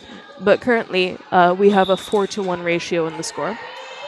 Donc la jammeuse lyonnaise qui a profité de l'avantage pour prendre un lead très très rapide, qui va très bientôt rejoindre le pack pour commencer à marquer des points. Donc on est sur Pirate qui a le lead et qui pousse à l'avant du pack, qui passe. Yeah, and we saw earlier in the day, in the previous Lyon game, that Pirate is amazing at just getting through holes that do not even exist. So Pirate makes spaces and then skates through them. It's a great skill. C'est assez impressionnant à voir cette capacité à se faufiler un peu partout. Yeah. Exactly. Really using the advantage of being able to do that to get through the pack, although at the moment we're seeing a very strong Brussels defense. Too strong. We've just had a direction penalty assessed, which generally means that someone has not moved sufficiently when pushed, or they've pushed in the wrong direction. Et pour contrer le lead pris par Pirate qui marque 8 points, Bruxelles a effectué un star pass, l'appelant à coller. Donc on a maintenant un score de 27 pour les Fossoyeuses et 5 pour la Drache. But still all to play for. We are 10 minutes into this game, so really anything can happen. I know everyone always says that, but really we have another 50 minutes of gameplay, 5-0, 20 more in this period, a full 30 in the next period. So early game scores are definitely not indicative of the outcome. Ouais. Et donc on a un team timeout pour Bruxelles, qui discute sur le banc pour se reconcentrer, tandis que Lyon reste sur le track. Yeah, indeed. Oh, although we've got one member of Lyon bench crew coming over to have a little pep talk with the Lyon lineup. But it's always a good moment when you're, say, 20 points behind. Ooh, 22 points behind. 1 point's been added to the board. But it's always a good policy when you're a bit behind and you have some timeouts to use to have a little chat, figure out how to change your strategy a bit to gain some advantage. Effectivement, surtout avec beaucoup de fautes, hein, ça défile en boxe, donc ça permet de calmer le jeu, de prendre un temps pour respirer, pour se reconcentrer et pour se rappeler nos essentiels. Yeah, indeed. Get the points, don't get the penalties. Exactement. These are the basics. Or, yeah. I'm glad Dark Pistol is not here because as a bench coach, she would say, sometimes get the penalties if they get you the points. Effectivement, on l'a entendu quelques fois en entraînement, que si ça permet de faire passer le jammer, pourquoi pas. Yeah. Mais bon, il faut toujours garder en mémoire. Oh, look at that. So the crowd here in the sports hall is very happy with that. Émile Labaston has claimed lead for Brussels, being followed in hot pursuit by Sofiac, jamming for Lyon. So how many points is Émile Labaston going to try to get before calling this jam off? Effectivement, le pack avance, le pack accélère pour essayer d'échapper aux jammereuses qui arrivent tous les deux à pleine vitesse. Nice. So having a good little race there. And look at that. Everyone is delighted here. That is 2 points for Brussels, pulling it back down to a 20-point lead. Not bad at all, because of course it's not just about getting the points, it's about preventing the opposing team from getting points. Effectivement. So you can get your bingo card out. That's the free space. Dr. Disaster says it's not just about getting points, it's about preventing the other team from getting points. But the reason it's a cliché is because it's true. Alors, sur le track, ça bataille dure. On a la jammereuse lyonnaise qui sort du pack. On a Maudit qui vient de finir qui est en train de finir son initial, qui va rejoindre le pack, commence à essayer de marquer des points, tandis qu'Insane pousse à l'avant, cover en main, et sa pivot qui essaye de la rejoindre. Yeah. Modi has been a very strong jammer today, And look at that nice recycling being done by Lyon's blockers. Et start pass réussi pour Lovely. Bruxelles. Latana devient donc jammeuse pour l'équipe pour ce jam, tandis que Maudit colle le jam. Yeah, and Latana has taken, I don't have statistics on this, but Latana has taken a lot of star passes today. Effectivement, sur le match précédent. Yep. Oh, goodness. We've had 4 star passes already for Brussels just in these 12 minutes of gameplay. So Excellent. star passes are the strategy, which is very fair. If you're not in the lead, you might as well do a star pass.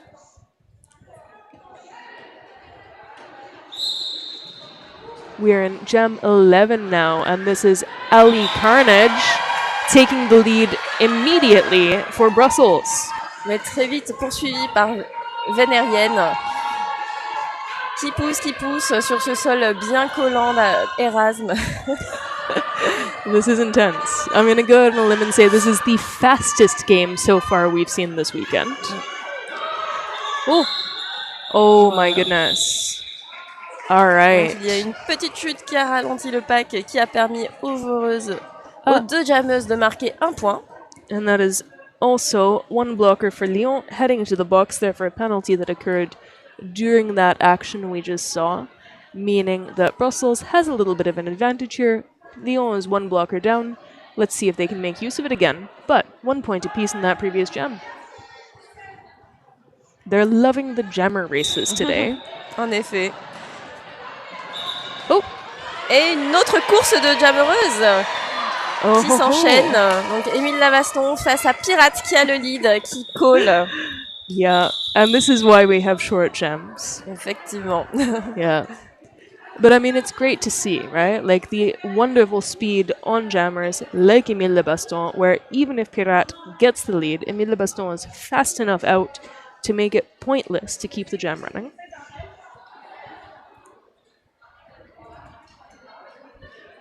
I mean, that jam was so short that the Lyon blocker who went in jam 11 still sitting.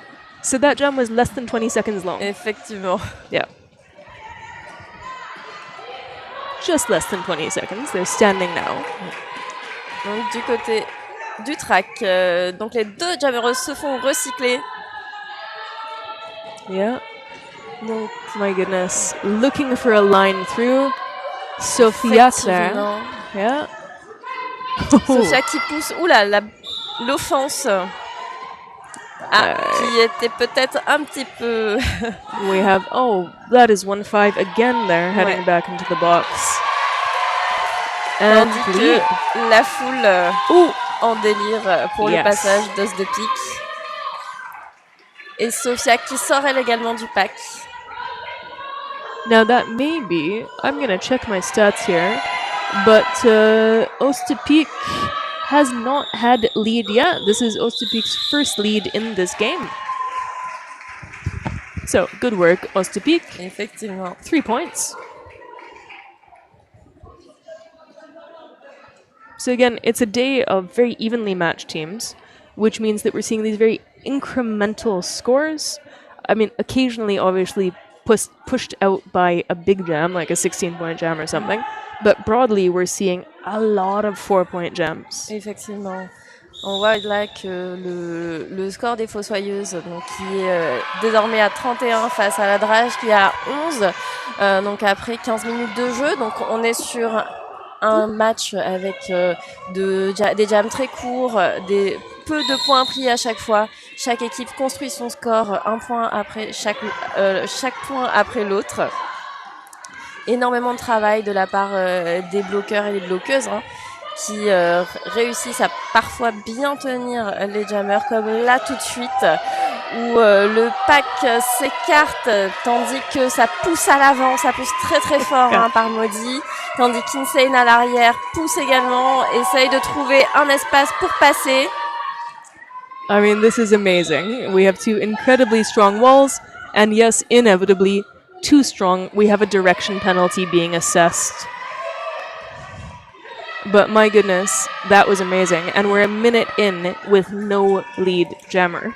C'est ça. Et du côté de Lyon, La jammeuse se fait recycler tandis que Insane passe et réussit à prendre le lead après plus d'une minute de jeu. Yep. And so Insane is now coming in for a point scoring pass. Oh, we have another direction penalty. So this is the game of direction penalties, it seems. Everybody's getting them because those walls are too strong. Those walls are too stable. Et du côté de Lyon, le premier, il me semble, star pass de ce match. Indeed. Yeah, that is very impressive. They've gone, They've had, well, quite a lot of leads up to this point. More than half of the leads have belonged to Lyon, and so they haven't had much reason to do star passes, but they've caught the memo. Oh, all right. What's this one then? We have a team timeout called by Lyon. So one thing we haven't done yet this weekend, which I keep saying we'll do, and then it hasn't happened, is we need to shout out to our officials.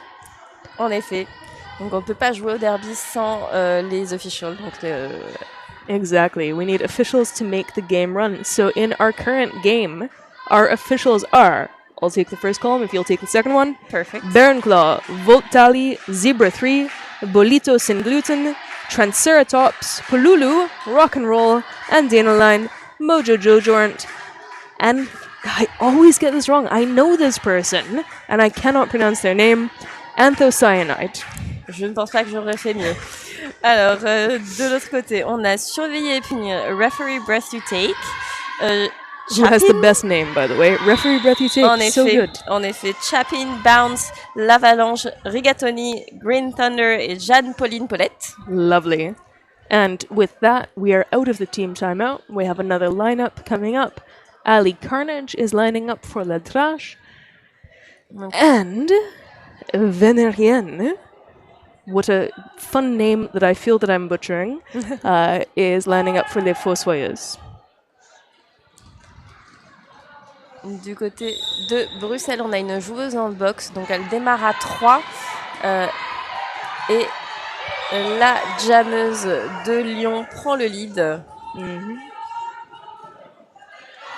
Tandis qu'Ali Carnage a enlevé son cover. Ses coéquipières lui font des offenses, tandis que la jammeuse lyonnaise Nice little hop there. nous fait un joli saut. And now our Brussels blocker coming back on track. Là également, Yeah. Bruxelles a fait un star pass donnant l'étoile à Poppers. Very nice. So Brussels is very good at getting those star passes. Lyon may need to have a think about its defensive strategy around preventing the star passes from happening. Although, do they need to think about it when they're still leading 3 points to 1? It's an open question. Maybe they're not bothered. But it's a low-scoring game. We're 20 minutes in almost with this period, and we're at 13 to 39. So really, it's very much a case of every point is so hard-earned. En effet, les équipes bataillent dur sur le track. Chaque point est gagné avec de grands efforts, ce qui explique que le score reste relativement bas pour déjà 20 minutes de jeu. Ce qui est tout à leur honneur, puisque comme on le disait tout à l'heure, chaque équipe a joué un premier match aujourd'hui, c'est donc leur deuxième match. Et elle nous montre du très très beau derby. Yeah. Oh, and 404 has been sent back to the penalty box. So something else has taken place. Unclear what, but looks like a late call penalty. En effet, sur la ligne de jam, Émile Labaston et Pirate sont prêtes à s'élancer. Yeah, and a strategy Pirat was using while playing against Oslo this morning, which is just stealing that inside line, is not working so well against Brussels. There's a lot more recycling happening. Effectivement, l'équipe de Bruxelles a peut-être regardé ce matin le match contre Oslo. Yeah, and they've sat a blocker on the inside line so that Pirat can't just run through on the edge. Donc Émile Labaston rentre dans le pack. tandis que Pirate est sorti et tente de le rattraper pour gagner des points. Yep. Beautiful. So that, I mean, again, that's great work on the part of Brussels, where initially it looked like Pirat was going to manage to sneak through that inside line, totally rebuffed, recycled. Emile Labaston manages to get through, gains 3 points. Exactement.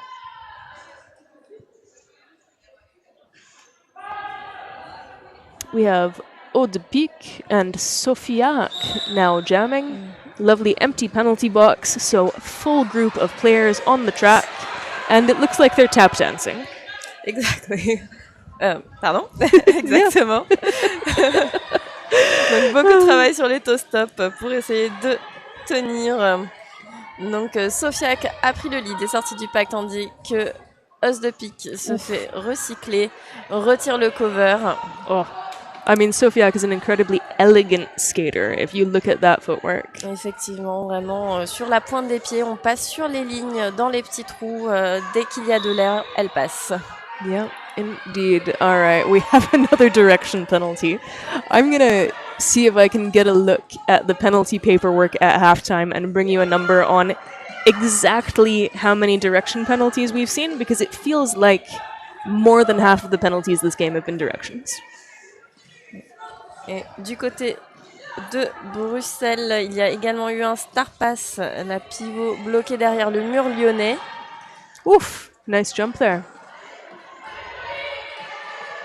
So Sofiac continuing to be very light on the feet, just gliding through there. And yeah, once again, another totally unchallenged Brussels star pass. If I'm reading my helmets correctly.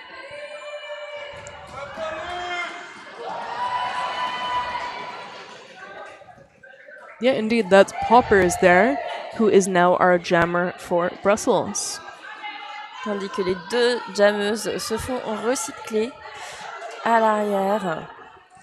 And look at this, Sofiac is running this jam because Poppers has been prevented, I mean, initially the jammer and now the pivot, have both been prevented from making it through that Lyon wall. So it looks like Sofiac is just going to run it to 2 minutes and see how many points are possible. Donc on est sur un jam de 12 points pour les fossoyeuses. This may be our highest scoring jam in total of the entire game. The producer says yes. So, nice work, Lyon. And indeed, at this stage, with a comparatively low scoring game, 12 points is a lot. Effectivement, ça fait une différence. Tandis que du côté de Bruxelles, il y a un official review qui est demandé.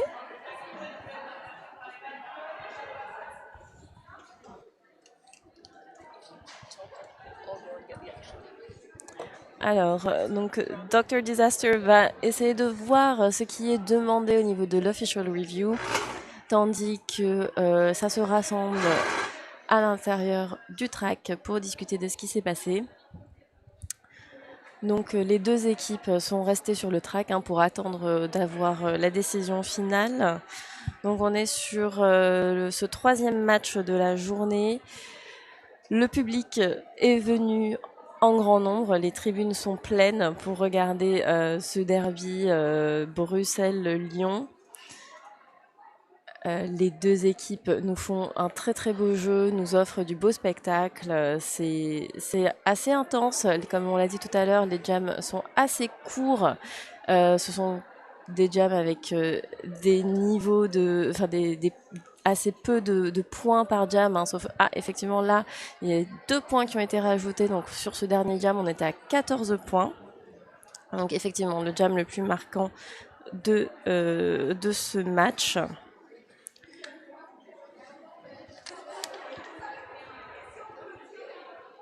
Alors il semblerait que chaque équipe a été entendue et que les arbitres sont désormais en train de délibérer. Donc pour l'instant, la penalty box est vide. On verra à la fin si une personne s'y trouve.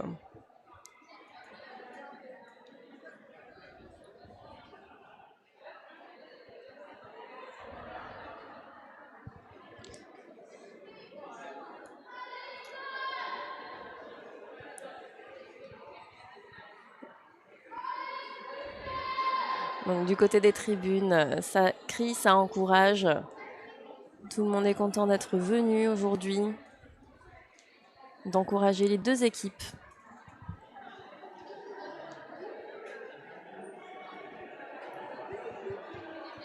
Tandis que sur le track, on a Maudit qui s'apprête à se lancer face à Insane une fois que cette official review sera terminée.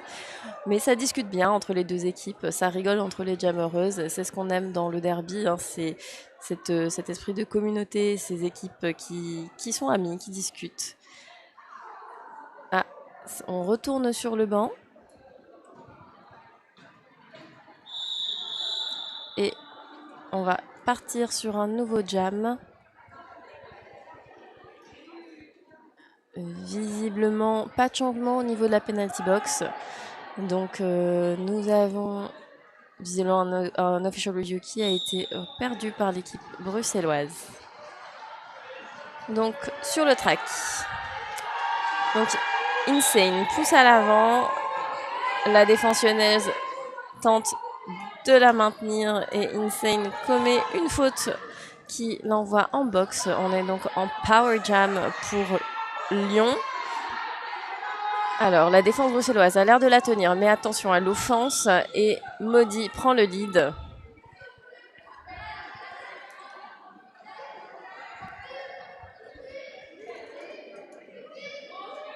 Alors, visiblement, on m'annonce que c'est la première penalty pour les jammers, la première faute de jammer.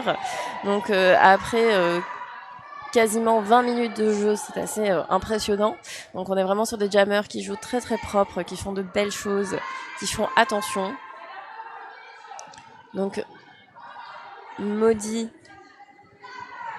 qui est prête à re-rentrer dans le pack, tandis qu'Insane est sortie de box, a fait un star pass vers Latana qui sort elle aussi de son initiale, tandis que Maudit est face à la défense bruxelloise qui pousse. Et Maudit call. Donc 8 points pris par les Fossoyeuses sur ce jam.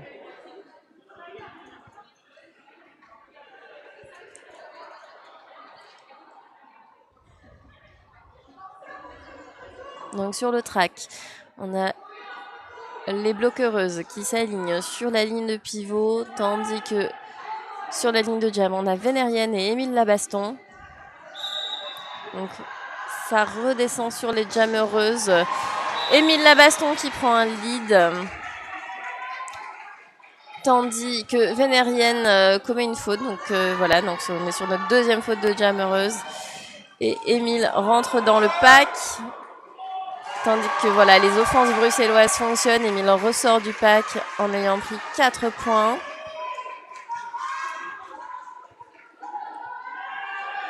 Donc l'offense se prépare pour faire passer Émile le plus facilement possible.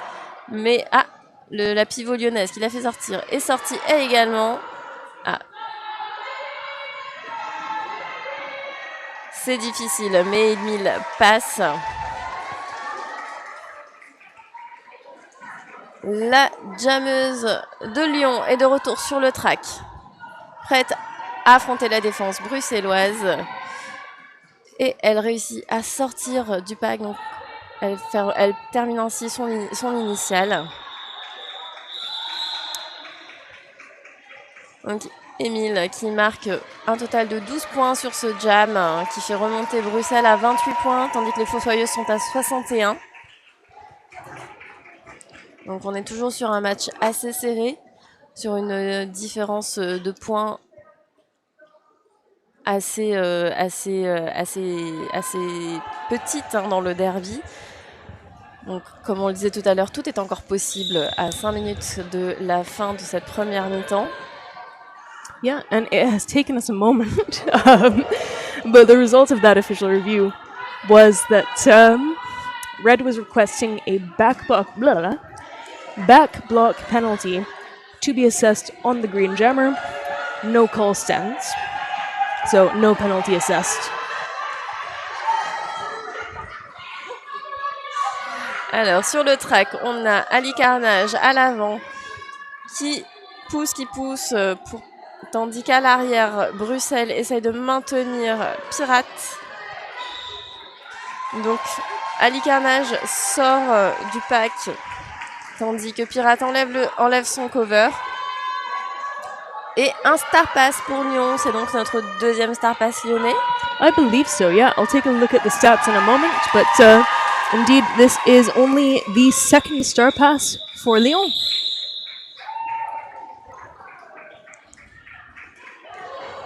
Which again, I'm just going to do a very quick count, but I think we're still at well over half of the leads in this game have belonged to Lyon. Effectivement, ce qui explique le lead de points de l'équipe lyonnaise.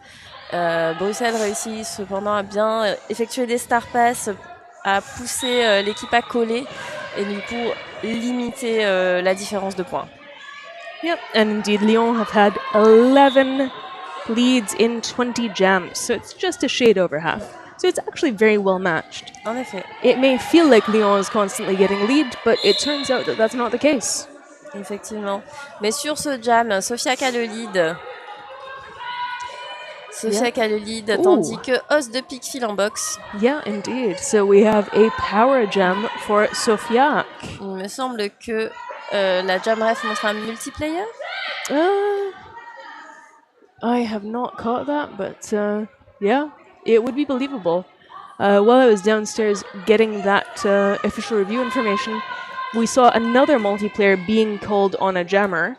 So it's looking to me as if we are seeing multiplayers being called for things like whips, for example. And we had one of those already yesterday, a multiplayer because of a shirt whip, I believe. So it would be a plausible penalty in the context of this weekend. This one looks like a back block. I'm seeing some very vigorous back block style gesturing, but no one going to the box yet. Maybe they're going to confer, and we will see, someone heading off for that. Who knows? It's all speculation until the referees call something. En effet. Nos officiels qui ont des yeux partout et qui essayent de tout voir, tout siffler pour protéger nos joueuses. Exactly.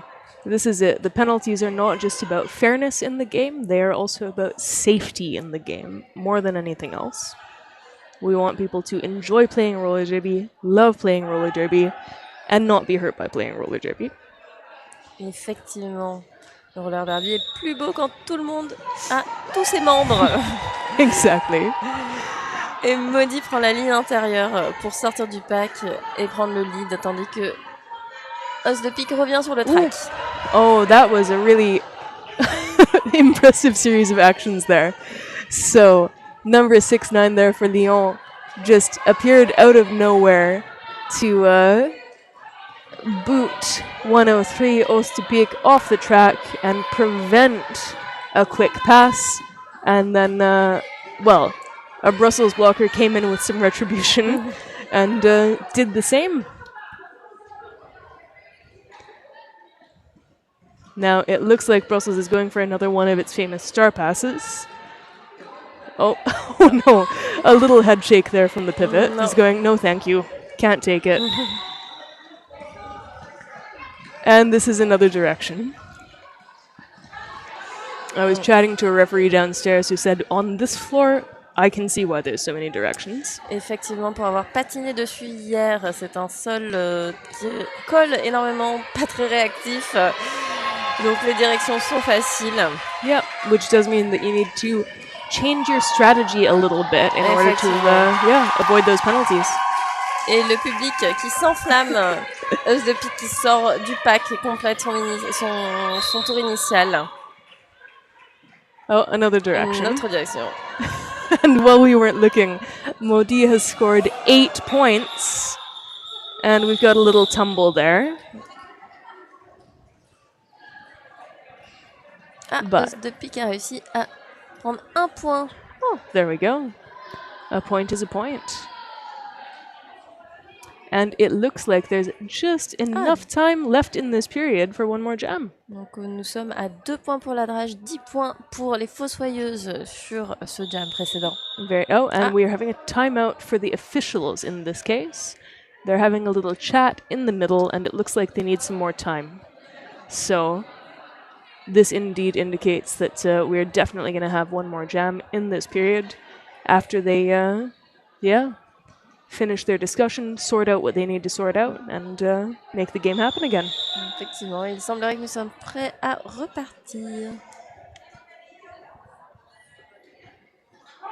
Yeah. And the jam timer is calling 5 seconds. Everyone is setting themselves up. A little bit of a tumble there.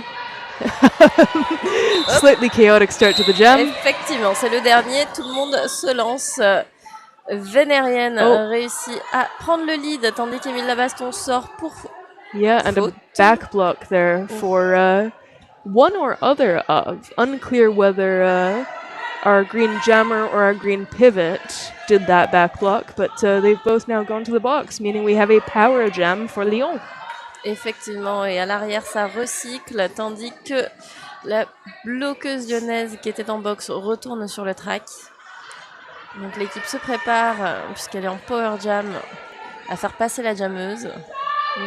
So we have a full set of Lyon players, and now Brussels only without their jammer.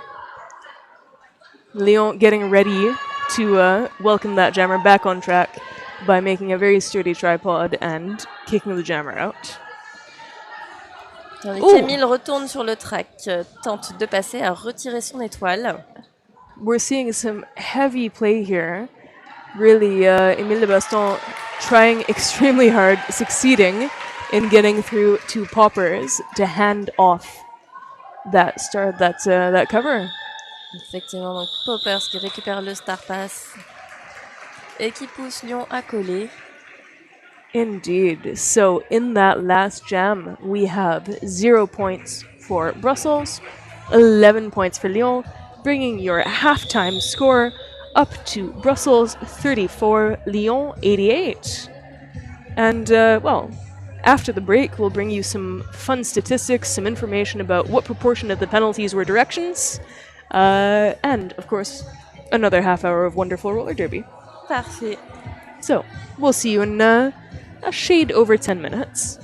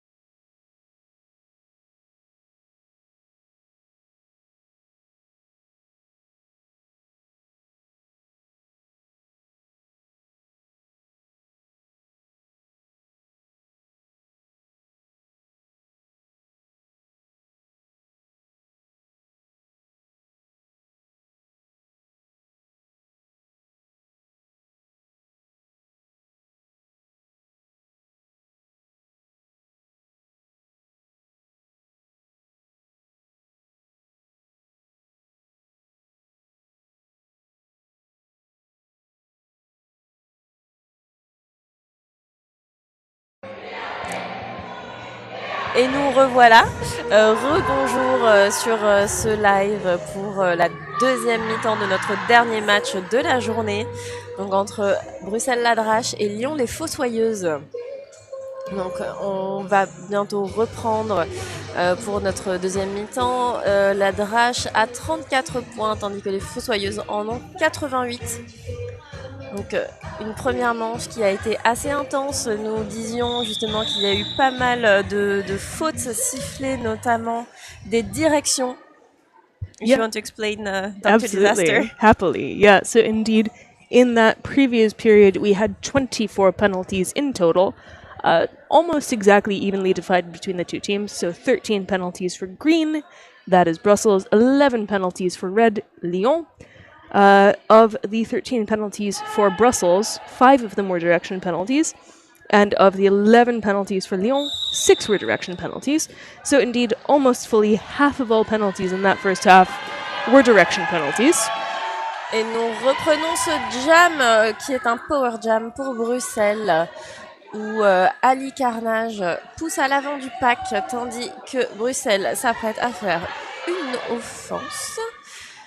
La jammeuse lyonnaise vénérienne est debout. Il nous reste donc très peu de secondes avant de revenir sur le pack, sur le track, pardon. There we go. This is 2 penalties at once there. 2-6 and 1-9, both of Brussels heading into that box, giving Vénérienne the opportunity to, A, gain lead, B, potentially get some points. As I throw my pen across the desk. En effet, Vénérienne qui nous sort un petit apex, tandis que Ali Carnage se démène contre le mur lyonnais. Yeah, and the producer has just pointed out that was actually a lead from box. So it appears that Vénérienne actually started this jam in the box, got out, got lead. So, very impressive work. Effectivement. Et du côté de la box, elle est vide. Sur le track, tous les joueuses sont dessus. We have another back block. That seems to be the second most popular one. And that is to Vénérienne, meaning that we have a power jam for Latana, who, after the Brussels star pass, is now our Brussels jammer, with 20 more seconds of enforced skating time in this 2-minute jam to get some points. Le mur lyonnais tient bon, mais Latana réussit à sortir. Yeah, and so there's Latana getting around the track. Let's see. Point or two, maybe? Et un point marqué par Latana, gagné par Latana. Tandis que le score s'affiche. Donc 1 pour Bruxelles, 10 pour les Fossoyeuses. Yeah, indeed. And so that brings the totals up to 35 points for Brussels, La Drache, to 98 points for Lyon, Les Fossoyeuses. And, it appears that we need a small official timeout, indeed, to make sure the paperwork is correct, it appears, and to make sure that all of the points have been logged accurately, and to send Vénérienne out of the box. So, there's got to be a story there. We do not know what it is, but, Vénérienne no longer sitting in that box. It's amazing what these officials can do in the space of about 30 seconds. Effectivement, ils voient tout, réussissent à communiquer tous ensemble, malgré le fait que certains soient à l'intérieur et à l'extérieur, tandis qu'Emile est sorti du pack. You can always tell when there's a Brussels lead because the audience goes wild. On a Maudit à l'avant qui se démène, qui se bat contre la défense bruxelloise. Tandis que les bloqueuses tentent de la maintenir. Yeah, and Emile Lebaston has been a very successful jammer for Brussels so far in this game.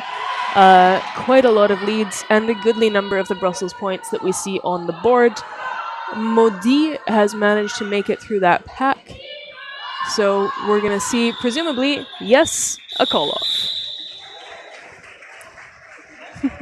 Okay, so that is now 4 points on the board in that jam for Brussels, and 0 points. Yes, that is a 0 for Lyon. So that's, well, very heartening news for the Brussels fans here that, yeah, they're gaining a bit of ground. And, Brussels has still managed in the entire first half and in the first 4-ish minutes of the second half to still keep Lyon below the 100-point mark, which, is a psychologically important thing to be able to do. And nice attempt there by 404 for Brussels to hold back number 72 Sofiak. But Sofiak is so fast, so agile, again, such a beautiful skater, that, yeah, holding Sofiak back is very difficult to do. Having said that, this nice wall at the back here of Brussels blockers, including 404 and 477, are managing to successfully recycle Sofiak, causing some frustration there. Nice move there from 477. Sofiak pivots around, reset. Oh, having to be recycled again though. Getting pushed out. Effectivement, Sofiak est recyclé à l'arrière, tandis qu'à l'avant, Latana a de nouveau pris un star pass. Et maintenant dans la défense de Lyon. Yeah, in effect, Latana is basically the 5th jammer in the Brussels rotation, given the amount of time she is spending jamming in this game. En effet, elle a pris pas mal de star pass et elle continue, elle pousse, elle donne tout. Tandis que à l'avant, Sofiak tente toujours de passer mais continue de se faire recycler par le mur bruxellois.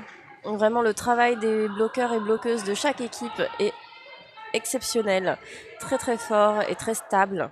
Les deux murs tiennent bon malgré les tentatives des jammereuses.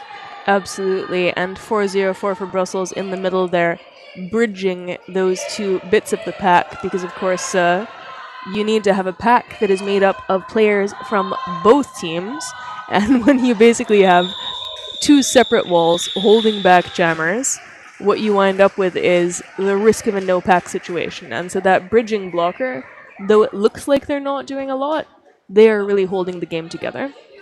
Effectivement, et on sort d'un jam qui a été très intense pour gagner 4 points pour les Fossoyeuses qui les passent au-dessus de la barre des 100 points dont on parlait à l'instant.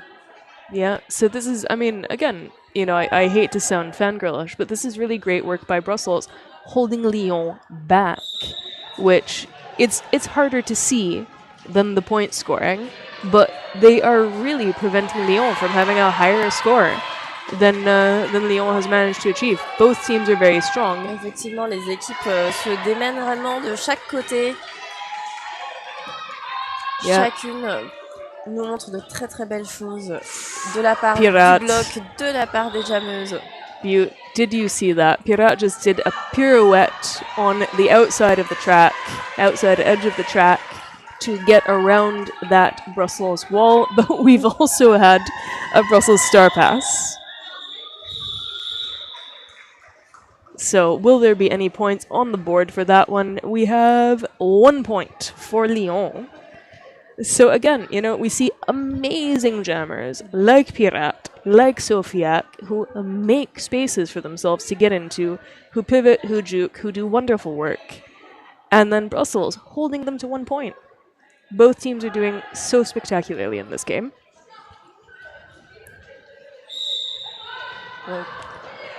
Bouf. Et un lead pris extrêmement rapidement par Vénérienne. Tandis qu'Alicarnage sort également du pack s'il réveille la foule. Yeah. Donc elle est en demi-track derrière Vénérienne. Oh, there we go. I think we're gonna see a call from the ground. But I mean, what a maneuver, right? Vénérien just running into that pack with such force, taking a tumble, calling it from the floor after gaining 2 points, closing out Brussels.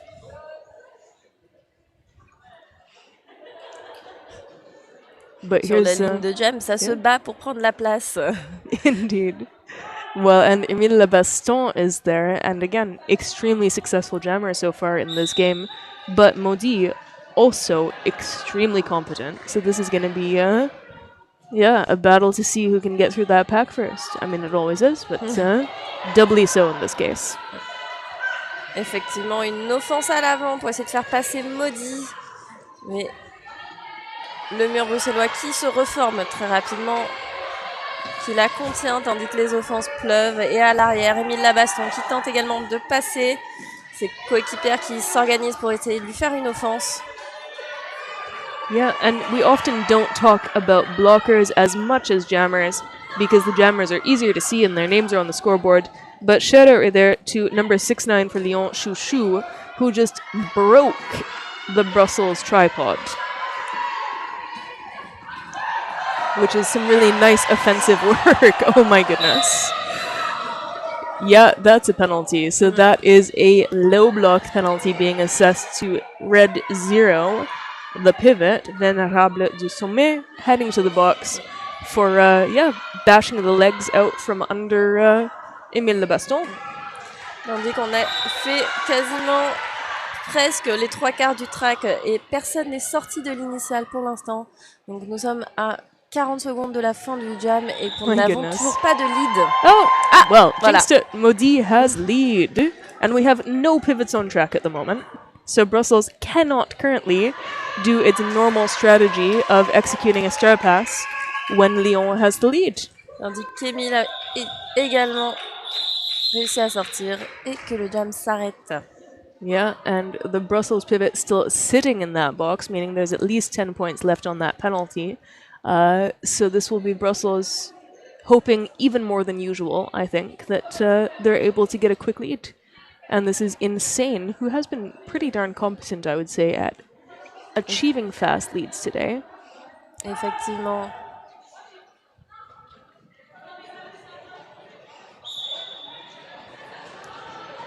But Sofiak is also lined up there, challenging 404 successfully to make it out of that pack first. So you can bet that when our Brussels pivot gets back on track, Insane will likely, we'll see, but I think Insane will likely be looking to execute a star pass. Effectivement. Et donc, ça y est, le pivot est de retour Poppers, tandis que une stratégie essaie de se mettre en place. Yeah, and I think we're definitely looking for a star pass here because I don't see a star on anyone's head at the moment. So, yeah, we've had the Brussels star pass now. So really, they have a clear strategy here, which is, if Lyon gets the lead, get that star pass, get someone out the front. And Oui. Lyon has, not been challenging them too much on the star passes. Oui, tandis que Poppers, à l'heure actuelle, le jammer a tenté de bloquer la jammeuse de Lyon avant de remettre l'étoile et de se préparer à impacter le mur. Yeah, look at this. We have a nice wall going backwards. Oh, beautiful there. Look at that lovely skating from Poppers, just sliding sideways through the pack. Sofiak forced to call it. But high-scoring jam there for Sofiak. Yeah, so we have 0 points on the board for Brussels and 12 points this jam for Lyon, bringing our current score to Brussels 39, Lyon 121. Tandis que la bench de Bruxelles réclame un time-out. Yeah, probably a smart move at this stage. We are, after all, halfway through this period, this second period of this game. Brussels, this math is evading me right now, possibly because it's game 6 of a 6-game weekend, but something like 82 points behind? Alors là, je ne peux pas aider les mathématiques et moi. Maybe the producer will do it for us. It's not 100 points. It's certainly less than that. I think it's less than 90 points. And I believe some math is happening on the paper next to me. So, someone with a clearer head. 82 points. There we go. If you'd asked me yesterday morning to do mental math, I could have done it. Today, I'm done. Peu importe l'heure de la journée, je ne peux pas faire de mathématiques. Encore moins de calcul mental. Fair enough. Well, I can only do derby math. So, if you give me some scores, I can normally figure out what the difference is. Après girl math, on a Girl derby math. Exactly. Yes, I forgot about girl math. My goodness, that was a thing, wasn't it? Effectivement, je l'ai beaucoup utilisé pour justifier certaines, notamment quand j'ai commencé le derby, pour justifier le prix des protections, des patins, des Yeah. roues. Well, there we go. That's not just girl math, then. That is also derby math, right? Effectivement. All right. We have Ostepique and Pirates. Os de pique qui prend un lead très rapide, qui est encouragé par le public, tandis que Pirate est sorti également du pack et a un demi-track derrière, tandis qu'Os de pique passe et call. Yeah. And indeed, Ostepique very, prudently calling it off. Pirate, such a fast skater. The second Pirate is out, you need to be watching out behind your back. Effectivement, les jammereuses des deux équipes sont extrêmement rapides, très impactantes et nous font du très très beau jeu. All right, and we now have Ali Carnage and Venerian. Tandis qu'Ali Carnage prend l'inté du track et sort très rapidement. Venerienne sort également un demi-track derrière. So that is beautiful to see Venerian going to pick up some points here. We'll see how many before the call-off. Et voilà, 4 Yes. points et elle call, tandis que dans la box, nous avons 2 joueuses, une pour Bruxelles, l'autre pour Lyon. Lovely work. I mean, yeah, Brussels is not letting Lyon have an easy time. That's for sure. It's also a very fast game compared to the others we've seen this weekend. Effectivement. So much skating happening. Which, of course, you might say, yeah, it's roller derby, it's all about skating, but we have had some very stable, very static games this weekend. Effectivement, alors que sur ce match, on a eu pas mal de courses de jammeuses qui se sont poursuivies. Le pack qui a pris de la vitesse pour tenter de sauver ses points. Et le tout sur un sol, on le rappelle, très très collant. Donc d'autant plus impressionnant. Absolutely. It's a very athletic game that we're seeing right now. Well, and what's interesting as well is that each of these teams, having already played a game today, both have already played against Oslo today. Effectivement. And Oslo came into this weekend with a higher ranking in the WFTDA European rankings. They've both won against Oslo. So this weekend is definitely going to make a difference in terms of their overall ratings in the European region in the WFTDA rankings. So it's a good weekend for everyone involved in terms of these two teams, because beating Oslo is definitely going to give them a little bit of a boost. But doubly, the winning team here will have, that additional boost of being the winner of all of their games. Effectivement, on dirait que la conclusion de cet official timeout, c'est que la pivot de Bruxelles, Latana, qui était dans la box, en est sortie. So we start then with a little bit of an advantage for Brussels in this jam. Fully staffed, while Lyon has a blocker standing in the box. Émile Lebaston makes use of that advantage to gain lead. Tandis que du côté de Lyon, la jammeuse a enlevé l'étoile. Émile se faufile. Yeah, and Brussels does not make it easy to do a star pass. Et Maudit qui sort du pack. Very nice. And now we've had a little switcheroo. Brussels has 2 blockers heading to the box, and they will be there for the beginning of the next jam, making potentially an easier chance for Lyon to gain a quick lead. We'll see.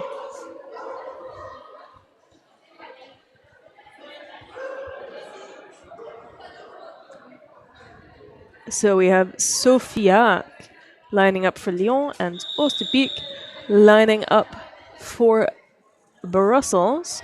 A little official timeout being called as well. Further conversation needed. Sometimes 30 seconds is not enough. And, there's a blocker heading back to the Brussels bench. So, questions about the penalties, apparently. We've all had a very long weekend. And the NSOs, so the non-skating officials, have all done, I think, almost every single game. We had maybe 1.5 crews of NSOs. Yeah. C'est vraiment un travail important, un travail précieux, que le travail des NSO. Donc parfois des joueuses, parfois juste des bénévoles. Yeah, absolutely. Well, so that was really great work there from Sofiak, but also from the Brussels blockers, who made that not totally straightforward in terms of getting the lead, and now recycling Sofiak.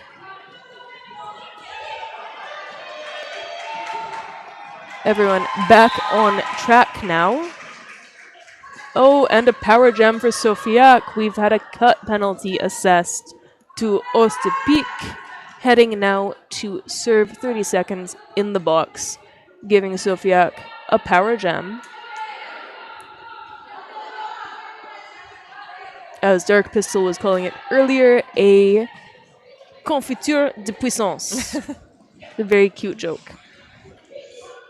Mais on peut vraiment se demander ce qu'ont mangé ces joueuses Exactly. entre deux matchs, parce qu'il faut de la puissance pour tenir toute une journée comme ça, pour se donner à fond, pour continuer à vraiment se dépasser sur tous les matchs. Yeah, indeed. That's what they're putting on their sandwiches then.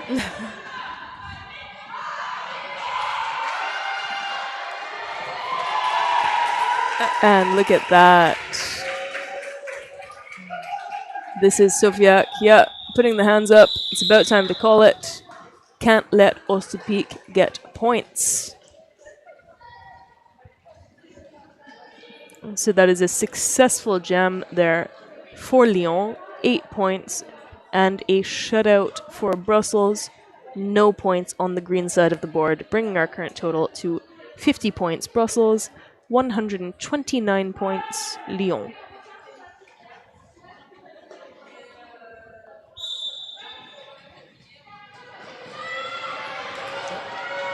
And this is Pirate jamming for Pirate running into Brussels 1-2. Effectivement, ça sonne. Oh no. All right. Well, let's have a little natter about wordplay while we fill time. We have a little injury on track at the moment, and policy during that moment is to have a nice frivolous conversation about something else. On peut peut-être regarder nos petites fiches. Yeah. Nous avons des fun facts laissés par les équipes. Wonderful. Let's have some fun facts. Eh bien, par exemple, nous avions Sofiak aptement menée parce qu'apparemment elle twerk exceptionnellement bien. All right. Good fact. Tandis que Vénérienne est une jeune diplômée de médecine qui a commencé le roller derby il y a 2 ans. Ouf. Et qui nous montre un travail vraiment formidable, qui fait des choses très très belles. Yeah. Ayant commencé le roller derby l'année dernière, je peux dire que je suis My très goodness. loin de ce niveau. That is amazing. Donc voilà. And, yeah. Tandis que du côté de Bruxelles, on a Ali Carnage qui effectivement change de nom plus ou moins toutes les saisons. I've heard about this, and I hear Ali Carnage is looking for a new name already. Effectivement, donc si vous avez des propositions, Yep, send them in. c'est ça. Very nice. And what else? Apparently Ivy sometimes blocks while doing the splits. Effectivement, ça s'est passé en Have you début seen de this? saison. Et oui, nous étions dans les Vosges et pendant qu'elle bloquait, s'est mise à faire un grand écart. My Donc, goodness. de nouvelles techniques que l'on développe à Bruxelles Roller Derby. If it works, right? Effectivement. It's harder to get back up, but hey, why not? Mais oui. What else do we have? More fun facts. Alors, du côté des benches, peut-être. Du côté des benches et line-up des Fossoyeuses, ce sont 2 anciennes joueuses de l'équipe. Donc, Lolo Turi et Puncher Hello. Tandis qu'on a aussi du staff pour aider les joueuses, donc des joueuses de l'équipe qui sont blessées, mais qui sont venues, qui ont fait le déplacement pour soutenir leurs camarades. Nice. And we have a very fun fact on the Brussels side. The lineup coach, Bambosh, apparently broke 2 teeth before even passing the minimum skills test. Effectivement, donc on a commencé le derby en même temps avec Bamboche et nous n'avions pas encore nos MS que nous avons très très vite appris l'importance des protège-dents. Yep, absolutely. The safety equipment is not just there for fun. It stops you from breaking your teeth. Effectivement. Yeah, breaking your wrists, which would be a huge occupational hazard without the wrist guards. Although, I have always wanted a pair of those padded shorts. Oui. Yeah. Alors, Because on en a vu hier, je crois, je crois que c'est une joueuse de Bruxelles, de la flotte Mélodisco, qui a un short à padding, mais avec des dessins dessus. Donc, il est très très chouette. Passe inaperçu comme ça, mais ça protège bien. Interesting. Well, nice. And I think I have some statistics that I can take a look at. Let's see what we have. So far, let's see. I'm just going to take a little glance down. We have some high-scoring jams here. I'm seeing a 16-point jam in this period for two 16-point jams. No, a 16 and a 14. 12. I math very well. I'm looking at 4 4s and I'm going 16. So we have a 12-point jam and a 10-point jam in this half for Lyon, who I almost called Liège. So you can see how well my brain is doing. Il est 5 heures, nous sommes dimanche après une deuxième journée. On a le droit. Well, it's unfortunate, you know? I mean, I would love to give my best announcing to all of the games. And instead it's like, 16 points. Hey. Du moment qu'on n'est pas sur le track à compter les points, ça va. Mercifully, this is it. There are very competent officials down there doing that. And we have a couple of 12-point jams there. Do we? We do not. We have one, yes, the one 12-point jam previously mentioned. Yeah, I'm not going to do stats right now because I am mangling them. 72 has had lead every time this period. So 100%. Yep, exactly. Ça, c'est des maths que je peux faire. This is a nicer one. So if it's really spelled out for us and it's easy, then we can do it. C'est ça. Yes. And indeed, we've had a few players like that this weekend. I know, in the previous game, there was a player for Oslo with a wonderful name, Kiki Longskates. Ah oui. Yeah, who was, at one point, 100%. So every time jamming, got the lead. C'est impressionnant. Mais effectivement, c'est un dernier name que j'avais retenu parce que je le trouve très très sympa. Right, Kiki it's Longskate. a good one. Yeah. No, I mean, also, we just shout out some fun names. Because, of course, Skater Not Found.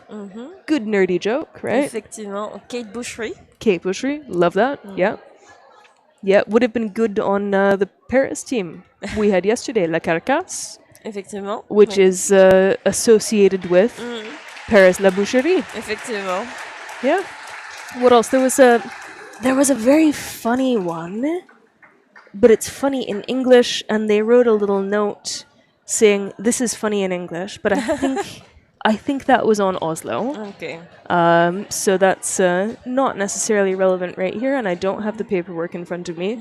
But their fun fact was, I promise my name is a funny joke in English. So. And we can now return you to the track. Our skater has been successfully escorted away by our wonderful EMTs, our wonderful first aid crew over there who make sure the game is safe. On ne pourrait pas jouer, donc là aussi nous sommes très très contents de les avoir. Yeah, absolutely. Sur le track, oula, ça tombe, mais ça passe pour Vénérienne qui prend le lead. Brilliant stuff there. Ali Carnage down. Oh, out. There we go. Successful star stash there. Tandis que Vénérienne se faufile dans la défense bruxelloise pour passer. La Tanaki nice. La sort. Great defense there from number 2-6 there on Brussels. And number 26 is... I feel like I should know Latana. this. Of course. I should know that. Effectivement, notre 5e jammereuse bruxelloise. Exactly. Yes. Quite right. So Latana also wonderful at defense in that jam. 1 point for Brussels, 4 points for Lyon. Lyon did not successfully shut Brussels out. Donc Emile Labaston face à Maudit Yeah. et Emile Labaston qui passe. There we go. I'm gonna see if we can get our producer to give us stats on Emile Baston's lead percentage Tandis because it seems high. Oui. Et Maudit fait un star pass. Aha. Et c'est donc 342. Karlinka, on parlait de nom yes. très sympa. Karlinka Good qui name. passe, qui devient donc jammeuse et qui pousse Emile à coller. Yeah, and so Emile Baston calls that off with 4 points in the bag, 0 points for Lyon. We haven't seen one of those jams in a little while, where Brussels manages to gain lead and shut Lyon out. There we go. So, we have had in this period 8 leads for Lyon, 4 leads for Brussels. So 2-to-1 ratio there. This is more easy math. Oh, sorry, 5-8. The math has stopped being easy. We don't like it anymore. Et sur le track, nous avons Sofiak qui passe. Indeed, Sofiak taking the lead and then heading to the box. This is going to be a 2-minute jam. Et sur le track, donc Insane qui pousse la défense de Lyon, tandis que la Tana tente de l'aider. Yeah. Oh, all the referees shouting no pack. So someone's got to go and put that pack back together. Effectivement. Oh, star pass there. Latana. There we go. Now I've got it. Now our jammer for Brussels. As Sofiak returns to the track, no longer lead jammer. There is no lead. They both have to just do their best to get points while their blockers try to prevent the other. Et pour tenir encore quasiment une minute. Oof. So Sofiak cut penalty there, heading back to the box, meaning a power jam still for Latana. Tandis que dans les tribunes, ça s'échauffe, ça crie, ça encourage. Yeah. And there we go. There's a little wall at the back from Lyon. Really nice assistance there from number 19 on Brussels. Yes, who does the splits? Exactement. Ouais. See, the fun facts are doing us some good. Notre gymnase derby player. Yep.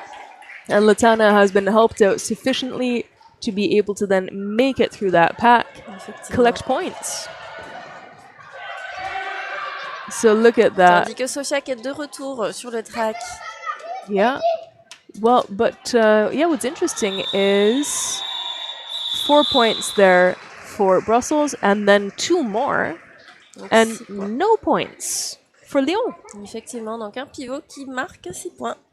Very nice. So again, it's not just about winning or losing, it's also about the ratio. And we have an official review being called now. So I'm going to go down and find out what that's about and bring you some information in a little while. Parfait.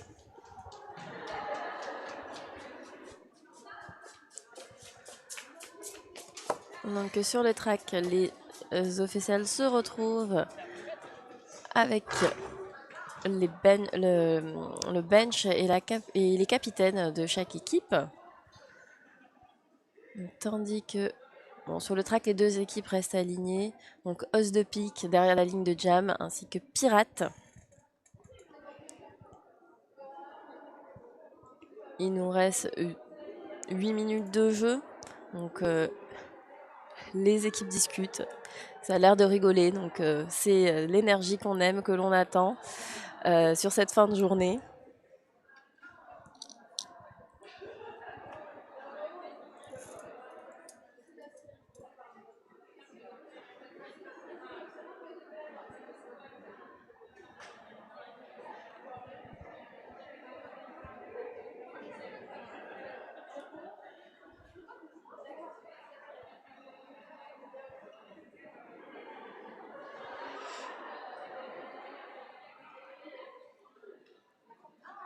Alors, il semblerait que le conciliabule soit terminé. Alors, il s'agit maintenant des délibérations. Les officiels se réunissent entre elles pour discuter de ce qui vient de se passer, des demandes de chaque équipe. Donc, la bench de Bruxelles a rejoint la ligne pour discuter un petit peu avec les joueuses. Ah, il semblerait que la décision ne devrait plus tarder. On verra si l'une des équipes commence avec quelqu'un en boxe ou pas. Donc, Dr. Disaster est allé essayer de se renseigner pour savoir ce qu'il se passait sur le track. Mais il semblerait que l'on recommence. Voilà, donc personne en prison. Tout le monde sur la ligne et c'est parti. Donc Os de Pique qui est à l'avant du pack, qui pousse tandis que Popper tente de lui faire des offenses. Donc les choses se sont échangées. Donc on a désormais Pirate à l'avant, qui est tenu par le mur de Bruxelles, tandis qu'Os de Pique, toujours à l'arrière, essaye de passer. Et c'est bon pour Pirate, qui prend le lead, qui passe. Tandis que ça va en boxe pour une joueuse de Lyon, la numéro 105, Choc Termite. Donc on a Poppers qui fait le bridge, tandis qu'Os de Pique passe.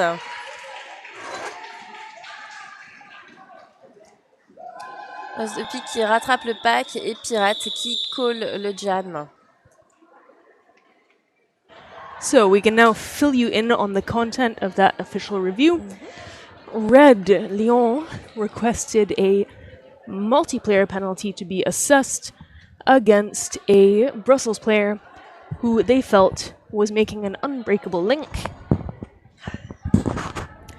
The referees determined that the link was not actually challenged, and therefore no call stands.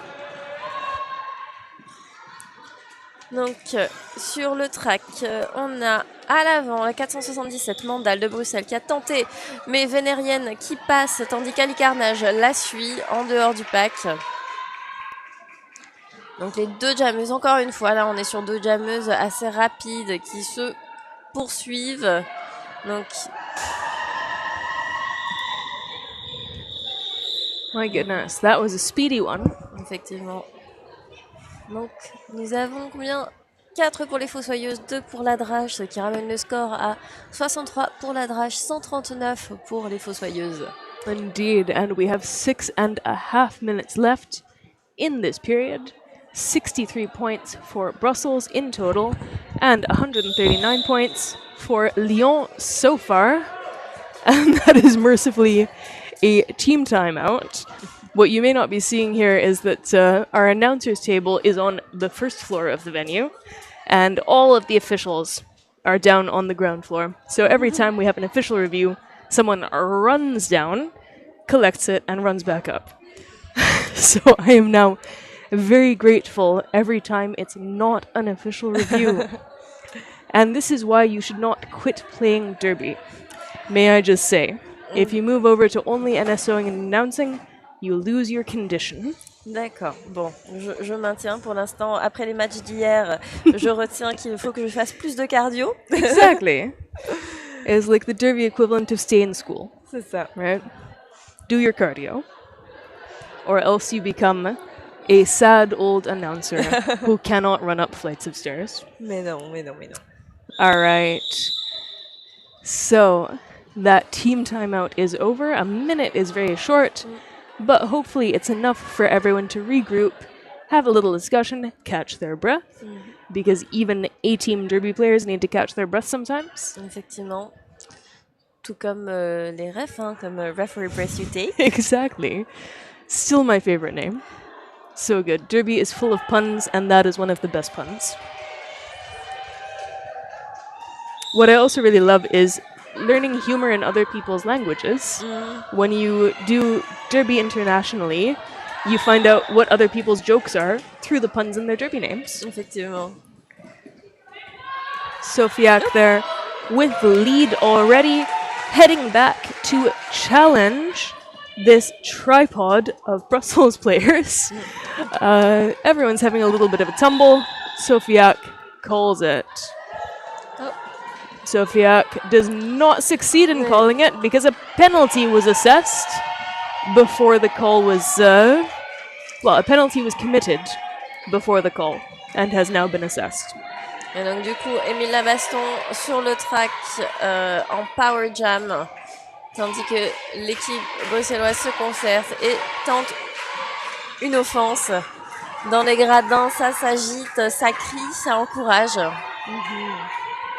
And so this will be another 2-minute jam. We've had quite a few of those.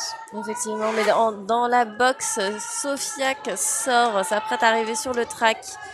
Le mur bruxellois qui l'attend et un apex pour passer et finir son initial, tandis qu'Émile tente.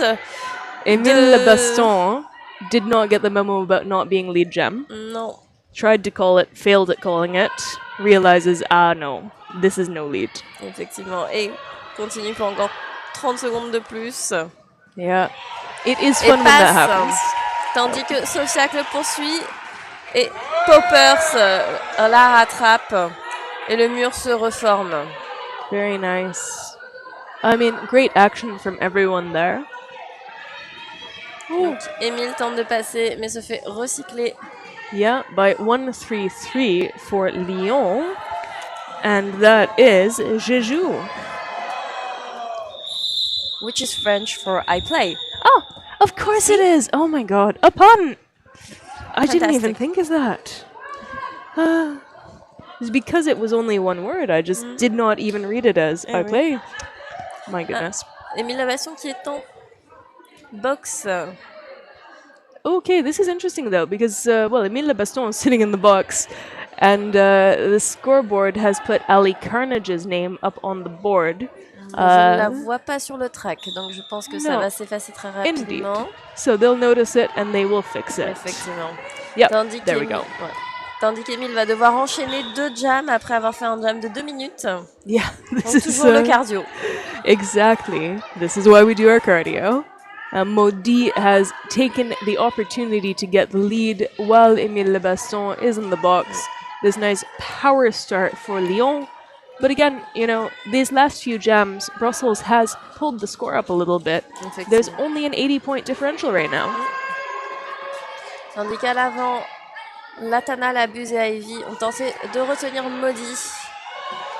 Émile Labaston de retour sur le track. Étoile en main. And of course, Émile Lebaston will be going for an initial pass at this stage, which is why we see Maudit still being relatively relaxed, taking time, not priming to call yet. Et Émile qui enchaîne avec une autre pénalité, qui retourne dans la box. So, great moment to be Maudit, just trying to get through that wall.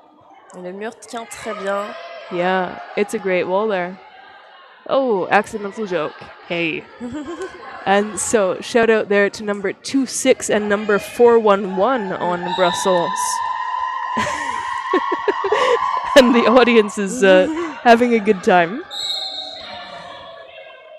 Et ça fait plaisir de voir les gradins remplis, prêts pour encourager les équipes.